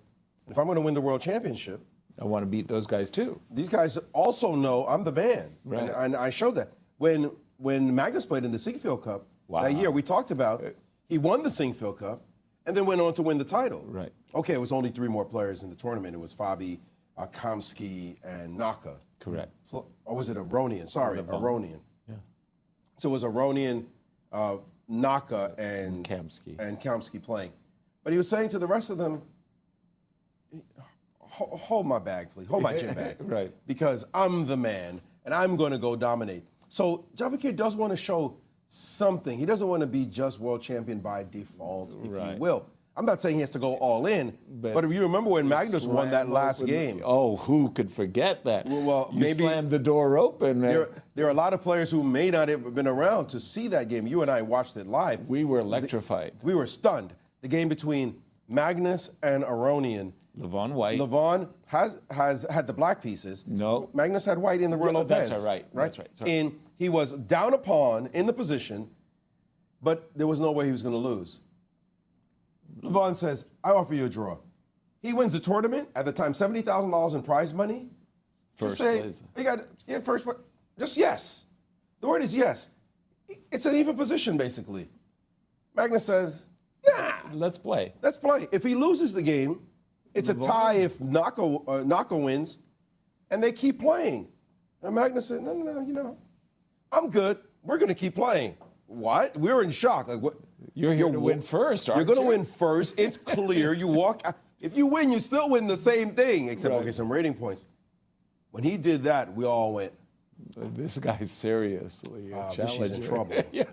Because this guy doesn't mess around. Yeah. And Magnus went on to show with a statement who he is and who he actually became from 2013 to what we look at him now as probably the GOAT in chess. So Javokhir has to get some of that swag too. Right. Yes, he's still 20, all right, he's got time. But it's tournaments like this one where you say, make the reputation. Listen, like the candidates, get out of here. I'm the new sheriff in town. Right. He wanted to show something here. He hasn't shown it quite yet. No. At the same time, the candidates' performance, that's once in a lifetime type of situation. That was just amazing. That's just incredible. If you are in Javokhir's shoes, you need to get ready to peak at the exact moment that you want to peak, and that is in November, December, when he's going to be facing the world champion, Gukesh. The amount of mental energy you need to expend in order to be able to find new ideas day in and day out, it's tough, especially nowadays, because it's not that easy to find new ideas. You find maybe 5 every year. Perhaps he has some in the bag and he does not want to show them before November. Also, an easier explanation is Magnus is Magnus. That's it. Magnus is Magnus. True. Let's be real, because Magnus. Let's not compare anybody right now with Magnus. Because Magnus didn't have the new, fresh ideas when he took that win, refused that draw against Aronian. He had a position that if he had the other side, he might have won it too. Magnus is Magnus. Magnus is Magnus. That's it. But you do want to show some swag because we also have the recent history of the World Championship. Ding Liren winning, right, and then not showing great form. and people saying he's not the real world champ. And Gukesh winning, showing really poor form. Right. The next person who puts that heavy bag on his shoulder and has to carry it, boy, you don't want to say, he's not the real deal either. Right. You want to come in and say, okay, now that I took care of that, where's Magnus? Right. That's what you really want to say. Right. You may not want what you get. Gotta be sure that you gotta be sure what ready. you're asking for. Also, his coach did an interview, and I think I mentioned this before, and I think this is fabulous, the kind of mindset you have to have. And his coach said he wants to win the candidates, he wants to win the World Championship, and then he wants to become the #1 player in the world. Break 2,900, yeah. That's the kind of talk you want. Swagger, yeah. The swag, the high goals you set when you play for a World Championship title. And the way you do that is also prove to everybody here, like I said, you win some games. I'm the man. I'm the man. I can beat you guys. Right. He's You're not showing forgetting you about step number 4, and that is to maintain the #1 position once you get there for a long time. And That this is too. the problem that we've been seeing with the new world champions, Gukesh and Ding specifically. Yeah. The pressure is just so high. When you achieve that title, everybody's hunting you down. Yeah. And that's a big problem, and that's a lot of pressure, which some shoulders just cannot handle. Indeed. When you were talking about fun facts at the start of our broadcast, Maurice, I really thought you were going to include that at the 2013 Sinquefield Cup, Magnus signed the contract to play in Chennai against Vachier-Lagrave, and we had all those big photos being taken. All right, but let's go to the game. We're expecting Fabiano to win. Do you like his conversion technique I so think far, he's Peter? doing fine, but I wanted to actually switch to a Please. different one because we have a position in a game between Jorden van Foreest and Maxime Vachier-Lagrave where it looks completely winning for black, and it is. But I think the way you win is weirdly, and I'm not entirely convinced of this, but I kicked some things around, and I think without that one idea, this could become technically problematic for MVL. And the way to win this position is, shockingly, we are a pawn up now, and we have 2 connected passers on... So you want to nurse them gently forward? In fact, the winning move here is G7, G5, giving one of them up with check. And the point is, we want to be able to play King F5 without having to worry about Knight H4 check. Okay, you took And once away we the get square. here, our progress is basically unstoppable. Let's say you go Knight E1, I go E4 check. You have to play King C2. I can even throw in Bishop F4, E5. And a position like this is now equal material. Well, for a while, not forever. Mm-hmm. But the white light square blockade gets broken down. And from here, conversion, I think, is extremely trivial. But if you don't see the idea of playing G7, G5, it's actually not that straightforward. Indeed, I did not. I mean, I like the idea of quietly, slowly nursing the pawns forward, you know. Let's say if you play King F5, Knight H4 check, you've thrown much of your advantage away. You're probably still better, but this is no longer a foregone conclusion that you're winning. Why is that, Peter? King G4 still feels Machine like... goes Knight G6, kind of stops your progress, and then eventually white starts pushing on the other side.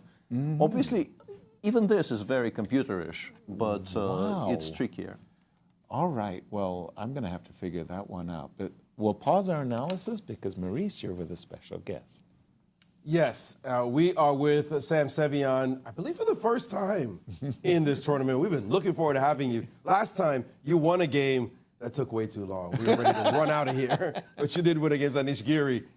Today's game, take us through this opening because your opponent blitzed out these moves, which seemed like it was still in your preparation. Yeah, for sure. I mean, this is like a kind of tame, solid line where white's playing for 2 results, and especially this position after rook E1, there's like bishop D2, takes B4, and it's very, very sharp. White sacrifices the pawns and tries to queen to A pawn. I knew you can also play without a pawn and kind of more solid, and that's why I decided to play with H5. All right, and you got a very solid position, and it didn't seem like the defense was so difficult for you throughout. It was well within bounds. Yeah, there was one critical moment when he played King F3. If I go rook C4 right away, attacking the pawn, he goes F5, rook takes A4, rook C1, and suddenly he has like attacking threats. So I was happy to find this bishop G4 check, move the king, and then rook C4, rook B4. Yeah, I mean, it looks like I have nothing. He found this rook A3, bishop D2, and it's just a draw. And it is just a draw. You were kind of tasked to come in at the last minute to play here. You played last year, right? And you got a 50% score, I believe. How do you feel coming in? How did it feel to come in again and to come in as a wild card? Yeah, I mean, of course, grateful to the club for giving me a wild card.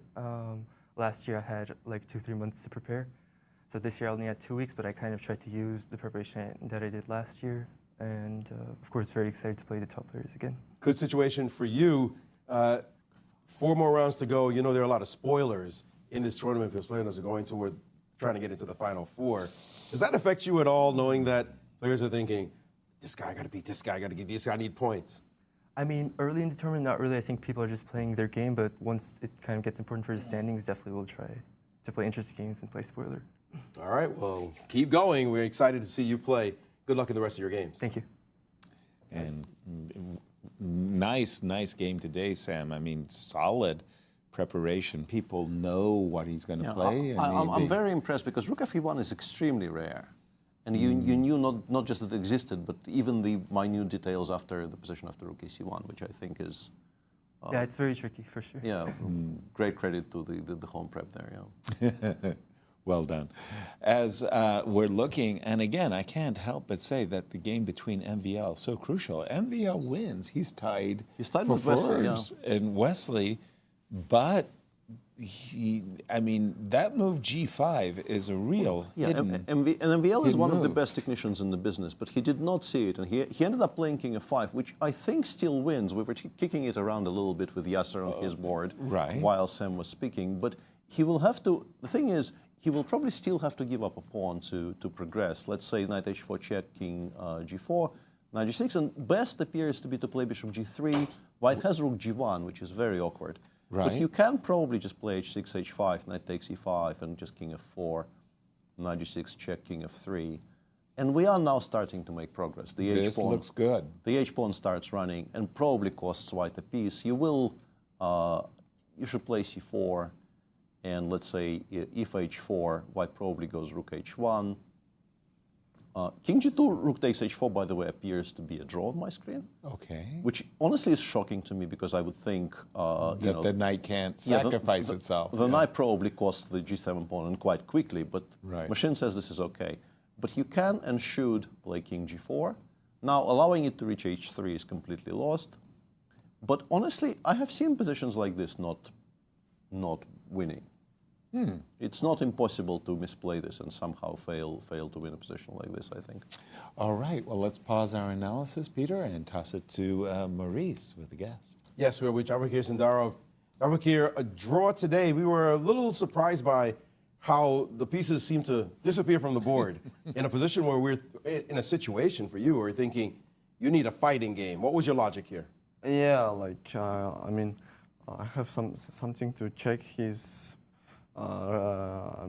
preparation here. So here black have a lot of moves, and I thought like if he doesn't remember, his position is a little bit hard to play with black because like we check all of moves, and yeah, h5 is like the best correct move which he knows. So I'm unlucky, and I know that until king g2 here I check rook b8 a lot, and rook e8 I played f4, and like I know that like it's probably like close to dead draw position, but I try my chances. But so what can I do? He find best moves, and yeah, like I'm not happy with my game. Probably not the best choice for opening today. Yeah, he's a tough customer, Sam Sevian. We've seen him a lot. He's a big fighter. This has left you in a bit of a tricky situation. You only have 4 rounds, and you have one task to get to the finals, is to beat out Vincent, who is just a little bit ahead of you right now in the standings. Yes, but like there is also, Maxime also playing very well, so he has also good chances. So I don't know, everything can happen in the next rounds, but I will try to my best in next games.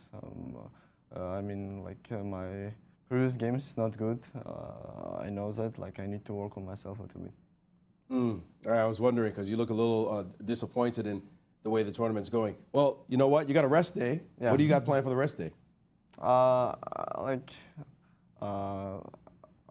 don't know. Maybe I will prep a little bit and then spend time with friends. Okay. All right. We'll give you that chance to get your energy back. Yeah. Good luck in the rest of your Thank games. you so much. And good luck, Javokhir, in your campaign to get to the finals. Let's take a look at the game of Fabi, because I Absolutely. saw that Levon lost his G5 pawn. He's trying desperately to get some play. Well, with his it. pieces now look very beautiful and active, but he is down a full exchange, which Right. remains the one set feature of this position.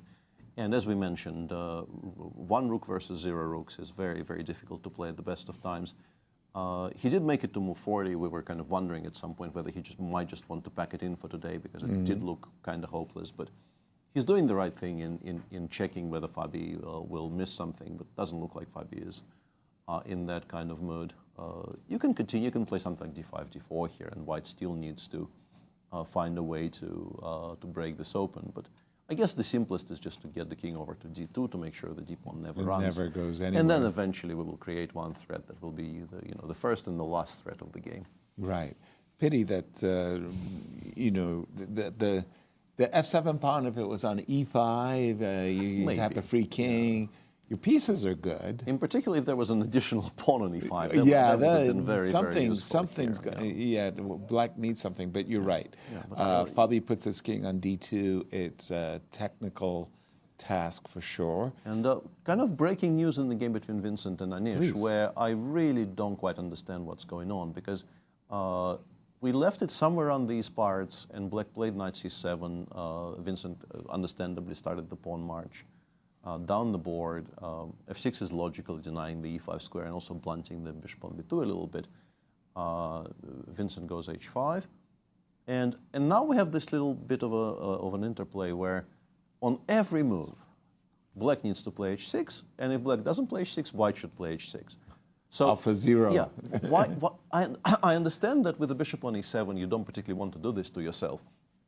Obviously, you're being taught in school that with the bishop on the dark squares, you're supposed to not put your structure on every single dark square known in existence. But allowing h6 is just worse.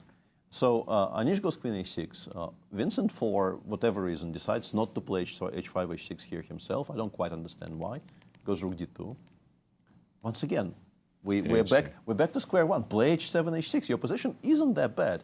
Because if you give black time to double on the d file, there's definite counterplay against the pawn on d3. You just need not to get mated on the king side. And Anish goes rook f7, and now he gets hit by h6, g6, and d4. d4, which is just and occurred. He's genuinely busted. It's not like it's slightly worse. Busted? Busted, yeah. This is a very, very bad position. Wow. Equal material, the variation on my screen currently is +2.5. Right. And this is entirely self-inflicted. Wow. Let's give this a pause, because I had exactly the same thing, Go guys, for it. and you covered a lot of ground. I just want to show one more variation, and just because I think it's a cute way to stop that move h6 for white. In fact, instead of this move rook to d2, the best move in the position would have been rook to c4. You understand it, but then probably you don't play it, not because black takes on a2, because after queen to c2, you're starting to understand this is very problematic for black. For example, if you go queen to a5 already, h6, and you cannot even play the move g6, because right now, after some tactics, you're going to fall. Bishop takes f6, bishop takes f6, take, rook takes c5, and then rook takes c7, maybe not in this iteration, take first. And if knight to b5, queen to c4 wins the game, because the rook on f8 no longer protects the pawn on e6. So rook to c4, you might be wondering, but what's the idea if you just play the move h6? And the idea is that right now with the rook on c4, I'm ready to checkmate you. Knight takes h6 would come on the board, and you just simply don't have enough speed and enough pieces, enough defenders to get back next to the king. Take, queen takes g4, king to h8, queen to g6, and right now, this rook is perfectly placed to go to g4 and deliver the checkmate. There's no way to defend against that. For example, let's say you go e5 in the position, queen takes h6, and rook to g4. After queen to g6, rook to g4, no way to defend against queen to h6, and the mate is coming in the position. But Peter, you painted a beautiful picture. Right now, Vincent might be getting another victory in this one. Are we going to have 2 or 3 decisive results is the big question. I see MVL right now, Vincent and Fabi for sure. So we might be seeing 3 decisive results before we take a break at the Sinquefield Cup. Wow, thank you, Cristian. I love that. Rover, rook up, rook c4, rook and over. Maurice, and for me, the story of the rounds is Fabi's game and MVL's game. If MVL wins, he could do the impossible, come back with a 5% chance. Go. Not so fast. Not so problem fast. is Vincent Not Keymer. so fast. Okay. Vincent Keymer is the problem. He has to overtake Vincent. Okay. And Vincent is winning. He's trying to overtake Vincent, and he's trying to overtake Javokhir. But Vincent is not complying right now. This is not playing fair at the moment. It's like, sorry, eat my dust. And if Vincent wins this game, it's just going to be that much more difficult for MVL to really do what is necessary. Even if, by the way, MVL has to win the tournament. Right, clear first. So he has to win and hope that Vincent and Javokhir don't do that well. And by the way, Javokhir is disconsolate for a reason. He currently is at -1, and the person he has to beat out in order to get that 4th spot is one Vincent Keymer as well. Exactly. Vincent is currently only a half a point ahead of him in the Grand Chess Tour standings. He's going to +1. If we can bring this up, Vincent, if we look at the Grand Chess Tour standings, the overall standings, Vincent is a scant half a point ahead of him. Right. But at the moment, as you see there, that's a half a point. You think that's really, really close. What it means is one player has to beat out the other. It's just that simple. Javokhir beats out Vincent, he gets it. He cannot tie with Vincent in any iteration. They cannot have an even score. Right. Because if they have an even score, they take home the same number of Grand Chess Tour points. So he cannot have an even score. But at the moment, Vincent is at 50%. Javokhir just drew, so he's at -1. Right. Even if Vincent drew, he's at 50%, draws now somehow. He still will be at 50%. Still leading. Although it seems like he's only half a game, half a point, 1 win away from Javokhir, he's not. He's actually 2 away. Javokhir has to catch him and pass him because, again, they cannot end up with the same score. These are the available points, GCT. 4th, 5th, 6th, whatever number they land in somewhere here. If Javokhir has the same number of points, it's over. He is gone. He's not playing in the finals. That's why you see him looking so morose. And by the way, his next few opponents, next one, Fabiano Caruana. Nice. That's not going to be easy. Vincent Keymer. There it is. That's going to be huge. That's the one for huge game all the in 2 rounds. Then he gets Jorden van Foreest, which you know. Okay. He's going to pull out every stop he's got, every prep he's got, anywhere to try to win. But then he gets 9th round Wesley So. Ooh. Imagine Fabi, Vincent, and Wesley are the 3 people you have to go through along with Jorden van Foreest. So right now he's hoping against hope that somehow this game ends in a draw, because I will tell you, if this game ends in a victory for Keymer, it's virtually over. The race to 4th will just be done. And by the way, he just played Queen takes A2, which looks tragic. Anish did. Anish, yes, which looks tragic. And we're seeing the road ahead for Vincent, by the way. Sam Sevian, Sindarov, we talked about, Caruana, and Van Foreest. Not a bad road ahead, especially with white against Van Foreest, although he'll have the tough 2 games against Sindarov and Caruana with the black pieces. So it's not in yet in terms of getting to the finals, but you know what? You gotta win today. Make it happen today. If you're Vincent, you'll make your task at getting into the finals a lot easier. Okay, Peter, I need to ask you, because you've been at this level, you've played at this level quite a few times. Why do we see 2 completely different players in Anish? We've seen an incredible Anish at the Candidates. He was playing incredible chess, coming up with great preparation, if Sindarov and actually didn't making have the right decisions. Yeah, if Sindarov didn't have an event of a lifetime, he would have qualified. Of course. I mean, he was the only one that was putting fight towards the end, at least. Yeah. What is happening with him since? At the Grand Chess Tour, in Bucharest, I don't nothing really special. have a good answer for you, because he is a shadow of his best self. It feels here. like it, right? He was here Not in the only studio here. saying, Not I only don't here. generally play, I mean, he generally is a very good interview, and he was He was very open about his struggles in St. Louis in general. He said he hasn't played well here in donkey's years. I do not know why. He is obviously a tremendous chess player, But it's been the same since the candidates at the Grand Chess Tour in Poland, in Romania. Nothing extraordinary coming from him. No great games, no nothing. There's no spark, it feels like. I think also, if I may jump in, not winning the candidates is a big disappointment, at least for a short period of time. Could put it you may down, be for the yes. next few months. Could put you down. You have to deal with the fact that I got to wait 2 more years, and then these kids, they keep coming. And it's going to be harder 2 years from now. And that was such a great opportunity. He played well, had a fantastic score. But this guy, Sindarov, had a score for the ages and just relegated your score to insignificance. Second place doesn't count at the candidate. So where does he find the tremendous motivation to play these tournaments? How do you feel great about yourself playing in these tournaments? At the same time, it cannot be such a big disappointment because it wasn't in your hands at the candidates. Understood. It wasn't in Anish's hands. But isn't that a bit of a disappointment as well? Yeah, when things are just never in your hands, you're just watching guys like Magnus and guys like Gukesh and everybody else do their thing, and you're trying your best, and you're not nailing it. I just feel like maybe we'll see him in the next few months as it builds again. But right now, you've got to just feel like, come on, man, give a brother a break. It feels like he's deflated a little bit and kind of going through the motions to some degree. And once again, it feels a bit unfair describing a very strong chess player playing in incredibly strong tournaments like this. But yeah, this is nowhere near his level in Cyprus. Yes. Yeah, You could tell when I was talking to him. Usually he's more vivacious and that sense of humor. Doesn't have that, and he just waiting for time to get it back.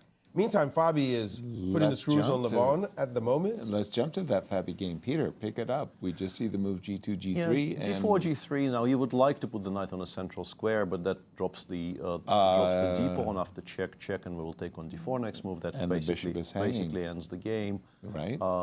Trading the knights, like you know that rook will win against the bishop. You can play knight d3 check. It doesn't drop anything immediately, but this position is just utterly lost. Some position like this, you never ever save a position like this. Once again, it's terrible. So Levon is just sitting there thinking, do I need to resign, continue pretending here or not? And if I, what am I supposed to suggest? Knight E2.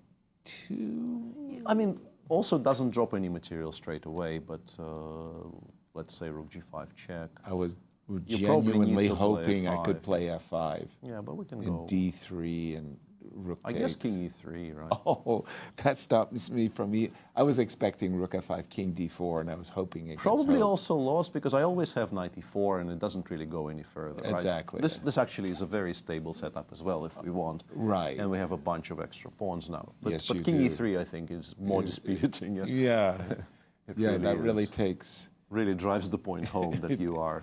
It sure does. Now down not only material but also. So probably just a few moves away from win. Does And seem that whole discussion about Vincent and by the way, Vincent Sindarov didn't play. fighting, I'm thinking MVL is going to be tied for first and do the impossible, win the Sinquefield Cup clear first. And that, by the way, surpass it's a very easy bit of trivia. But something that occurred to me when we were showing in Maurice's opening remarks, when we were showing the previous winners, the players who won the Sinquefield Cup over the years. The Parthenon. Yeah, and there was this graphic with people who won it multiple times. +2. And that actually covers everybody but one person. I'm sure everybody here knows the answer, but who is the one person missing on that graphic? Who is the only other person to have ever won the Sinquefield Cup? Ding Liren. Ding Liren. Yeah. 2019. And man, when he was in form, he was what flying. Beautiful games he produced. He was flying. Oh my gosh. He beat Magnus in a match setting for the first time since, I believe, 2004 or 2005. Precisely. And Magnus hasn't lost a match since he got I think it was by actually Aronian, 2015. 2005. I thought it was, 2005. But you're right. Yeah, that was a Ding Liren To be able to winning. actually defeat him, I mean, that was just incredible. It And was brilliant. fabulous. Yes, of course. The way the games were just astonishing, as we see the multi-time winners here. Right, Dinglerin, a single winner. Where he wasn't in that Parthenon of players. By the way, Knight H3 check. Knight H3 check chosen by Levon. And, really? I mean, that looks. On the other hand, depressing. Why not? That looks depressing. Why not? Knight H3, King G2 obviously is pretty good. If you play F5 trying to maybe rescue the knight, it doesn't really get Don't rescued. play after Rook G8. Yeah, but Rook G6 is plenty good enough. And if you play King G5, among other things, I can continue chomping down on some material, because if you play G3, I can remove it from the board and then eventually finally pick up the knight on Precisely. H3. You can also just go King E1. It doesn't really spoil anything, but No, I think King G2 I think is- King G2 wins faster and it Yeah, wins this is much, easily enough. Much clearer. Yeah. Levon just suffering. It is By the way, yeah, I just took a peek at MVL's road ahead. MVL's road ahead. Yes. Now we're talking. And I'm going to tell you, he doesn't want to play these next four. Just want to play him. Can we get easier people, please? Please. Because he starts, if he wins this, he's tied for first. Yep. He starts with the player he will be tied for first with. Wesley. It's Wesley So. What a So round that's six. first.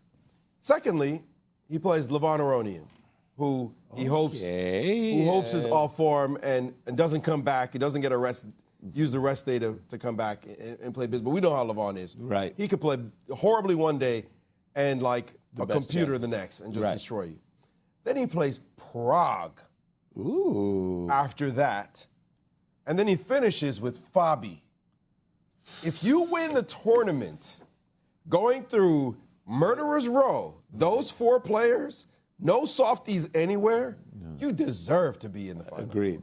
On 100%. Agreed. That is a tall task.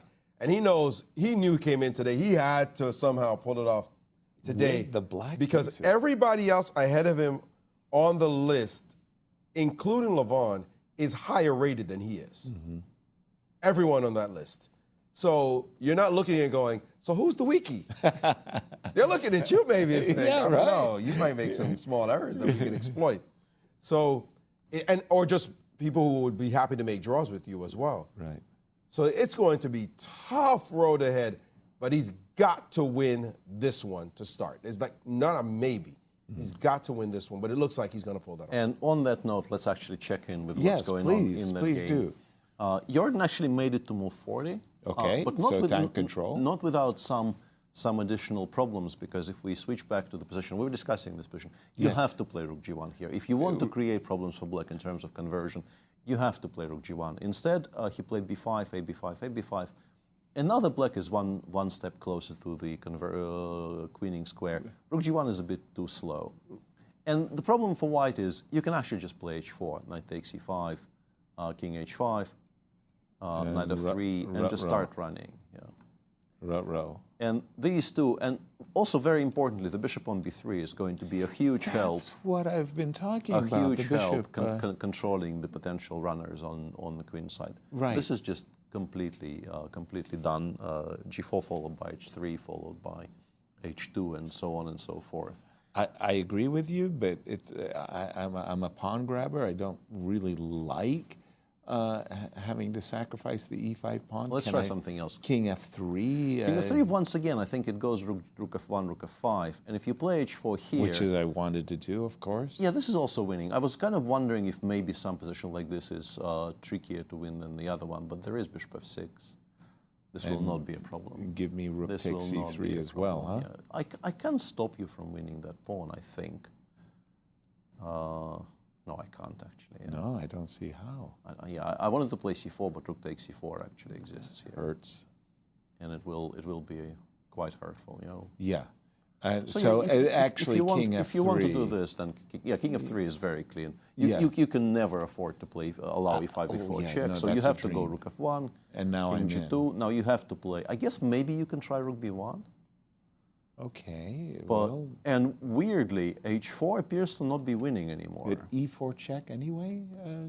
Yeah, I got hang the on. I bishop. just want to, Yes, I just please, want to please, show please, why this please isn't do it. winning. Do it. Very importantly, we interrupt the connection between the bishop and the rook. And after H3, there is Rook B2 check. And this is very And Bishop F2? very awkward. Bishop F2, we have Knight H4 check and Knight F3. And this is not just zeros. I can take the pawn on b6. What? King g3, knight f3. G3, knight f5, I guess. Oh, sorry, knight f5. I thought you said knight f3. Well, if you go oh wait, to king the, f1. to the bottom. Hang on. Whoa. Whoa. What do we have? e4 check, king takes e4, and MVL did not play h4, and this is now a draw. Knight e5 check, only move. I guess you play king h4, because king h3 you actually lose the h5 pawn. And what? Rook b1 or knight f3 followed by rook b1, zeros. Whoa.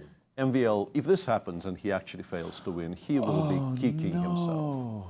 Oh no. Whoa. e4 check. e4 check was still fine, but after king takes e4, you still had to switch back to just winning. Just play h4 and winning go. on the king side. h4 was still -3. Wow, e4 check. I really thought king f3 setting up e4 check was the way to go. Yeah, I thought this was his plan. 100%. I mean, I would have lost a big bet. He's blissfully unaware. Yeah, I think totally. he's winning, yeah, but he's not. Not anymore. Oh, my goodness. There could still be further turnarounds, but yeah, this is now salvageable for And he looks blissfully happy. Rook takes c3. I've got 2 connected pass pawns. You've got 1. I'm going to put my rook behind the pass pawn. Sign the score sheets. No shock on his face whatsoever. That moment, I'm curious. It would be great if we could get the moment of realization when he sees that he has blown it. But we may not catch it, but this is as bad as it gets. By the way, I want to show this game a big development along the trend that we expected, but in terms of specific moves, Anish has gone all in on an idea that he's hoping works for him, is the move knight to c3. If I may bring it up on my board. In this position, Anish played this move, knight to c3. What he's going for is takes, and suddenly he's hitting the queen, he's hitting a rook. He's hoping for something, but Vincent found the only move, queen d2, and it's a strong one at that. Beautiful move, beautiful sequence to just enter into these complications and say, sure, my rook is hanging. I dare you, double dare you to take that rook, because your position collapses instantly in this line. You could just see how bad it is already. The king will try to run on this square. If you go to g8, you're asking to be mated in a simple style. This is actually a mate I call 7 of 9 for my chess geometry course. But this position after queen takes f6, king here, it's just easy. Secure. You get a pass pawn on h6, and we don't have to even look at it anymore. Yeah. So queen d2, in this position, queen d2 says, you can't take my rook, but what are you supposed to do? You could try for this sneaky endgame. Right. What chances may you have here? After all, you have a b pawn that runs very quickly down the board. Only move to get a real edge is this one. But this position is one that I really like and wanted us to take a look at after rook to f8. There are different wins here, which one includes bishop takes f6. But the move c6. We need to get your move, yeah. And he's instead played queen to d5, which went in a completely different direction than... Queen d5 is a better try, and shockingly, this is completely winning for white. It's completely winning, and I'd seen this line as well. I will get to it. I'll catch up with the players. But c6, I just want to show this variation here. Takes, you just sacrifice the piece. Right. Takes with check, the king moves up. Take that pawn, the rook moves anywhere. And now the engine gives f4, which is completely ridiculous. But knight g5 check. You can move your king wherever you like.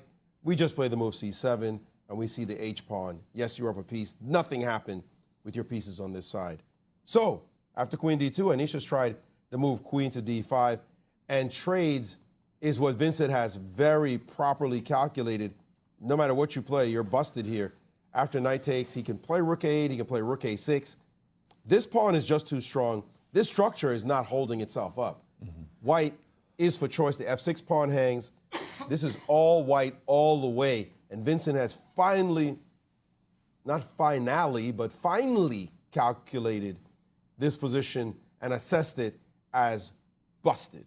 Just, you're gone, and I'm all the way in, going to win this game. Look at him leaning back. That's a confident body Kind posture. of a talent in itself. What is happening in MVL's game? I am so confused. Hold on, we're going to... We'll come back Thank to you, this. Maurice. But, so we're expecting that Vincent will win this We game, think which so, is yeah. fabulous for his chances, and we're going to go and take a look at MVL's game, because something is going on. MVL also allowed rook h1 check. I really, really don't understand what's going on. I think the game is going to be over. King g2, rook takes h5. Does he think he has winning chances after rook c5 or something? But like, even rook g5 is like a very easy immediate draw. b6, rook g5. He's not even better. It looks, honestly, he gave away his e-pawn, he gave away his h-pawn? and he played this so quickly that, like, the whole sequence, you spend whatever time he spent on e5, e4 check. He had a bunch of time, actually. He wasn't down on the clock or anything. And you go e4, then you immediately go rook takes e3. Knight e5, you play king h3 in 1 minute, and king h3 is a draw offer, basically. Did he think he had nothing already? No. Because the whole sequence is basically him ending the game in a draw. By force. By force. And the decisions Jorden will have to find are not even difficult. What is happening here? Jorden is actually confused as well, because he's saying, maybe he thinks, is it possible he wants to play bishop h2? Knight f3, rook takes f3? No way. King takes f3, g5, but this loses. This just straight up loses to simply b6, b7. You're not in time. I do not understand. And we do have We're going to understand in a moment, because rook h1 is on the board. No, this is just a draw. King G, what an opportunity for Jorden to save himself. Yeah. Rook takes h5. You're getting rid of this h-pawn that was about to win a piece.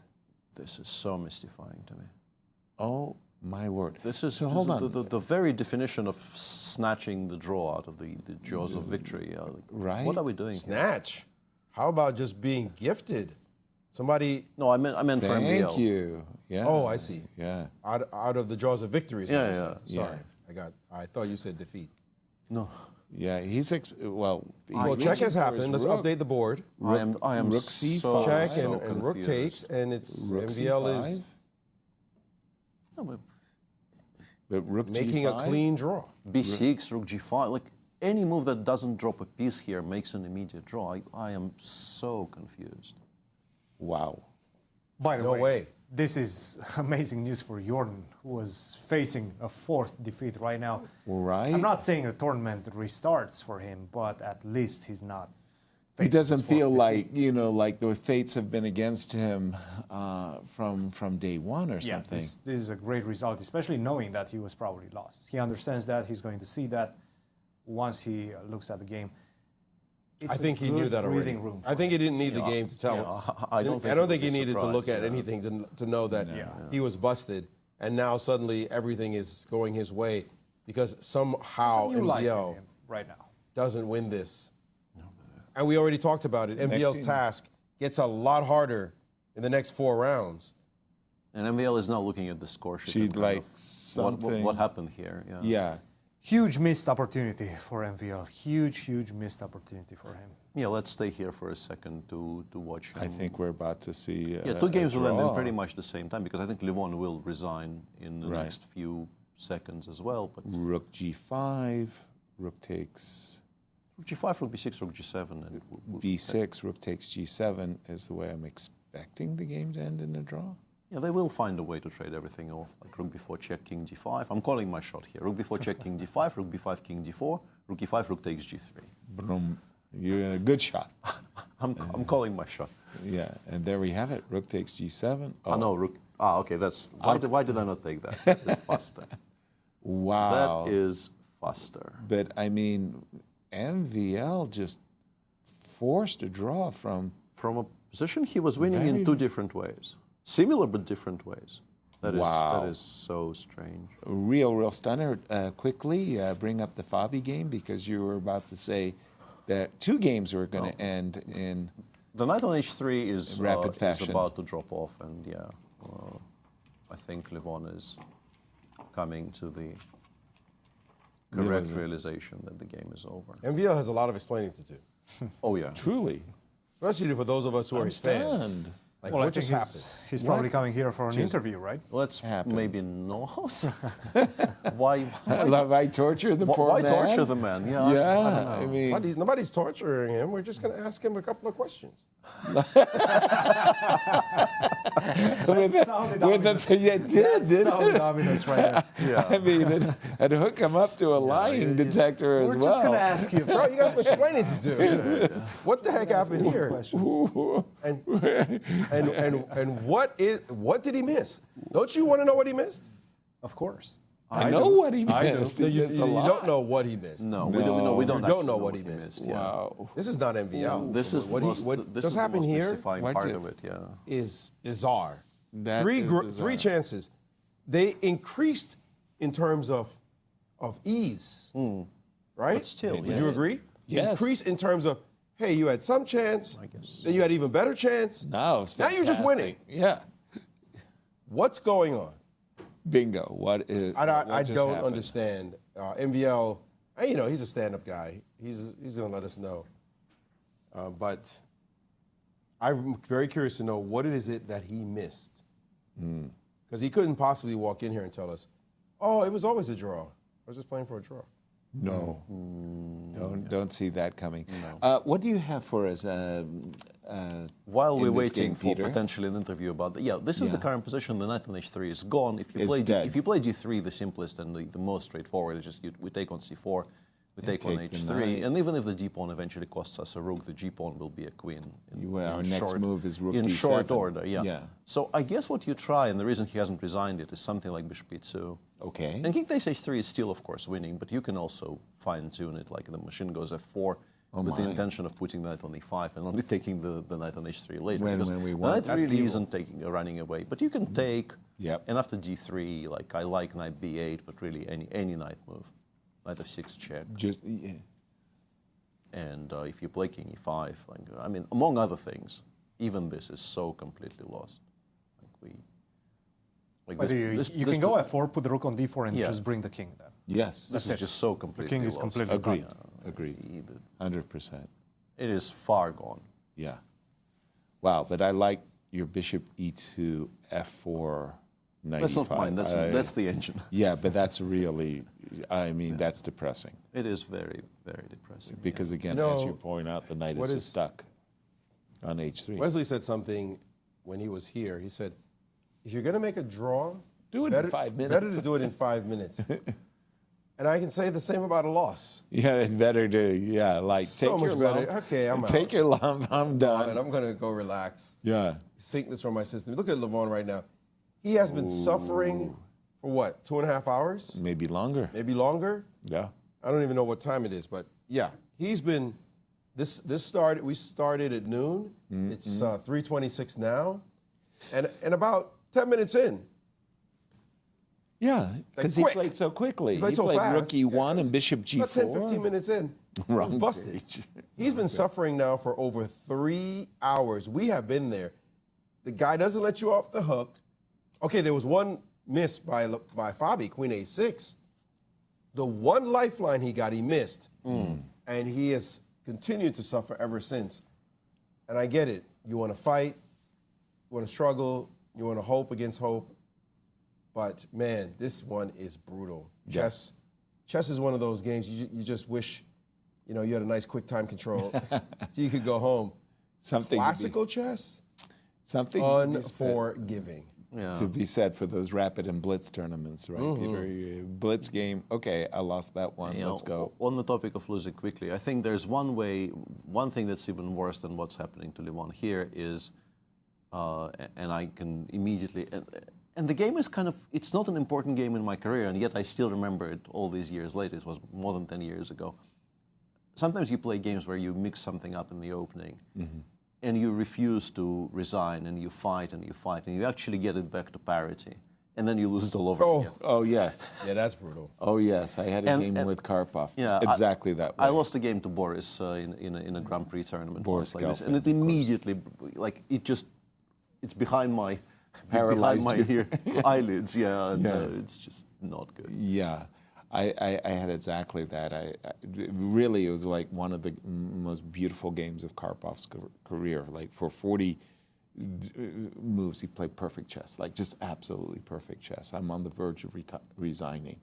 He hurries up, and I was so close to getting back to equality, but he won the game twice, maybe even 3 times actually. It just felt, and I got a 0 for that. You get nothing out of it. And Nothing. It's unbelievably painful. Oh, it truly is. By the way, King Levon played D6. King D6, but once again, we can take, and if you play D3, we can go. Knight Actually, B6? only 2 moves are winning, but it's the 2 moves you will make, either Knight B6 or Knight F6. Knight B6, I think Levon wants to play Bishop B6. And in this position, only 1 move is winning, but once again, you'll find it. Rook G6 with the idea of Knight C4 check. Knight C4 check. If you're here, you will find it. These are, suddenly you can feel slightly pressured, but you are Rook up, and it's very rarely a draw. Exactly. And from the other side is also winning. Knight F6, Bishop E6. Because you're threatening You Rook have D7. Knight E8 check, and eventually the Rook will come back, because you can't keep the Rook out for too long. But I think Knight B6 is cleaner. You can also, if you want, I guess, begin with Knight B6. I think I would actually just begin with Knight I guess you still play Bishop B6, but that gives White additional options as well. Like I can go Rook G6 here. And because the knight is so stuck. Yeah, Knight C4 I can postpone taking the knight on H3 basically forever, just to make sure the d pawn doesn't queen. I agree. It's a nice try. Levon did find a question to ask in a position where we thought there were no more. Down to 5 minutes. No more questions. Is it possible? No. Bobby misses this. He's No. a ghost. He's a ghost. Christian, No chance. We didn't think it was possible that MVL would mess that up. No For me, I'm still stunned by that. If you don't mind, okay, are we going As to we're see waiting for this, resignation? let's switch to the other But one guys, for this a is second. 5 minutes before he gets 30 more minutes, isn't it? Yeah, because So it's Yeah, and I not was like about he's to say, running this is out of probably the time. first time control still. It There's is the no way first this time is the control. second time Yeah, control. yeah. No, he has plenty of time. Yeah. And this is the position in Vincent's game against Anish. I thought Rook A4 was a very cute move here, by the way, because we are threatening E3, E4, and there's no way to stop it, and then the B4 pawn falls. And that's the one thing that kind of keeps black afloat. But he chose Rook A8, Rook F8, C5, C6, which is also pretty strong, creating all kinds of threats. Anish Nasty played threats. E5, E4, and Anish now played Knight C7, which will keep the game afloat for a bit longer. But once again, this is the constant theme of the last, I want to say, when were the Alpha Zero games published? It was like the mid-2010s, right? Dang, was it that long ago, really? I think it was by now. Yeah, it's Wow. And not that the concept was unknown until then, but yet again, we have an endgame which, with the pawn back on H2, would probably be salvageable. I wouldn't be shocked if it was actually maybe not that bad. But with the pawn on H6, we go, let's say, Rook B8, Knight A6, and we just park the Rook on B5. We will eventually reopen the long diagonal by playing F2, F4. Black can still fight. You have Bishop B7 with ideas of maybe putting the Rook on C8 at some point. But it feels like eventually this will collapse. Rook A7 chosen by Vincent. By the way. King F7, the only thing that doesn't lose on the spot. Everything else, you continue being tied up. And you need to at least try to run towards the C-pawn. Some sort of. No, this is actually kind of tricky now. White goes F4. Oh, he doesn't even play Rook B7. Okay. I think F4 is stronger. Black goes King E6. White goes, hang on. White takes the pawn, and we play F6, F5. You know what? I mean, it's still winning after takes, and Knight F6. But this becomes an exit. Like you no longer win this by hand. You will have to calculate. Yeah, suddenly the king on G8 that had been actually a victim, or was about to be victimized by a Rook G7 check, is now actually floating in the middle of the board. Crazy things could happen. Although the engine does say that this is still quite comfortably winning for White because Rook there are just A7 too many enemy, as my good friend. Too many enemy? Jan Gustafsson used to say in these types of positions. Yeah, Black is... Too many enemy. The problem of too many enemy, yeah. And that's nice, nicely stated. We're going to pause because we got some explaining to do. Maurice, over to you. Yes, Maxime, you know, you and I are good friends. Unfortunately, I have to be the one to ask the question. What happened here? No, I just calculated and assumed I was winning here, like with something like king g5, and then I realized white takes. And suddenly, I mean, I was already not sure what to fight for here because his pawns suddenly are very fast. So yeah, and also I guess, like, because Jorden mentioned this to me after the game, that this was very strong. What happened is here I blanked out at this idea of rook d7, rook d2, rook h2. I mean, it looked really promising. Everything looked really promising, and yeah, here also, I mean, of course, this also looked very tempting. So I was in, you know, I had a flurry of options, and I think that's always what is difficult in chess, to choose from, you know, all very tempting lines and one miscalculation. And this is what happened. I mean, I guess it happened to me yesterday as well with Vincent. So. Yes, but there was another moment. Where was it? Towards the very end, yeah. It was. Yeah, but this I had already given up. I just saw that. Yeah, we're curious about, where is it? It's around here. Yeah. Instead of e4 check. E4 check was. No, e4 is good. No. E4 is fine, but because then h4. But I didn't realize. Like, honestly, I had already given up. But I probably. That was my question. Did you feel already this was a draw? Yeah, I felt so. It was my mistake. You felt that his counterplay was just too strong because you had 3 passed pawns coming in. Yeah, but I don't know. I was calculating lines and none of them made sense. But yeah, it makes sense that I should be winning. But I was calculating, couldn't figure it out, and I just gave up too fast. But yeah, I guess like here. No, actually, I'm better, but I assume rook f7 has to be played to try to make a draw. Yeah, rook f7 probably is a draw, yeah. Yeah. I assume so. Okay, I mean, of course, there's. I cannot be satisfied with the outcome. I did well in the early game, my opening choice and everything, but yeah, this is a bit embarrassing, of course.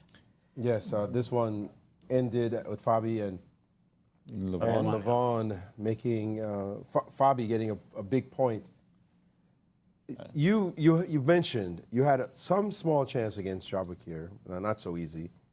Yesterday against Vincent. Yeah, against Javokhir I don't count as a chance because he also had these chances. No. Right, but then yesterday and now today, yeah, it's annoying. I mean, I feel I'm playing well, so you know there's. But the problem is playing well that. Needs to bring points because, of course, considering the situation. So I cannot be satisfied with the outcome, like I said. But with the way I'm playing, at least after the Wednesday, I hope to get more chances. I have a crucial game, of course, with Wesley. You actually have 4 big games coming out. Yeah, but not so easy. I mean, if I don't win against Wesley, it spells doom on my chances for outright first. So this is actually a crucial game, and then we'll see. Indeed. All right. Well, that's something exciting for us to look forward to. Get your rest, and we'll see you in that big game. Thank you, Maurice. Good luck indeed, Maxime.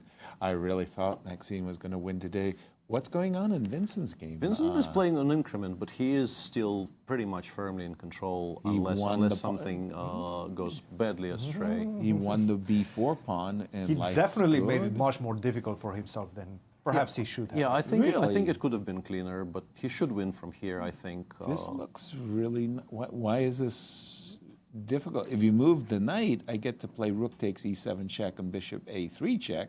Yeah. And that's game No, you have over. to play bishop d6, it feels. And, Bishop to we can d6. even maybe throw in some king g2. Eventually, I think our winning plan probably eventually involves f4. playing f4. Correct. But for the time being, we can continue improving. Rook c8, by the way, on the board. Rook Bishop c8. d6. Rook c8. I thought it was allowing knight e3. I didn't like allowing knight e3 because knight e3 and knight e5 is another way that we could maybe just end the game on the spot. Which might be the only way, though. Yeah, but 93 is the only very way. logical, though. We do need to stop king d6. Like it's, I think It's required, yes. 30 seconds, 2 more moves before the time control. And So he needs to be Vincent precise. needs to 93 is find winning. Knight e3, 93 is followed by winning. knight but to d5. I think it's very natural. I think, yeah, there we go. Yeah. Good move. Good find. Nothing else really made any sense in that position, I felt. And So yeah, knight- and another problem for Anish now is that if the knight comes to c4, that really stops any attempts to attack any of our pieces, and we can then, at our leisure, improve something on the king side. Mhm. We also create ideas of knight b6 and so on, so even holding the position together becomes a lot harder. Right. Why is he getting up? This is move 39. One more. There you go. Not far yet. Why is he getting up? Does he think he's Don't get up Daniel yet. Daniel Dayak? One more move. We just saw an endgame with a rook, bishop, knight, and c-pawn. Right. End in Fabi's favor. Yep. Yes? There's a theme. Yes. It's exactly rook, bishop, knight, and c-pawn. Different color bishop in that game, and also the c-pawn converted itself to a d-pawn very quickly. But we're seeing the same distribution of pieces and likely the same result. 2 wins with the exact same type of ending. Seems to be the case. 30 seconds for Anish. Still 2 moves to go. One important line, by the way, because I didn't even realize it existed, but you can play bishop f8 and try to take out the pawn on h6. Okay. First of all, the knight c4 b6 plan is very strong, but secondly, it seems like this is winning by Foreest. King As takes d5, well. rook takes h7. Although takes, this is a little bit don't more think you play tricky, that, right? yeah, rook honest, d7 is and the h7, problem. and this is a queen. 14 seconds, 14. guys. Anish needs to play a move. F5. F5, Inviting trying to break knight. through. Yeah, and now a bunch of things are completely knight winning. d5, Knight c4, knight d5. Knight d5, bishop d6 here still, you're not resigning just yet, but knight c4 appears to be. Knight c4, take on f5, take on e5. Yeah, 2 knight pawns c4, I out. guess Anish probably wants to play bishop d6 because knight b6 Knight is a b6 threat. resign. And then we can go ef g5, ef gf, and then king f1 and ask black to make a move, which will prove to be hard. Problematic, yes. Yes. Nothing goes anywhere. 18 seconds to decide. The 40th move coming at him, and he is not in move mode right now. He's still deep in calculations. Though 7, F5 came as a 6, surprise. 7 5. seconds, and he took. Not a problem. You can do it in the other way. Like this way, we've given black after knight e4. We've given black the idea of going knight d5. So it's that didn't exist. That didn't exist previously, but it doesn't really Doesn't do matter. anything. Knight e5, knight knight takes e5, e5. knight e5. We don't have to worry about bishop f6 because of reasons. He F4, I gave guess. himself 30 minutes. This Yeah. is what he gave himself Mhm. with this decision to take on f5. I think it's the right practical decision. Right now, he has all time in the world to calculate the win. Yeah. He's made his 40th move. And I think he made sure that he doesn't need to make a move here because I think moving quickly here would be a mistake. Yeah. Interestingly, we appear to be winning by force with bishop takes e5, but I don't think we need to. King e5, knight c4, and then this long forcing sequence exists. Black has nothing stronger, and this knight endgame probably is completely lost. f5, f4, and we're probably not going g takes f4. We're probably Playing playing on g4? g4 or even king g2. Apparently, the machine says. And Who king on wants to go b7 for this line? Yeah, but why do Bro, it? you're trying to make our lives harder. Exactly. We have something easy. I think it's Bishop complete- E5? I think it's completely unnecessary. I think you just play knight c4 here in Exactly. 100% of Thank you. cases. Yeah. We like 1 or 2 movers. Not long, deep calculations that maybe win. If we're subtle. Do not disagree at all. Yeah. Yeah. I remember Evgeny Bariev writing an annotation in New in Chess, and he was so pleased with himself. He didn't have to calculate a single variation.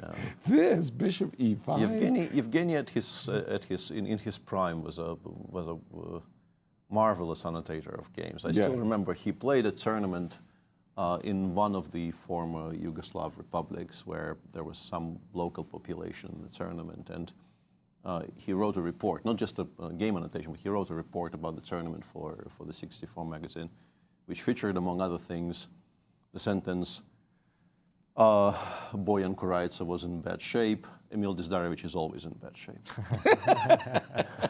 He's always in bad shape. Peter, I think now is the right time for some predictions. I think we're in a good spot. Let's Maybe do we that, should look predictions. some predictions up and see how we're doing in that one. Why do you want to see predictions? Oh, I have my reasons.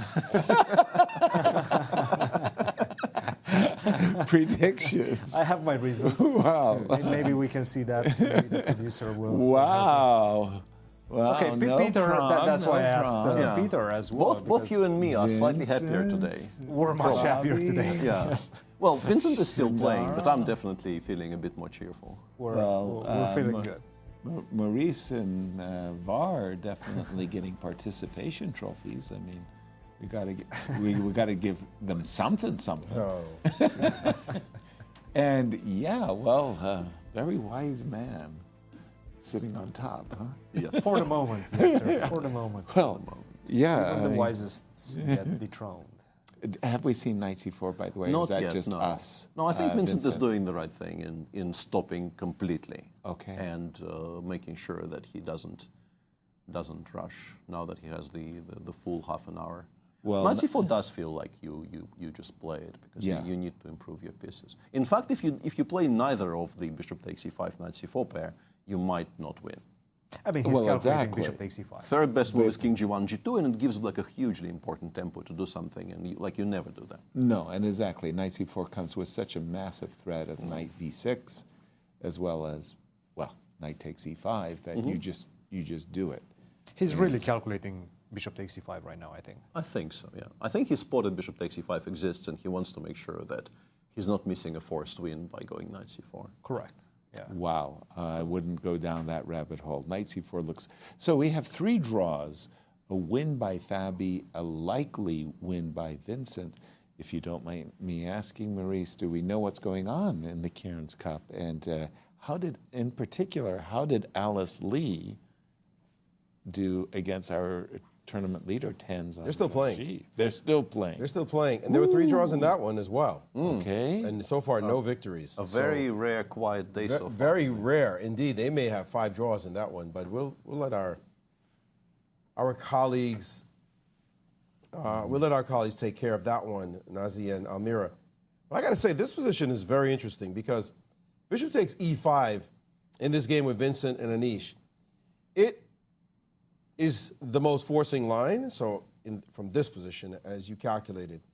It is, or at least it was on my screen, the engine's top choice. And now it's re-emerged as the engine's top choice, as it's gone through a machine-like calculation to capture and get into that knight ending that you showed earlier, Peter. It's also a kind of move that someone of Vincent's class will look at and will calculate because it just gives his knight a full tempo to go after the rook. But knight c4, on the other hand, with bishop d6, is a completely different kettle of fish because you don't have a forcing move here to win. Knight b6, the rook moves away and you're still looking around for your forcing move. Like, what am I supposed to do to break down this blockade? What else to do, in fact? If you take this, king takes, throws away your clean win. Now suddenly the c6 pawn is dropping. So what it means is, in this situation, you have a very sophisticated Zugzwang at work. Pretty much. Black simply has no good move. You can't move the knight because the pawn will hang. On H. You can't move the bishop because this pawn will hang. Also, you always have to worry about knight b6. You have to be ready for this in case, again, if you move the bishop, sorry, not this move, but if this bishop moves, knight b6 is a problem. That's more important than the pawn hanging, in fact. If you move your rook away, I'm going to put it on a square where, well, let me just make a move. If you move your rook away, then you lose the pawn straight into this ugly ending, just lost with your h-pawn dropping and the c-pawn. So you're in Zugzwang. So this is actually a beautiful way to win the game with the realization that your opponent is in Zugzwang. So let's see if he plays this way as opposed to the calculating forced line.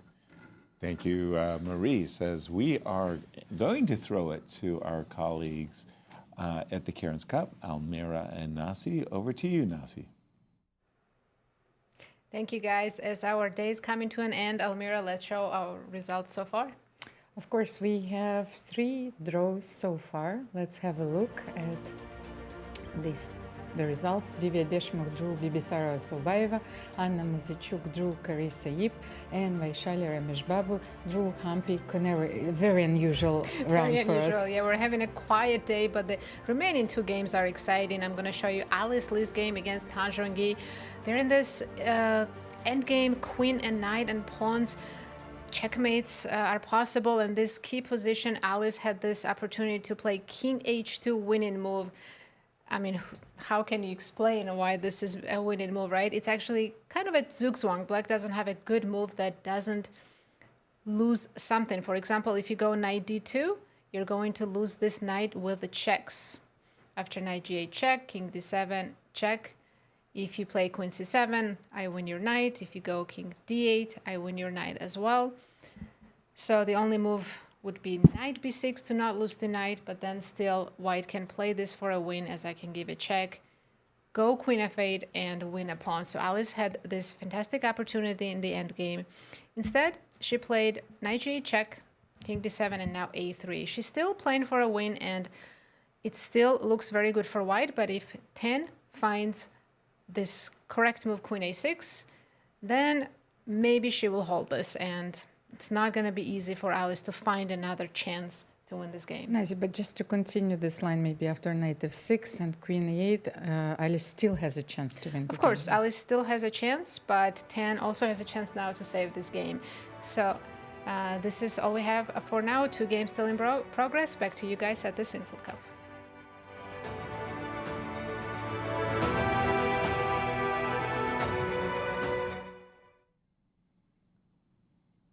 So I've been looking at some ideas in this position after this trade on f5, and what is Vincent calculating in that long line that Peter just showed after bishop takes e5. And I do think that that is the main move that he's looking at right now, because if it works, it just makes life easier for him.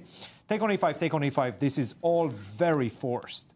And this is the key right now. After the move f4, perhaps this is, we saw a bit of a shake of head coming from him, and perhaps not being sure about the assessment of this endgame. He knows he's winning, he doesn't see it exactly how he is winning. And to be honest, it's not as easy. For example, if you go g4, now I go knight to e6, and it's starting to look like I'm creating somewhat of a fortress. Take a look at this. King to g2, knight to g5. Now the king is not going anywhere. He's not approaching my pawns anymore. What you can do is start attacking it with the knight, like such, with knight to d5. Let's see if it works. Knight to d5. Now I go knight to f7, and guess what? If you take on f4, this is not that easy anymore. In fact, I'm not even sure this is winning after knight takes h6. So you have to be careful. After knight to f7, the best move is king to f3. Makes sense, I get it. You're going to just simply take with the knight, with the king on f4, or perhaps even start with knight to f6 and pick up the pawn on h7. All of this have to be calculated, and that's exactly why he's thinking, or perhaps he's not. He just made the move. What did he play? He chose knight c4, Knight which is c4. a safe choice as well, yeah. But these Just are nice to show lines you to take one a look more at. line before we move on. So he decided against this. And why it's not that easy to calculate it from afar. Let's take a look once again at the line after f4. What if you take on f4? You're a couple of pawns up. It looks completely winning, right? But it's not that easy. Knight to e8, king to g2, king to c7, king to f3, king to d6. And at this point, you only have one move in the position that wins. And it is knight to g6. Everything else apparently allows the king to get close enough to the pawn. So you can understand, you're seeing this, you're tired. You don't want to take that risk, that this knight endgame could become tricky. And that's exactly why he played knight to c4 right now. He's not taking any chances. He's keeping it safe. He's going to win this one. I didn't think he was playing that knight ending in crazy calculation. When you have knight c4 and the guy can't move a muscle. Yeah. Yeah. The guy's just stuck, and he's going to push pawns until you zug him to death. This is boa constrictor chess right here. But the real boa constrictor chess was not capturing on f5. Yeah, I thought but that was starting a with cleaner, knight c4 right away, just to deny knight d5 as a possibility. But also in case of bishop d6, Peter, maybe you just play f3 and say, your turn? Was absolutely That's also bow the constrict. open. Absolutely. No Just denying every squares. single square. No Yeah. square. You But move taking on nothing. f5 is the 40th move. Yeah. Understood. He made it with 10 seconds. He was like, That you was know what? good. Let me think later. Yeah, No pressure. I- Let's Free just move. take on f5. I have the pleasure of being in a studio, no stress, air conditioning, surrounded by you lot. Nice. But all of these positions are just Everything. completely busted. Are fine. I'm looking for a version which might be not resignable straight away. But yeah, Exactly. I mean they're all. Doesn't this they're feel all- like the Fabi game? Yeah, it does. It was just like the Fabi game. Yeah, Rook just Bishop in- at night, except you didn't have to give up an exchange yet, No. but it's got a nice pass pawn that you can't do anything about, Right. and you're about to be in this awful Zugzwang. Let's show that, Peter. Let's try to make. We know Black doesn't have any moves. Isn't it beautiful when you can just play King G2, King G1, King G3? Yeah. He could push a pawn, but you could still just move your king. You can continue shuffling, and the engine prefers a 4. It actually doesn't mind getting some material off the board to improve the king But position. why do it? Why do you need to play a 4? Is it You necessary? don't. You absolutely don't. You can play king f1, for instance, and Because ask what Black Maurice to- was saying was Black can't move. You move the knight. Yeah, you can sort of play rook e8 now that e5 is not hanging, and the cleanest is to play bishop a3, which forces you Black to take. We take on c7. Black The bishop is has hanging. to play bishop Bishop e7. is hanging, pawn is hanging, so must. Yeah, and now we win in a variety of ways. Like knight e3 is completely winning. I'm assuming rook b7 is also winning, but this is maybe the cleanest. Put the knight on e3, and now we're threatening rook b7, c7, and Black still has no moves because coming back to the point that Anish could have not allowed the pawn to reach h6. Yeah. Oh. A vast majority of his problems right now are not that just he's a pawn down, but also he can never afford to allow white to get to h7. Exactly. So let's play this line out. King d6. Rook a7. Get the rook out of there. Dare you to take King it. takes You h6, take, knight knight takes f5. f5. Clip that. Yeah, if there are no h-pawns on the board here, Black probably draws. Right. Bishop c5. Yeah, but as it is, you just resign because rook takes h7 next move and you're gone. Yeah. Yeah, and honestly, of everything that happened in that game, that little dance they had around move 20 when Vincent played h4, h5, and the pawn wasn't stopped there for 2 moves. It was available to Anish for 2 moves straight. Take us back to that moment. Yeah, I understand the structural concerns. I mentioned them on there. All of your school education, rebels against putting yet another pawn on the dark square. But your structure will. He is losing now because his structure is collapsing. f6 was weak for the entire game. This is sturdy. It's important to understand the hesitation for creating the light square weakness as you described. Because we know a hole sitting on g5, the diagonal is suddenly open. But on g6, excuse me. The problem is, white has nothing to take advantage of those points. There are no knights that's suddenly going to appear on g6. No queen's going to suddenly appear on g6.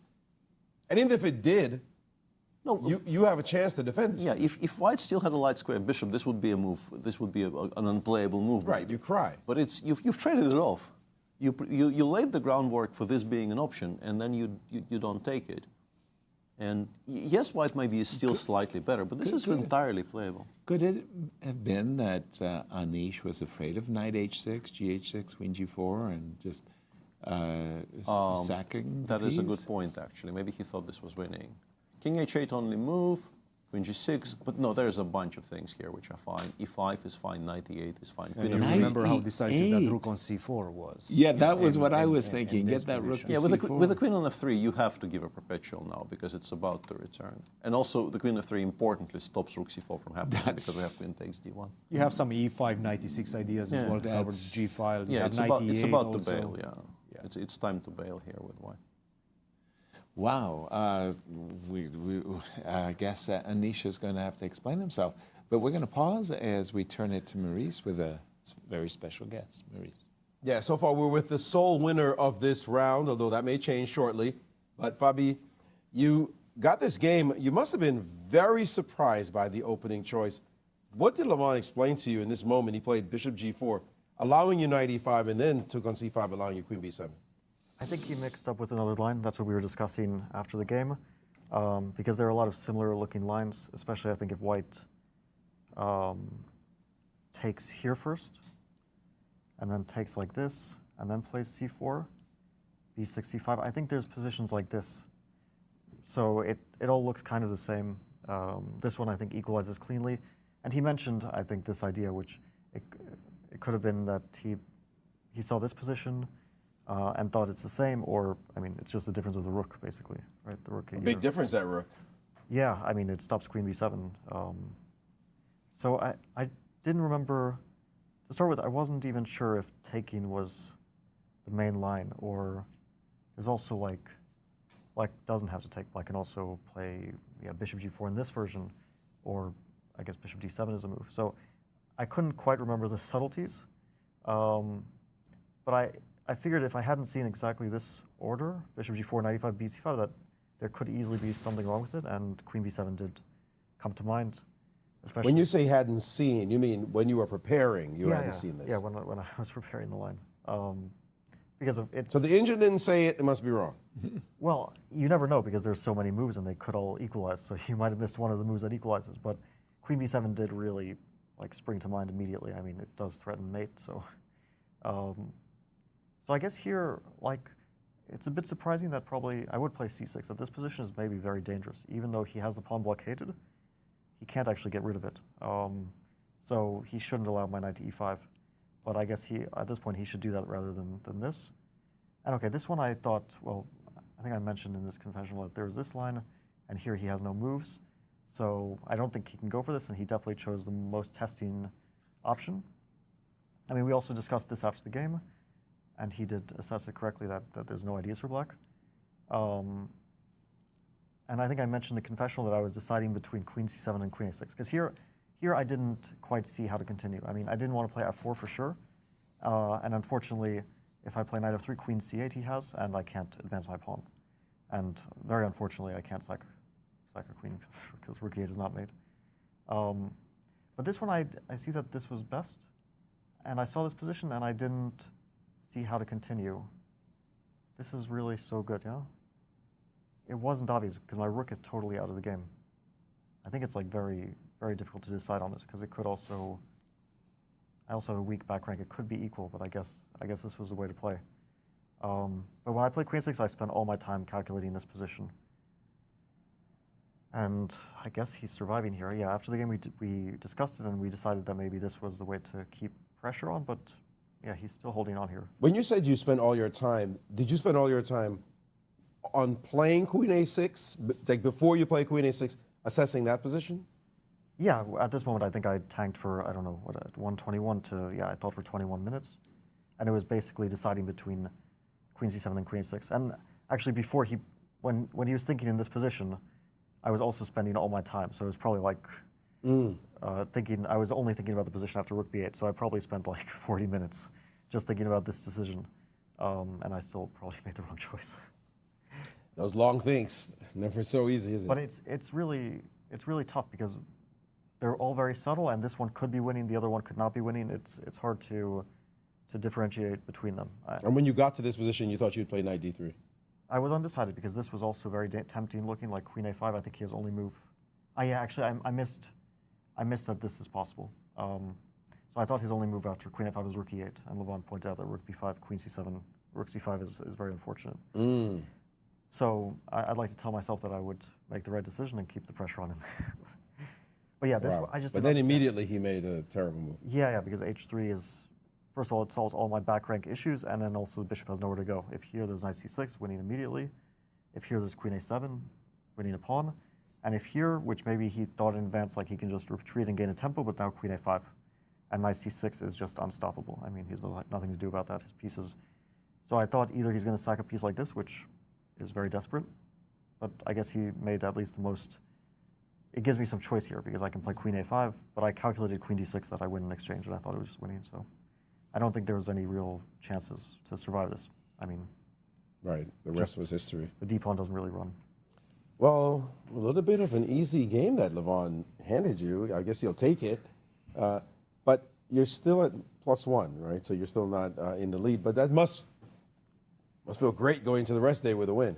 Yeah, any win is really great. It's not easy to get wins against this level of player.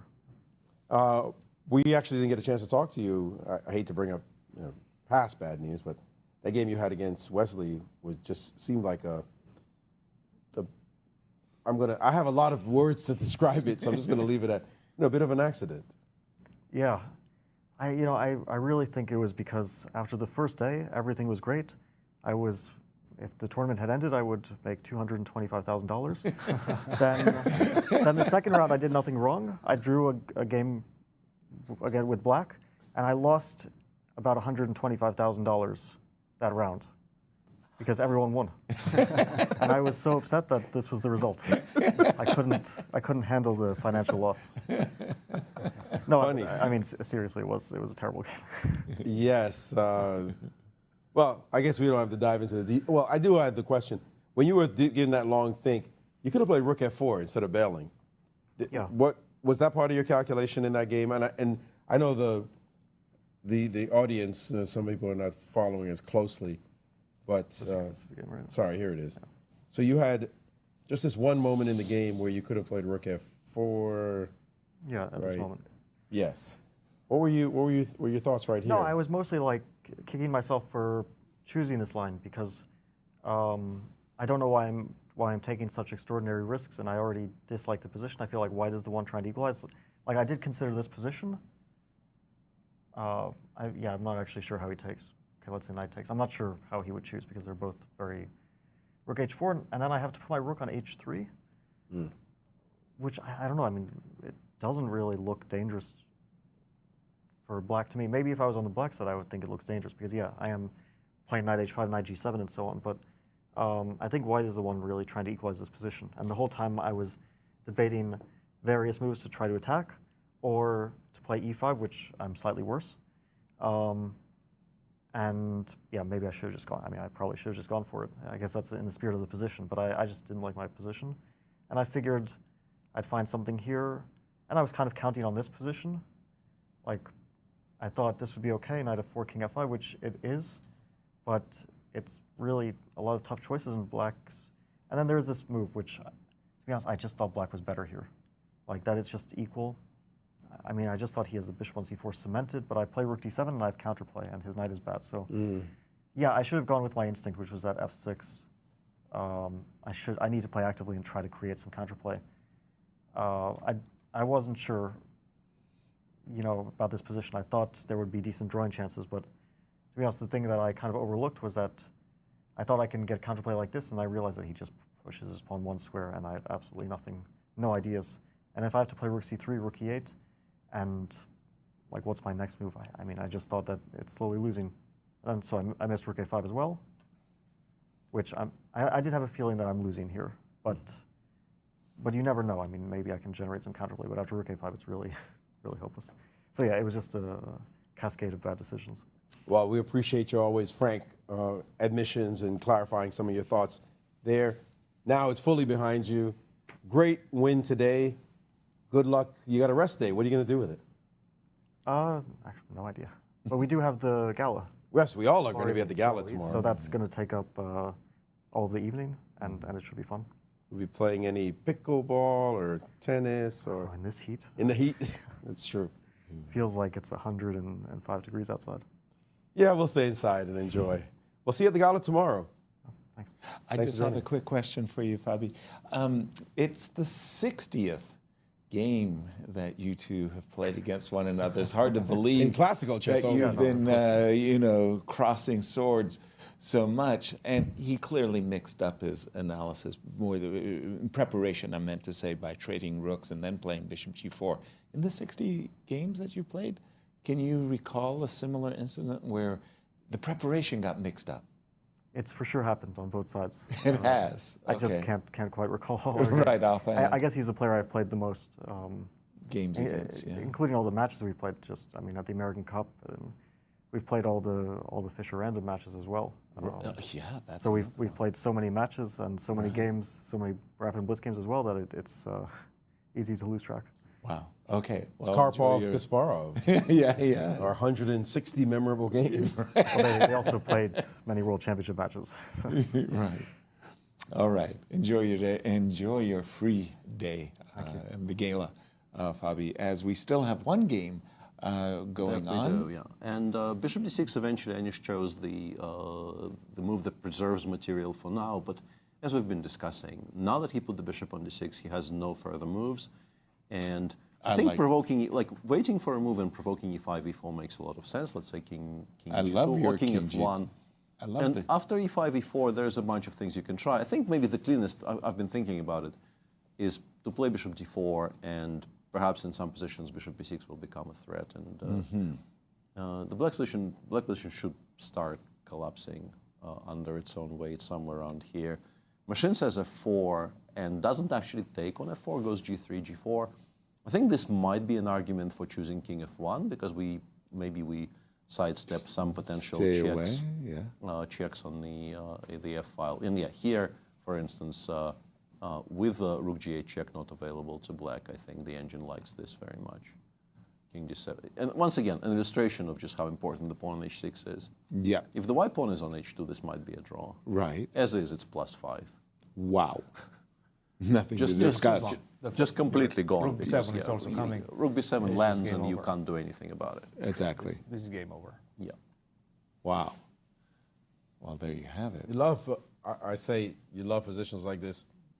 You love it when you have white. Yes, that's the... Because your opponent just has no moves. The sunny side and you don't have to actually force the win. Zugzwang is just a pleasant thing when you get it. You learn it early on in your chess career, and you say, oh, Zugzwang. And then you find that so many endings are won only because of Zugzwang. Yeah. And then to get a position with multiple things on the board like this, and then say, oh, I got a nice little Zugzwang ending. Usually you don't get it with this many things on the board. Yeah. But it happens, and in here it's quite beautiful. Yeah. So you go king g2. Yeah. e4, I think, yeah, needs e4 to be played. Everything else is even worse. The problem is if I move my rook, you can take on d6 and take on e5. Yeah. Or you can take on e5 first. So you're losing a pawn by default. So what does black do if we go rook a7? Rook a, we must not allow rook a8, apparently. Yeah, no. This is a big problem. We need, yes. Don't allow that. Yep. That's one way to mess it up. Okay.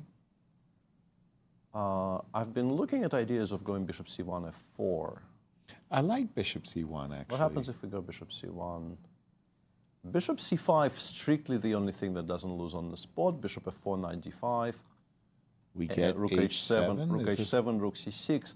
And this version is not as bad because we voluntarily removed our bishop from the long diagonal, which means that black might actually get to play bishop d4 themselves. Oops. And that makes black's life somewhat more tolerable. So I guess it's a bit too slow.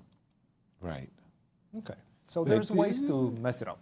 But you know, bishop d4 looked really good. There's an important thinking process. And I trick my students with it all the time. I love tricking them with it. And then I get exasperated that they keep falling for the same trick. And that is, when you're in a position, the first thing you should ask yourself, what's my opponent's next move? And then you work that, once you figure that out, your move comes so much easier. What's my opponent's next move? You give all these great positions where you see the whole point is the opponent doesn't have a next move. Once you've established, I'm sitting there watching them struggle, then when I get them to ask that question, they instantly see the answer. Usually those are the way the puzzles work. You show some position, they're busy trying. What if I do this? What if I do this? What if I do this? There's all defenses. And then when you say, okay, could we ask the most important question, please? What's the opponent's next move? And they go, oh, they don't have a move. Oh, I know what I can do. Boom. Now, if Vincent goes through that process right now, what's black's next move? He's gonna work out. The pieces can't move. He's probably seen it already. He can only move pawns. But if he's going to only move pawns, I'll just make him run out of moves. Then Vincent finds it in seconds, right? Like you just go, you're just going to run out of moves. It's not exactly like this, because after e5, e4, f5, f4 becomes a topic. And I've been kicking things around a little bit. And it's interesting that I showed you this endgame with rook b6 check and bishop e5. If I do it slightly imprecisely, if I do king g2 and after e5, e4, I decide that king g2 wasn't great, can't I put it back? And I go king f1. And then I attempt to do the same thing after f4, with the bishop still back on b2. I don't have rook b6 check. Rook a7 actually loses me the win. Yeah. If that's English.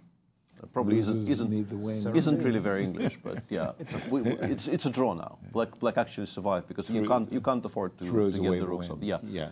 You're still better after rook b4, maybe even winning, but this becomes a bit tricky because we're winning the wrong pawn. We want to e4 win is not that crucial. Yeah, black has some drawing chances here, although I suspect it's probably, and there's a specter of f and h against none, right? Slightly raising its ugly head here a little bit. Perhaps if it would be mirrored on the other side and it would be the wrong color bishop, then that would be a completely different story. You can try something like this. Bishop b5, knight d5. The reason I brought up the f and the h is rook takes e4, knight takes f4. Yeah. And the engine says this is winning because the king is very far away, and I can believe it. It's not on g6. If it was on g6, we wouldn't be having this conversation. Well, but you have to check it like 5 times, right? Because if you're somehow wrong about this, you have voluntarily simplified into a drawn rook ending, which I'll is argue, one of the stupidest feelings in the world. Yeah, I'll argue that the move e4, like when you're in Zug, it's the moves that you make that bury you even more. And the move e4 weakens the d4 square. Yeah, but and so your eye jumps to that square. You can't avoid it. And the interesting thing is, you can actually, I've been looking at this once again, and I think if you do play king g2, king f1, which I don't recommend, but it's a thing you can do, the engine quite simply goes g4, g5, g6. But then you have to be worried a little bit that you will blunder something like you get here and there's no good defense against rook d1 mate for some reason. Right. Although the engine, of course, says just play king e1, what are you worried about? You are going to win a full rook for the h6 pawn once again. We are utterly winning here with white. But you suddenly have to solve some concrete problems, like black gets to threaten mate in one a couple of times, right? Which feels completely undeserved. You know, it feels like why are we even doing this? Yeah. But it is, of course, completely winning. The king runs away, and we pick up the rook and we win. But my point is, even in a position like this, against somebody who is, kicking and screaming and defending, you will probably not be able to win it without calculating something at some point. Yeah, absolutely. So let's try to go with the king g2 followed by f4, which I think that's perhaps the best way of doing things. At the same time, it does change the character of the position, so it's something that you really need to be sure about. But I'm stopping f5, f4 in this en passant, way. the only move in the position, because otherwise something on e5 is going to be problems for you. Because occasionally black would be able to play rook e8, but now that we supported bishop e5 check, you can't do that at all. So you have to go ef3, king takes f3. And now you maybe would like to play rook g8, but you immediately lose to, once again, the pawn is on h6, so we can very easily simplify into this endgame, because this rook endgame is we're winning the h7 pawn, and we're winning this so easily. Let's keep going. Rook to g6. Check. Just to show everybody. Yeah, only the check wins, but the check is important here. And c7. King d6. No, you can even take on h7 now. Oh, really? Now that the king is on c6, it's definitely far enough away for us to... Why would you play c7, Peter? You would have 2 pawns coronation. Yeah, it's good enough. Rook g8, rook h7. Because maybe I'm worried about some forces. The Prague game yesterday. Maybe after what we saw yesterday. I'm worried about this. The Hang on a game. second. Okay, with the king on e7, it's never a problem. Queen but let me g8. fuff about for a bit. Of course.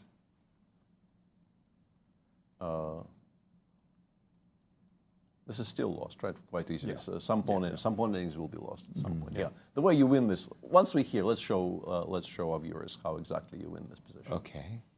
You go queen c8, and then you go queen d7, and then you go queen e8, and then you go queen takes g6. Wow.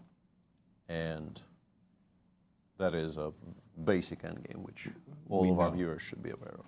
What every Russian schoolboy learns in also kindergarten. Also, the rook was trapped. Yeah. It only has one square, so Yeah. So yes, this ending is absolutely the cleanest way. But if we just go back a couple of moves, this is not the fortress that you want. So something like Queen D7 check, followed by Queen E7, I think. Yeah.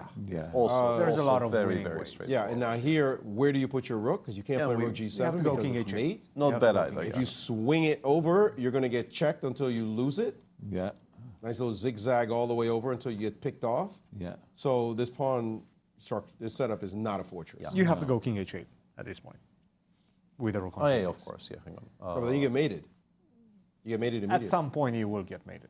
No, you get mated immediately. How exactly? I play check. Yes. I play check. I drop my queen on E5, and then you hand me the mate. That's very beautiful. Yes. Yeah. Yes. That is very, very beautiful. One of the many ways to finish it off, but yes, very nice. It's amazing what tangent we just fell into, isn't it? I mean, how did this ending We're a bit far. crop up And it's from never the going to correct happen. Right. position?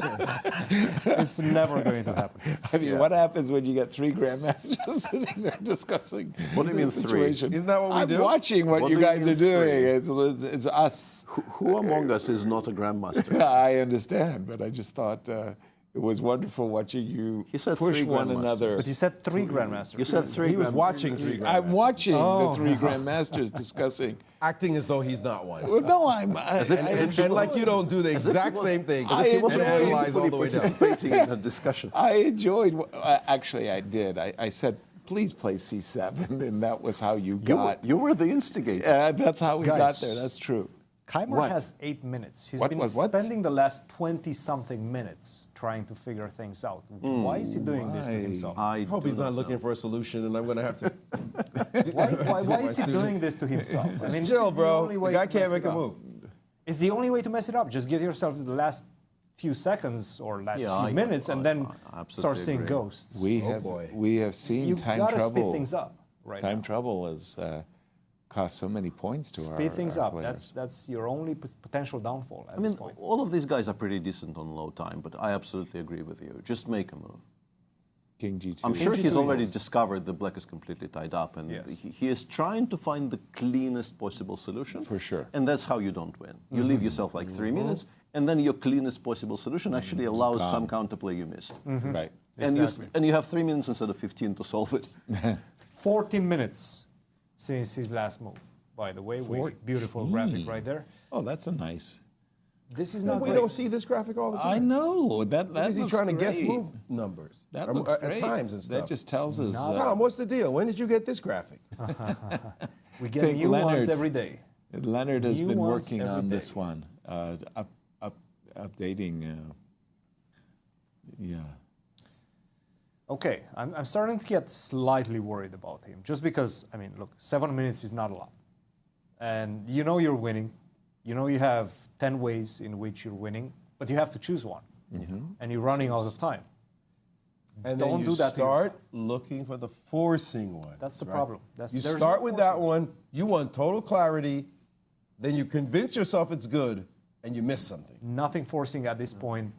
Just I'm going to ask the panel for a taste question. Taste, What do you prefer the sound of? Analysis paralysis or decision paralysis? Analysis No, paralysis. decision paralysis. Sounds better, right? Yeah, I don't like the rhyme. I think rhyming is just wrong there. No. Decision. Oh, you mean King F1, paralysis. by the way, You mean was played. the alliteration itself? Yeah. Yeah. To say it. Decision paralysis. I think decision paralysis. I think the accepted term is analysis paralysis, and I Yes. don't like it. You don't like it. I don't like it. Not a fan. Peter Svidler has spoken. That's it. A Thou non-native shalt not English speaker say. is telling all the English speakers to Thou shalt calcify not. this term and use it frequently and without much thought. That fix that. Make it decision paralysis. The rules of commentary have been fixed. I like decision paralysis as well. Right, decision. Yeah. So King F1 was played, Yes. King F1. Yep. which shows that he understands the situation. Zugzwang. Our He unparalyzed his decisions. Finally. Tom, our producer's favorite word, Zugzwang.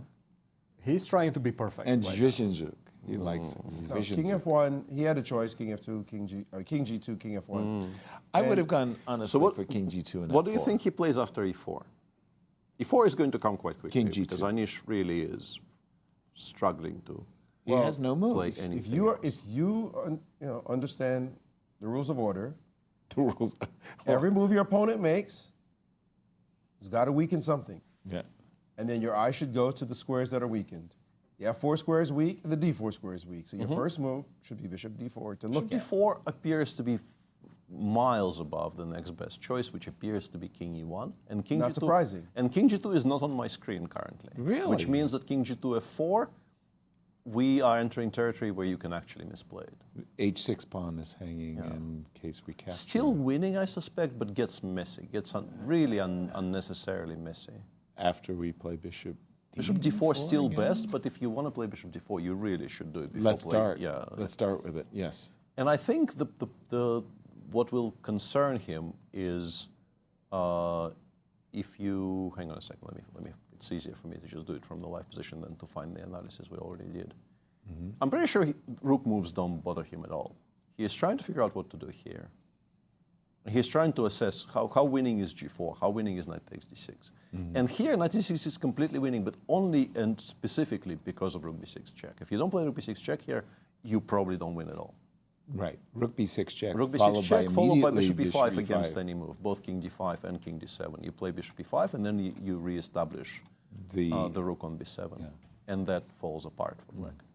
And that Bishop on E5 perfectly placed to not be harassed by the knight on C7. We know this geometric relationship. Yeah. The knight takes 3 moves to even suggest an attack on the bishop. Yep.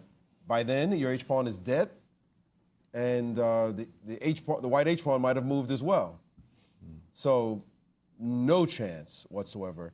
And Anish is acutely aware that he's in Zugzwang, and he knows if he pushes something, it's going to weaken squares and give his opponent a move. So I would not be shocked if Anish has already worked out E4, Bishop D4, as just a killer. Not only that, when you play E4 and the entire diagonal goes whoosh, Whoosh, yeah. that bishop just smiles as you offer it all those squares. You are in desperate times that he's played the move King F1 and just said, your turn. Your turn. And you just have no Your turn. good moves. And you have to analyze all of them. Yeah. I should share my insight with our audience, why I personally, I was probably about 1500 when I came to grips to understand what the term... 19th century we're talking about. Yes. Exactly. What Zugzwang for me was all about, and the way it was presented and the way I thought about it is, my opponent had put his pieces on all the best squares that he could possibly do. And now, since it was his turn, he had to move one of his pieces off the very best square. So you've reached the summit, and now the only thing you can do is, because you're forced to move, is go down. Yeah, all dressed up with nowhere to go. That's Right. a very good way of putting it. Yeah. You can maximize your squares, and it all looks good. So you realize you got to move them off one of them. Off the best. But here we squares have that it, they're on. E4 E4 on the board. Played, yeah. And this is the moment. I think Anish needs to play as quickly as possible because Now really, his only chance is the clock. His chance Agreed. Very much is connected with Vincent going down even further. Exactly. On the clock, and yeah. And Vincent is starting to react to the clock. As we saw that him before, yeah. With a little bit of agitation, and he glanced at the clock right there. He has to Bishop be D4. certain that Bishop D4 is indeed the right move. He might be looking at other moves as well. But Bishop But D4, if he's confident and he so- puts the bishop on D4, so then we know the game is over. Yeah, it's so that will be a confident young man saying, I got this. And he's played Knight B6. Knight to B6 instead. Not the move that we have been looking at. And I think he wants happening- Bishop C1 F4. I think that's my attempt, like early attempt to explain why he chose this. Okay, so Rook G8. Rook G8 anywhere, or F8. Or anywhere. F8 seems logical to try and push for F5, F4, and we will play Bishop C1 and try to land it on F4 and try to win it this way. Actually, the computer doesn't hate it.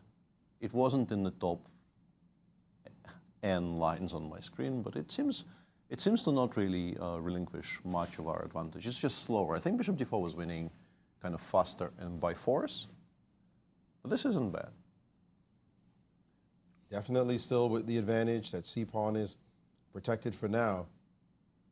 Could have won maybe a bit quicker, but now that he's changed the formation, black suddenly can move the rook, must move the rook, and he's got to break the position down.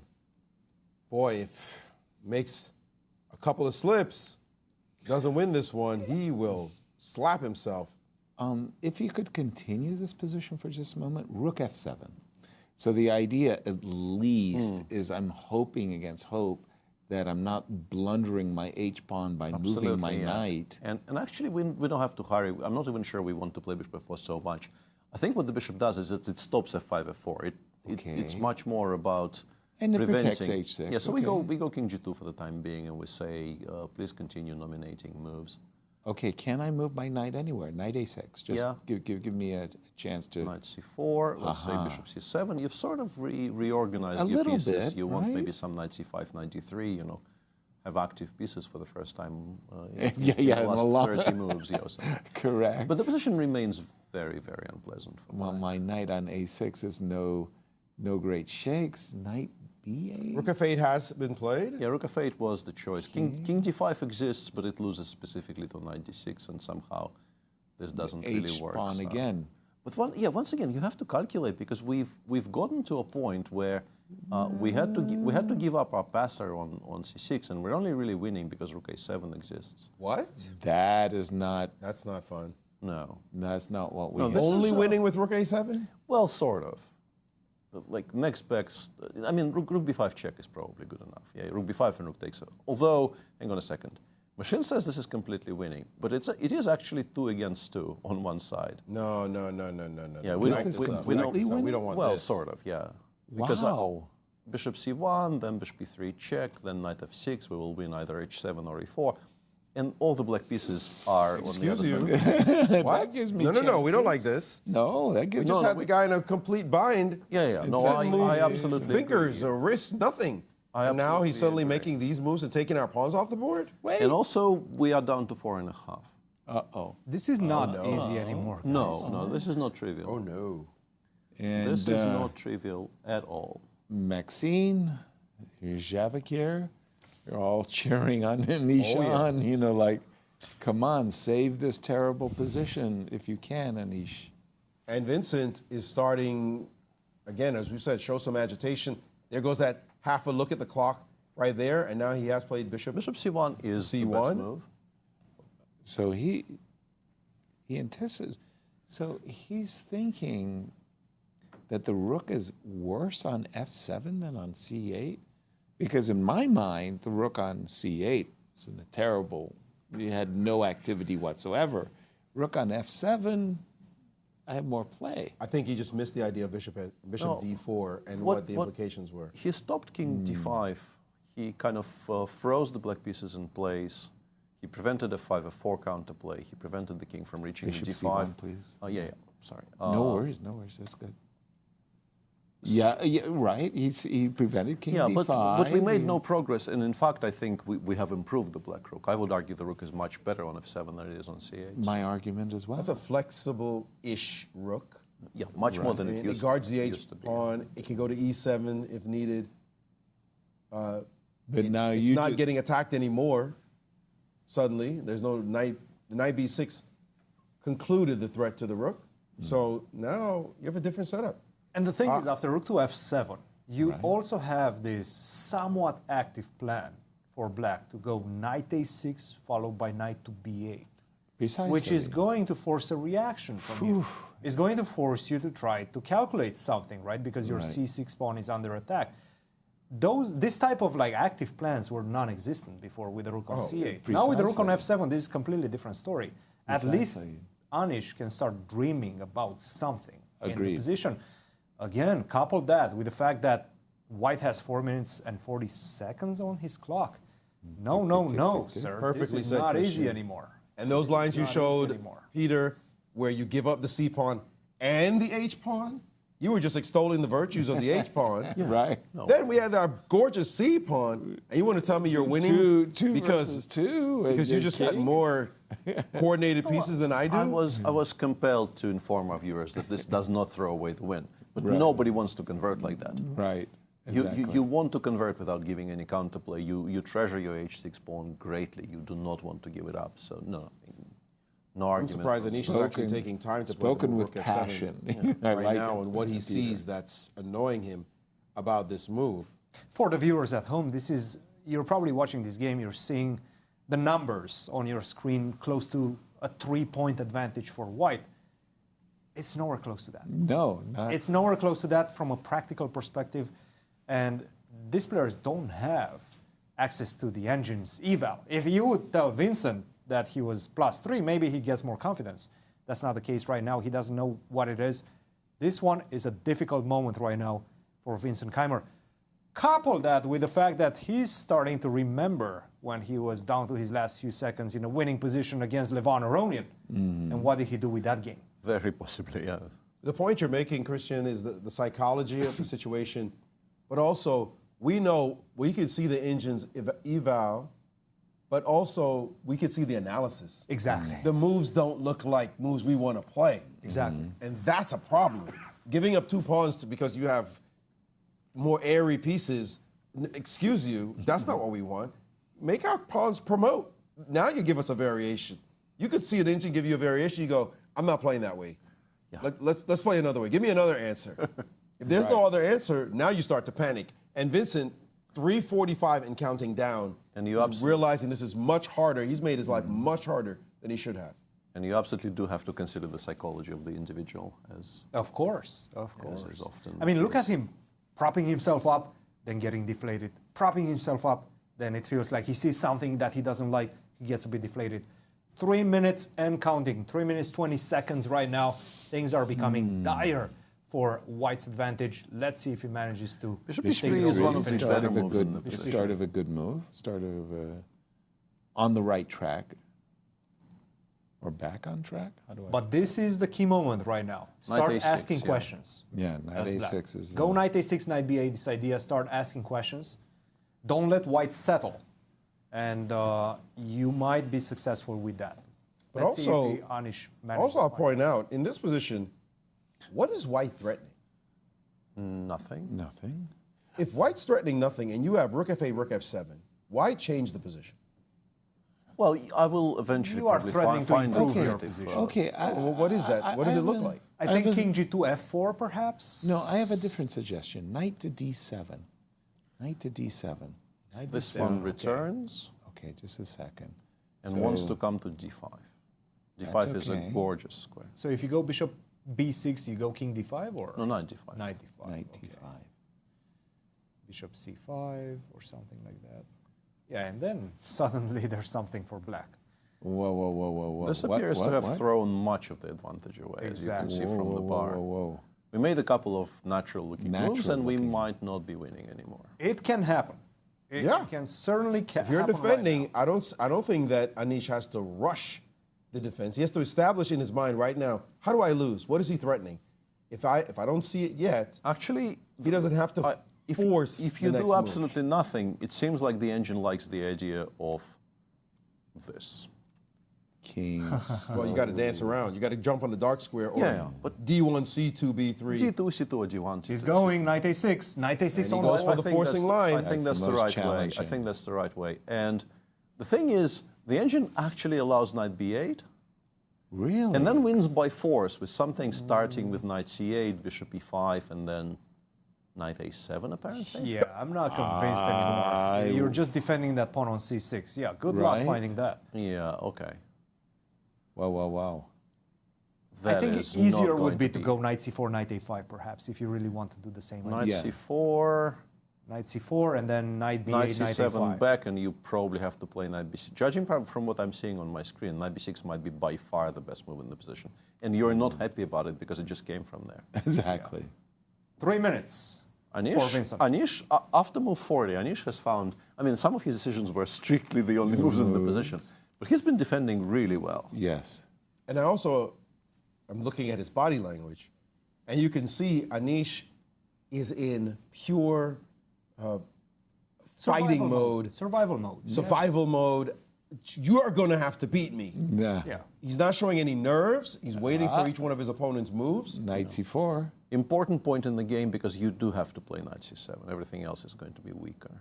Bishop c7 exists, but then the engine says we can play king e2, and it looks like you created the idea of king d5, but it stabilizes. You don't want to leave that knight out in the open on a6 like that. No. It's way too It's going to be, passive. This one will not hold. I think knight c7 is Knight c7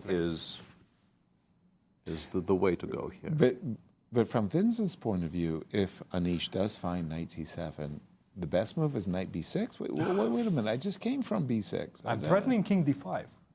I understand. It seems like king d5 is an idea in the position. Right. You can, if you want, do this.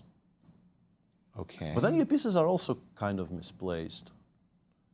And black could maybe consider activating some of, no, but yeah, Anish does not like returning pieces back either.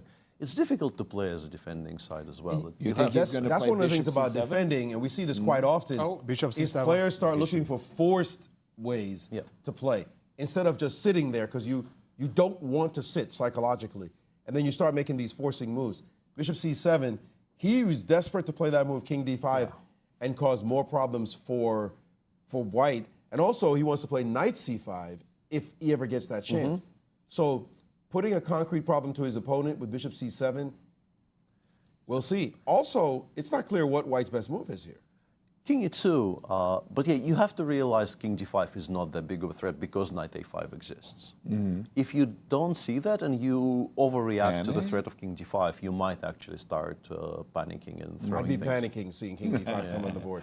King e2 is one of the most super cool, calm moves you could play, just saying, I'm just going to chill. Is, the reason we're not unhappy about knight a5 is that we're now threatening rook b5 check and then knight b3, d4. And if it lands on d4, the game ends because the king side will also start collapsing. Proper harmony of so our pieces. in a way, we're actually kind of happy about the knight on a5. And if black goes back to e6, re-establishing the threat against that knight, we will just play knight b3. b3 is just straight up a better square than c4 was. Absolutely. Because it gets to d4, and once it gets to d4, then everything we win. works. Yeah, he's gone. King. Bishop f4. Bishop f4. Yeah. Still winning, I would assume. Still winning, but... Black has to take. King d5, knight a5 is not good. You have to take and re-establish the knight on c7, but that is so passive. It's passive.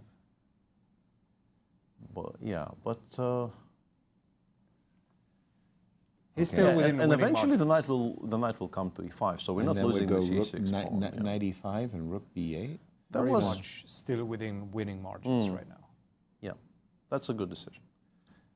King e2 was stronger, and those of our viewers who are watching with the website in a different window open somewhere will notice that bishop f4 got a suspicious coloring.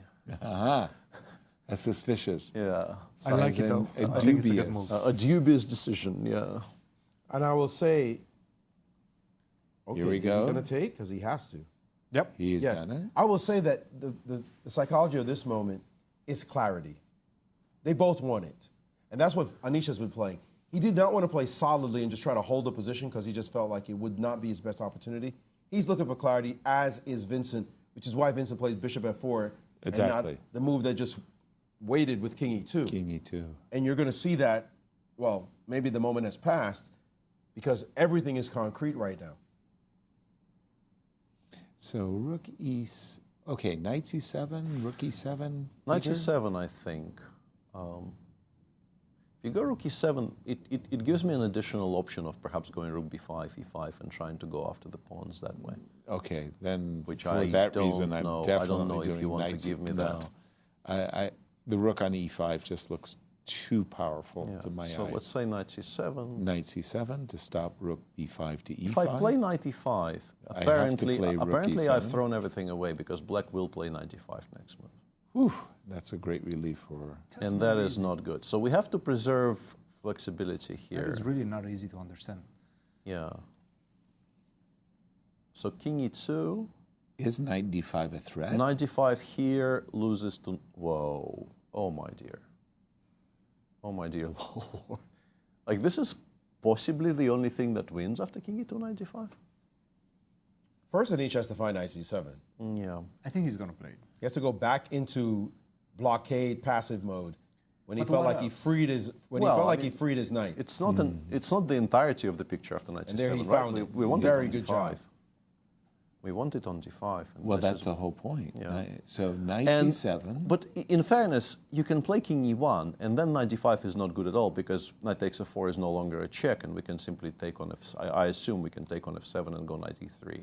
No? Okay. This is a draw. Wow. Oh dear. That's an easy trick to fall for. Once you again, think. knight d6 is the only thing that wins in this position. Yeah. It's findable, but if Vincent at that point is like on 40 seconds. With that being said, Anish also has to play knight d5. Yeah. Which is not an easy decision. Knight d5 is not an easy decision? No, I mean, he wants to With the play king knight on e2, yes. With the king on e2, yes. With the king on e1, not so much. Pardon my ignorance, but okay, knight d5, knight d6. I'm still trying to understand why rook e7 loses. Knight b5. What? The knights bouncing and dancing. And we actually just C7 promote is the sheep. We come back to the original idea of creating a queen, which is pretty strong. Yeah. That's great. That's great. I'm glad the engine knows all these moves. My I'm sorry. goodness. This moment here is much more obscure than that, much more turgid. There's no way you're just seeing all this instantly. Vincent is down to the guy's down to 113 on his clock. I think draw is kind of inching ahead now. Yes, absolutely. I think at this point draw is very B8. much inching ahead. Rook Probably B8 just shows through him. the advantage or No, a large no, it's part still of it. okay. It's actually not a bad. I think he thought 95 was a very strong threat, so he's dealing with it by stopping it. Introducing ideas of E8 rook e8 check. And, Trying to go rook d8, rook d6. yeah, 95 right probably now. loses to rook d8 on the spot, right? Yes. And the That looks c-pawn very nice now. queens yet again. Ooh. That's No, a good move by Vincent. Anytime the rook shows up on the white rook shows up on e5 or d6, life is good. On b7, it just wasn't doing enough damage. Yeah, this was actually a very good move. That is Very, a very good. solid decision by Vincent. Yeah. What I like about this decision actually is it throws a new wrinkle Rook g8, g7 somewhere. into Yeah. Anish's brain. Yeah. And Anish might have been trying to just hold, but suddenly, wait a second, what's this rook doing? Right. And there are quite a few things it could potentially do. So a very good practical decision on his part. Again, that pawn on h6, just such a thorn in black's side, and he has to calculate now. He could easily drop down to below a minute win this last move. I think Anish wanted a quick move. This one just Froze. said, no, I'm going to eat up your time. It's not easy to just blitz out your very next move. And Peter, help us out. What is Anish's best move at the moment? Rook I mean, they're all pretty much the same. Let's say rook e7, and if rook d8, you have to play knight b5. Everything else loses on the spot. Knight b5 To preserves stop the game rook going. d6. Okay. Yeah, and rook g8, g7 actually starts appearing on my screen. I thought I was Right. slightly kidding, but I'm not. No, that's a nice wrinkle. Rook g8, followed by knight e5, and once the knight is established on e5, we start playing And the rook is g7 on g7. and yeah. tying everything up. Let's say That- knight c7, trying to get it back to good squares. I just, like, some of the things on my screen are completely inexplicable. But yeah, this setup makes sure you can never pretty much take on f4. Because of c7? Why does this lose? Knight e3 and then knight takes f5. Okay, good luck with that. Oh, this is nasty. I mean, that actually is not that difficult. Yeah. Difference being that we have knight takes f5 here. That's a winner. I would be quite surprised if Anish plays rook e7. Really? The problem is does he have an alternative? Knight d5, rook d8. Tell me what's coming then. Knight d5, rook d8. That's a No, killer but that shot. loses by force, yeah. I would be very surprised in the next two. I'd be impressed actually if he plays rook e7, which is the engine saying is the most tenacious. That Right, move that's looks what so I- soft. It really does. It looks like, what am I doing? I'm just moving my rook over. But you don't have any better moves, is the problem. I understand what you just said. I understand that, but rook e7? It's just a tough position for him. It's a tough really moment a tough here. position for him. That last move, rook b8, It may not have been the best. That's a star move practically to me. And look, what I said about him going down under a minute, that's the cost of that move. Rook b8 just threw so many wrinkles into the position. From a competitive standpoint, you're going, oh, but wait, rook there, what's the right move? What's the right setup? Am I losing there? Suddenly, Anish is going to go under a minute. Well, I think you have a great name for those type of moves. It's a money move. It's the money move. It really was. It really was. And I would be very surprised. Even if he finds it, he bled 3 minutes to do it. And he's still calculating. That's, from a practical standpoint, great move. Introducing so much energy in the position, rook b8. Yeah, good move. And there he goes. He's now under the minute. Big problems right now for Anish. Try to find a move that doesn't lose on the spot. Will he find rook e7? And we have to mention, I guess, that we spoke about Vincent's demons in the game against Levon. Anish has his own demons in the start. A number of them. A number of them. That end game against Sevian is... It looms large. Yeah, although, in fairness, this will be different because he was never equal in this one. Yeah. Show me the killer. King d5. Let's go. Wow, impressive. 7. Impressive that he found it, but it took him the entire 3 minutes to do. Yeah. And he's under a minute now. But rook d8 might be the only clean solution now, but it's also the only move you will pretty much ever make. Yeah, you definitely want to stop knight d5 as well as king d5. Exactly. Yeah. Why would you ever allow black to activate the pieces? Yeah. If you don't mind, go back for a moment because I was just thinking. Oh, here we go. Rook d8. Let's stay on the board. On the board. Let's stay with this for the moment. Because now they're playing on increment. Knight b5 only move. Because once again, rook d6 check. Rook d6 is a big problem. Knight e3 and knight takes f5 is just so easy. He will play. Knight b5 only. He's going to play knight b5. You must stop rook d6 check. And if you compare knight b5 and knight e8, both stop the check from d6. But when you play knight e8, your entire position is tied up. Your rook is tied down to the protection of that knight. You can't make that move. And there we go. Knight b5, and we're expecting knight e5. Winning, knight e5 winning, rook g8 winning. Nothing else is winning, probably. I'm rather sure. Going to go with that. Well, I mean, knight e5. And they are the same move, basically. They are basically, you need to realize how strong that setup with the knight on e5 and the rook on g8 is, and you have to start aiming for it. Stalwart defense by Anish. I'm going to say I'm very impressed by his last 2 moves.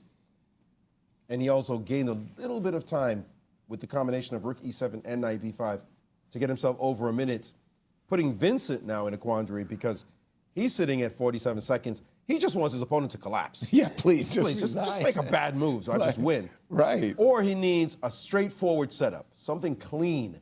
And you're staring for clean things. You've got to just find things that maintain your advantage. But he's looking for wins. We know this is what we do in this situation. I'm feeling some hesitation right now coming from Vincent. Glancing at the clock, glancing at the position, and not finding the direct way to finish it off. I think Anish didn't collapse. And like I said, there is no just straight blah, blah, blah.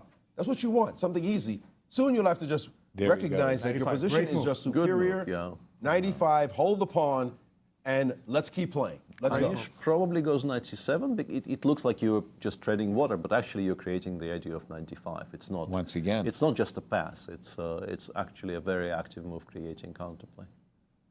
Knight c3. Knight c3. Same idea. That might lose same more idea things. Though. Okay, knight d7 wins on the spot now. Knight d7, big move right now. Knight d7 threatens c7. c7, knight c6, and knight f8 f8 check as well. There's a lot of threats with knight d7. Yes. Yeah, this is why losing touch with the c7 square was a mistake. 20 seconds to find it.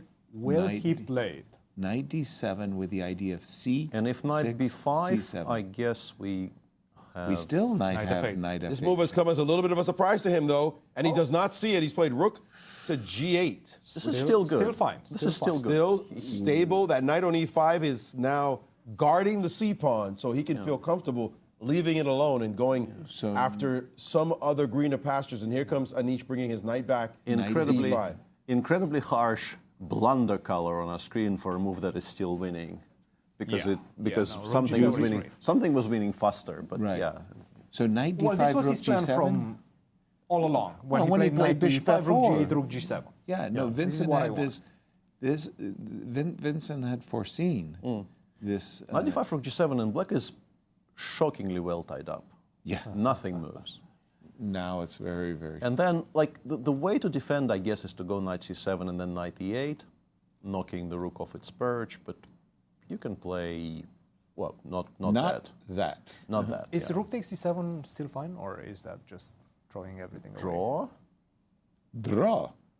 That's a draw, yeah? 10 seconds and counting, and the knight Knight back on d5. d5, rook on g7, played quickly. Yeah. Anish needs to sit. Yeah, and now you sit. You can't really touch anything. You can't. If you play king f6 now, you immediately lose to knight d7, knight f8, knight h7. Oh, that's nice. Yeah, so you absolutely cannot touch anything at all. 17. He's going to play it. Well, king, I think he's going to, king d6. He's going to d6. No, but that loses to knight f7, rook h7, I think. What? If you want. Rook h7? If you want, you can go knight f7, rook h7, and then the h-pawn will cost black not a piece, but I think a rook, frankly. That is a radical change of the position, though. Knight f7 and taking the h-pawn. Yeah, you have, so he to, has you have to be certain. Yeah, he and has to be 40 certain seconds. that that pawn is going to move inexorably forward, because the knight can come back to f6 later and deal with that h-pawn, so to speak, although it's still fatal. But he has to know, and he's got 30 seconds to decide. In fairness, we don't have to. We can go king g1, h2, g3, or king e1, g2, c1, b2, and so on. Black is still completely tied up. King d6 changed nothing in that respect. Because you can't play knight takes f4. There's still not a single active idea for black. So king g1, you can't play knight takes f4 because we take on e7 and play c7. And c7. 10 seconds. 10, 9, 8, 7, Vincent. 6, Vincent. 4. 3 seconds. Yeah, it's very difficult on 3 seconds to convince yourself to go for something forcing. But this is still good enough.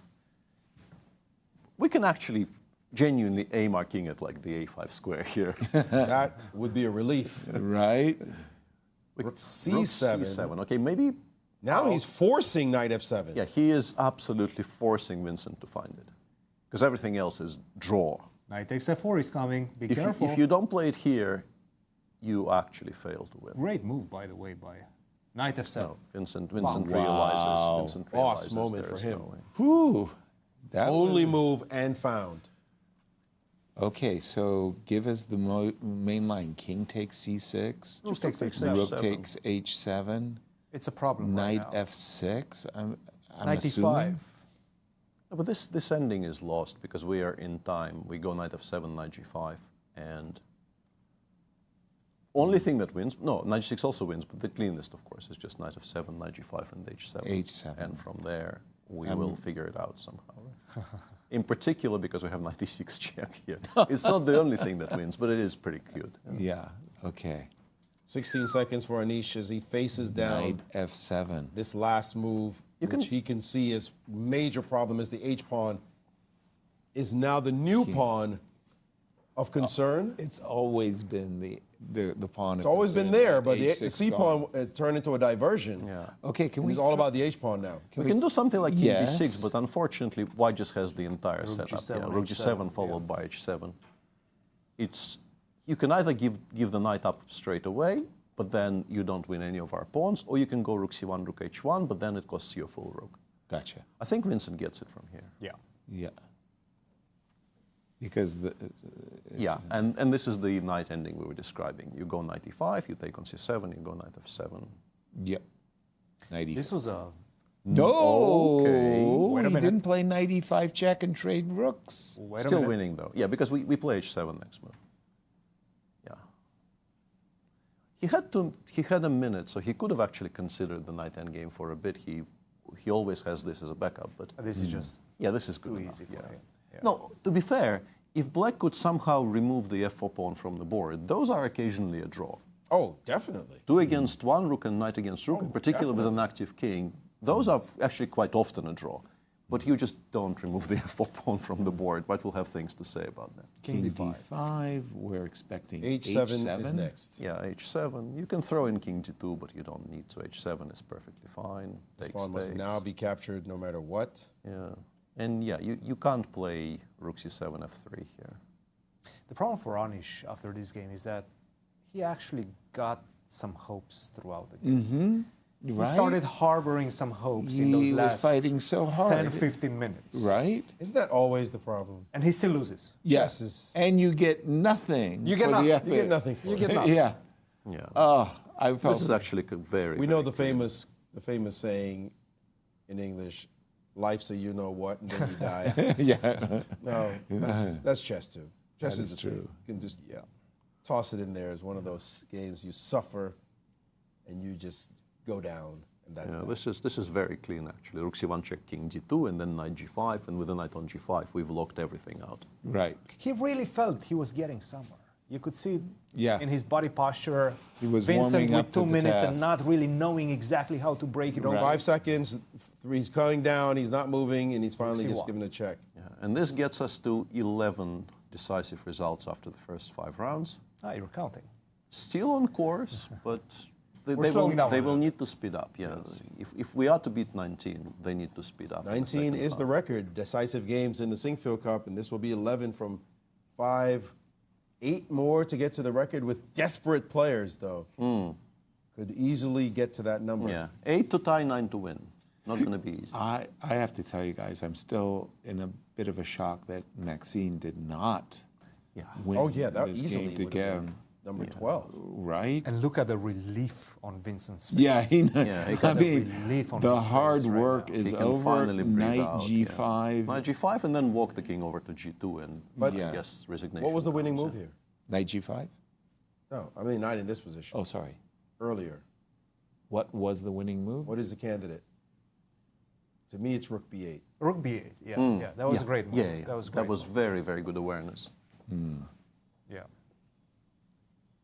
That was exactly the moment when the tide was shifting towards Anish. We were even saying, now it feels like maybe Anish is favored to make a draw in this one, and then Rook B8 came, and that was it. Boom. Boom. Gone.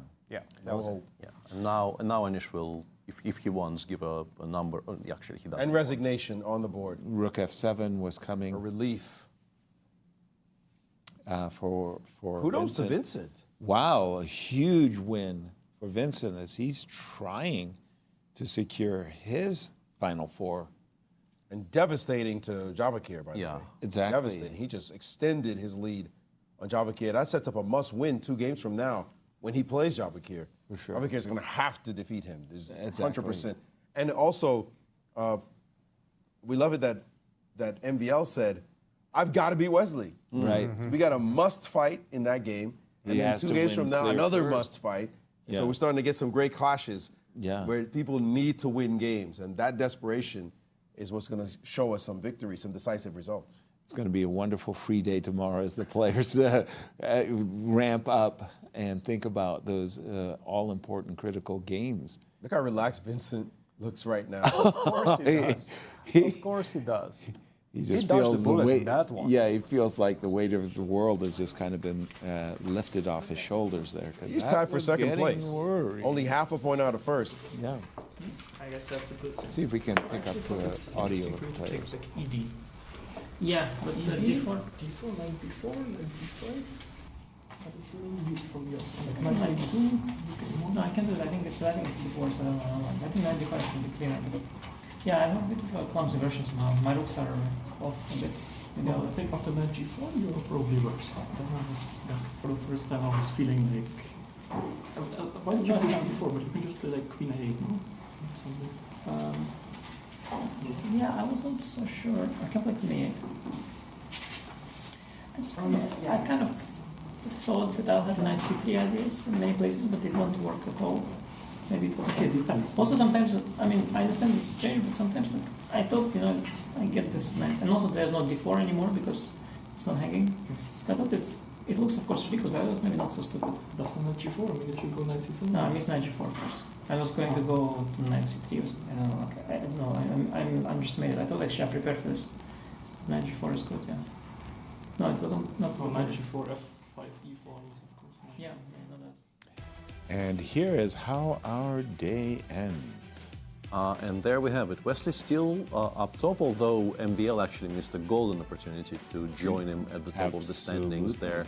And 3 players on +1, the original 2 being actually 4 players on +1, the 3 that were tied for second prior to the round beginning, and Vincent, who has just won that very important game against Anish Giri. Levon drops down to 50% and is joined there by Sevian. Anish and Jorden are down there at the bottom of the standings. Indeed they are. What's funny, not so funny, but the top 4 players on the tour are the top 4 in the Sinquefield Cup, including one Maxime Vachier-Lagrave, who's struggling right now. Who's fighting for survival. And the worst part for Maxime is you've got to overcome the 3 players you're tied with and the leader as well in order to make this distinct. So he's going to be playing Prague and Fabi in the near future after he plays Wesley.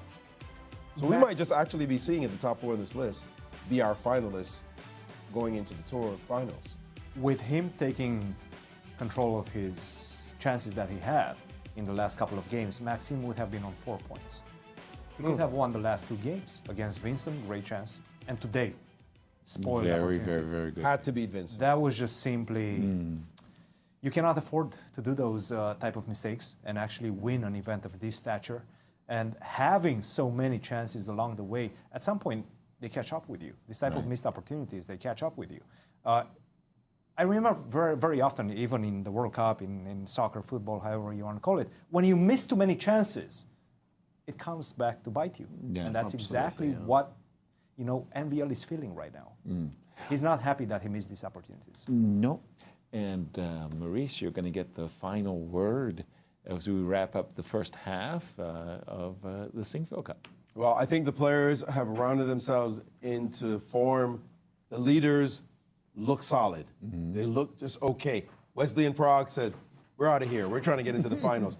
Fabi pulling this game up, bringing himself into a fight for the top. We also have Vincent, who just had to get this game.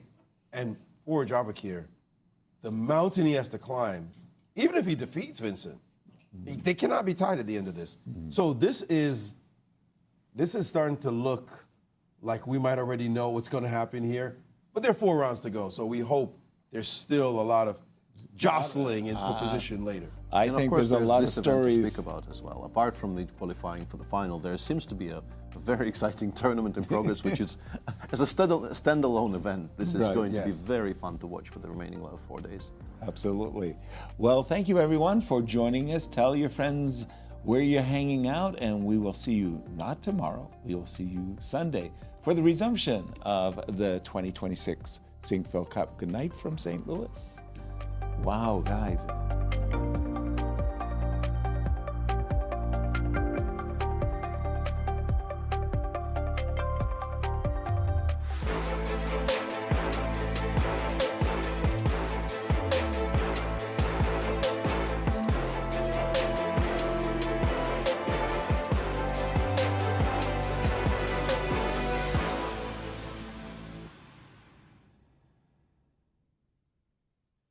This has been a presentation of the St. Louis Chess Club.